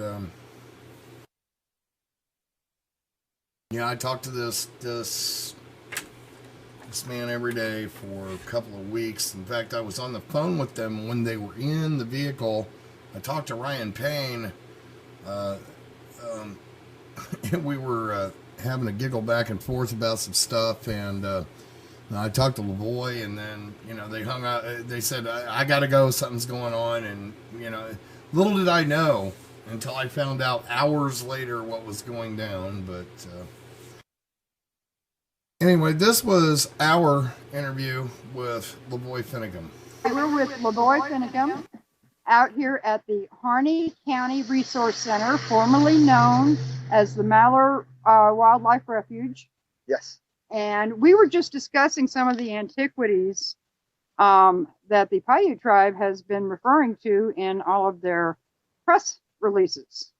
You want to tell us what you found? Well, what I just showed you is that down here is just boxes and dusty old shelves, as you saw yourself. Yep. Just stacks of and we will have photographs of those. Yeah, just stacks of antiquities and stuff. And so we are reaching out to the Paiute people, saying let's open up a correspondence and dialogue. Actually, we want a representative to come and meet with us. And this is let's start a dialogue. Let's actually sit down face to face and begin this. You have tried. She has shut you down.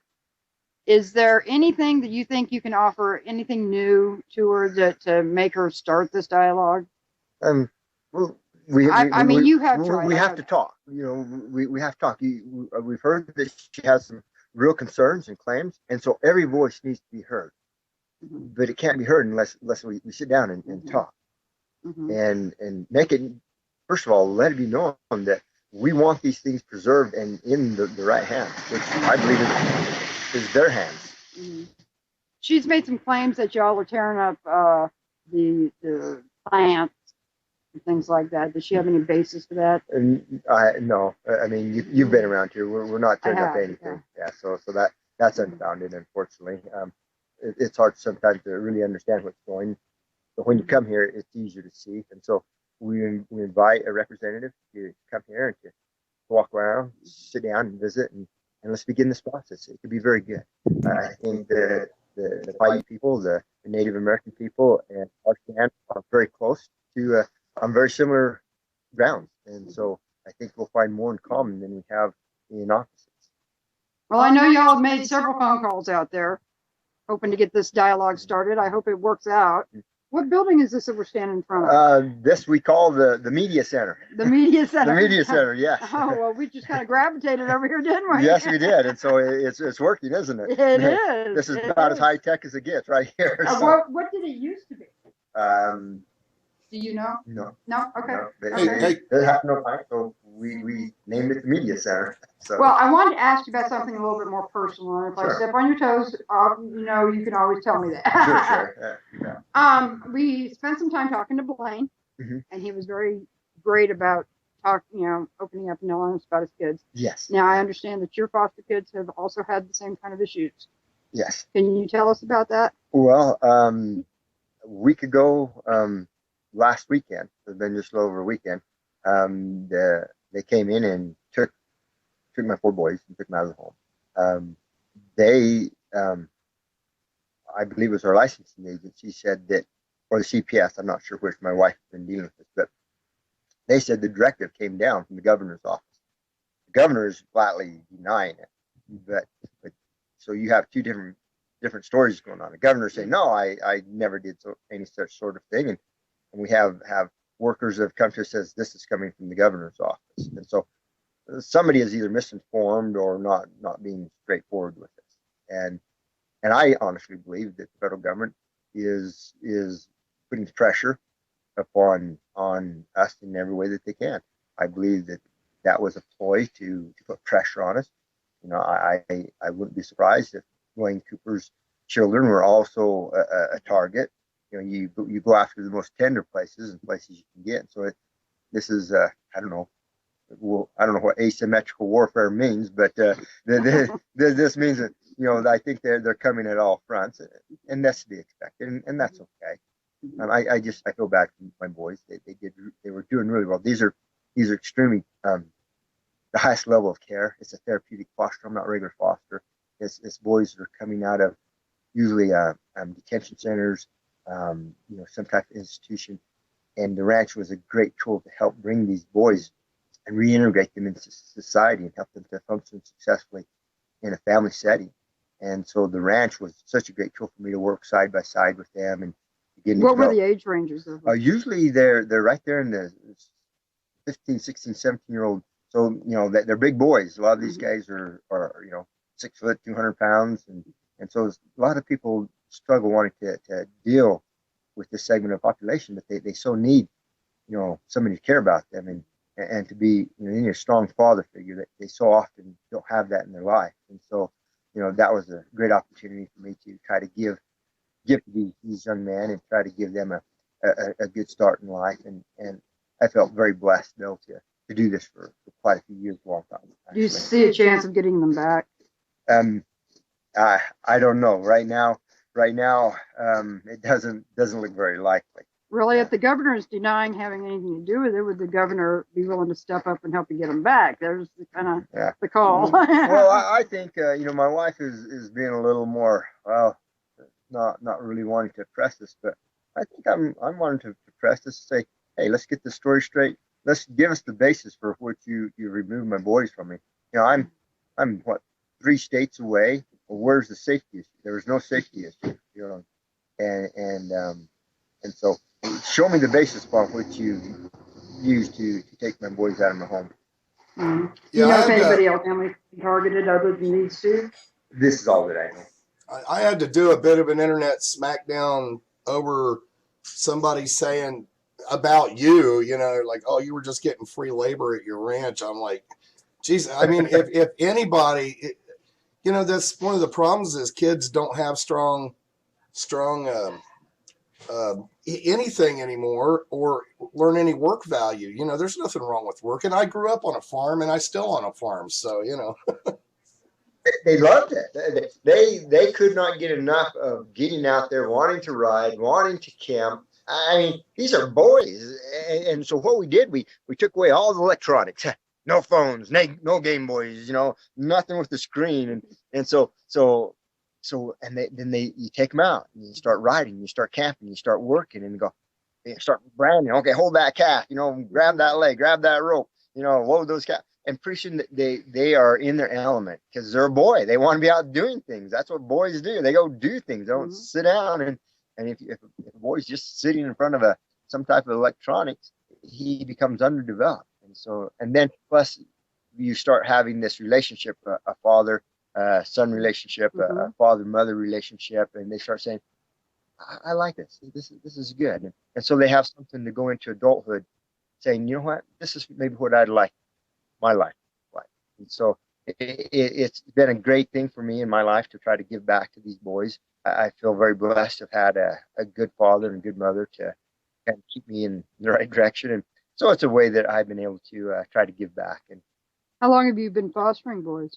With this particular agency, 12, 13 years. You know, wow. I've done it for before out of New Mexico for another 6 years. So, you know, all told about 18 years that I've been doing. I see what we do. We take the most troubled ones, and it's about a 1.5-year program that we get them, try to stabilize them, get them so they're doing well, then we transition them into a lower level of care, back to their family, back to a traditional, just regular foster care level. And so we've somewhere between 50 and 60 kids that we've had through our home that we've tried to work with. And these agencies have always been on board with everything that you've done. I have been the only one for years in Arizona that's been allowed to have 4 beds at this level. And it's because of my track record of how good we have done. And we've always had lots of different clinics have always been trying to get in line to try to get their kids in our homes. And so it's been a very successful program. There's been nothing that has been unsuccessful in what we've done. I mean, there's been no reason why, let me rephrase that. There's no reason why they should have been taken out of our home. And it was all safety issues that were cited. I don't even think they cited anything. Really? No, they just came and took the kids. Wow. Yeah, they said, okay, we're here Saturday and we're here Sunday, and the kids are gone. And so I go, okay. So it's political. It's not safe. It's political. So if the governor did not do that, if it did not come out of the governor's office, he's denied it, then I'd like to ferret it down, because I don't believe him right now. He may not be aware of it. It may have come from his office and not him particular. But when we were told this came clear from the governor's office, I believe that more than what I've just been told. So somebody had the power, without any cause, come in here, without any investigation, without anything. Before you remove kids, you got to investigate. Well, did you sign a contract that gives them that power, that they don't have to investigate? They just No. Okay. You actually have rights and recourses as foster parents to have things to be heard, and so there was no allegation made. There we have no allegations upon us that that they used to take it. And so maybe to cover their bases, they'll try to come up with something, but there was none. And I rip all 4 of them out. So anyway, it is what it is, and the biggest thing is it's the lives of these boys. Yeah. I mean, these boys have been and so some of these kids have never had a stable placement. Some of them over 100 placements that have failed. And so now when they finally become stable, doing well, sports, basketball, passing their classes, doing well in school, say, somebody 3 states away is doing something we don't like. You're not safe. That is exactly why they're taken out, because I'm here. You're making the political stuff. Yeah. Where that comes from is Genghis Khan would make like 100-mile circle with his troops around whatever he was trying to conquer, and then they would just work their way in, beating their shields and making noise, working the population into a fervor, and they all ran to the center. And if they didn't take knee, they would kill them. And if they did take knee, then they would just be left alone and were absorbed into his empire. Okay. That's kind of the history of that. Hey, I had this really cool idea, Sherry. I don't know if you can help implement this or if we can fund you out there long enough to do it, but it would be cool if you maybe could broker getting with some leadership with the Paiute tribe, and we could document getting them the boy, and then document them getting their stuff back. Well, what we'd like to start with is before we start beginning to talk about actual artifacts and stuff, let's actually sit down and talk face to face. Let's take this one step at a time. Let's talk about the refuge, about their plight as a people. Let's talk about how this occupation here affects them and their people. Let's begin one step at a time, and most definitely working towards these important artifacts. Yeah, exactly. And it would be a good way to make a very good documentary showing how you guys, we get so much mass media, soundbitey kind of stuff, every time everything about you guys is always heavily armed. This guy or that guy is doing this thing or that thing, or you got the other side of alternative media that's making news instead of reporting it. And, what we're just trying to do, at least we're starting to gain some trust on both sides of the fence here, even with the police, and everybody's talking to us nice. And, maybe we could help broker this out. You know what? You are more than welcome to reach out to them and say, we would like to help promote an open dialogue between you and those of us here at the Harness County Resource Center, and let's begin that. So if you'd like to do that, we'll have to talk absolutely. about some logistics on that one. Yeah. We were due to go home tomorrow for at least until next week, so we can get some stuff caught up on our own farm. We've hired somebody to take care of our animals and Well, stuff out there. I don't think they're going anywhere, and we're not going anywhere. So I think we got So time. I think when we come back, maybe we can actually work this out. Let's do that. Like I said, we plan on staying here, and Okay, let me ask you a question on that. We were talking with a couple people around, as I love to do. The suggestion that if the Hammonds were released from prison, y'all really would leave. we've never said that. Okay. Yeah.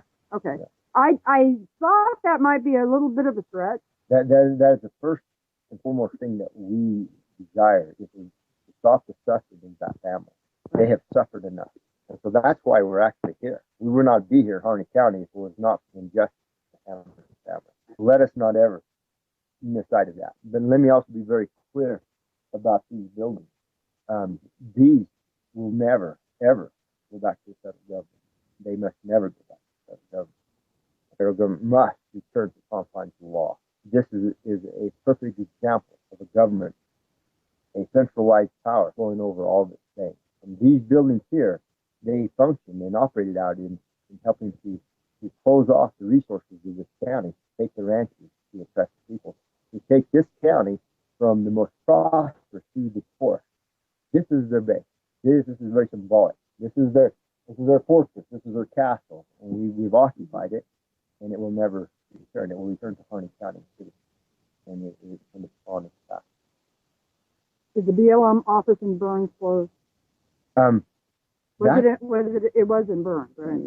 Yes, my understanding that yes, it is. In fact, I believe Ampton or Ryan went out and put a sign closed permanently. But I think the sign was taken down, but it's still closed. so that's as far as I know. It is. I wish I'd seen that one. That would have been good. This is about. Then you have had an effect. You have made progress. Oh, much progress. The greatest progress is with the neighboring ranch. This Saturday we're having the signing ceremony for 2 ranches that are going to cross the Rubicon, going to cross that river, make that commitment to sign that Declaration of Independence and be emancipated from the overlordship of their ranchers by the federal government. So it's a big deal. It may not seem like a big deal, but only 2 people have actually done that in the United States right now. Clive and Bundy one, me being the other. Mm-hmm. And so if those 2 ranchers sign that will now have doubled.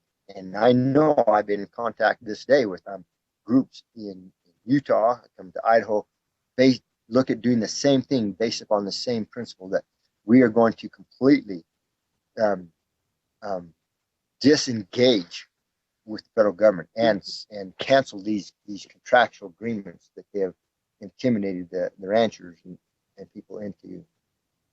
And so that's what that is. That's a cancellation of those contracts that they force upon us, called mandatory terms and conditions, standard terms and conditions.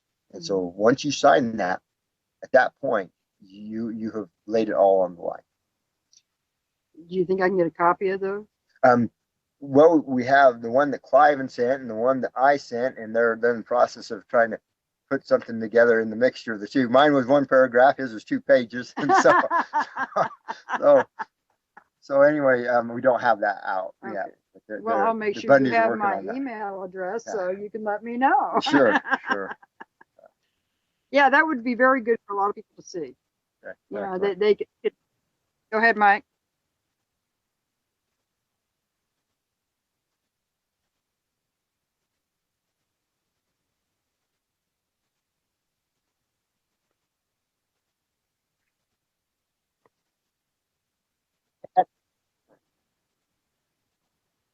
Yeah, that would be wonderful. We would. I'll get that from Sherry and do that. I need to run and try to get things set up. We're Skyping with ranchers from out of state. That's right okay, now. because we just got called back over to Ammon. Oh, well, now that's the top drawer there. So No, you've been pretty good. We're going to go, Hawk, and we'll be back in. Give us 2 or 3 minutes, and we'll have a discussion with Ammon and Ryan Bundy. Hey, thank you.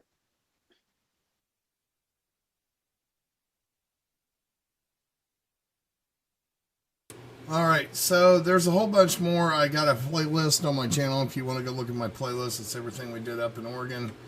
Right now, I'm going to go off air and reset for some other stuff. There's a lot of other things going on in the world, and we're going to get to that. So thanks for tuning in. We'll be back very shortly. Thank you very much. This is the Nighthawk.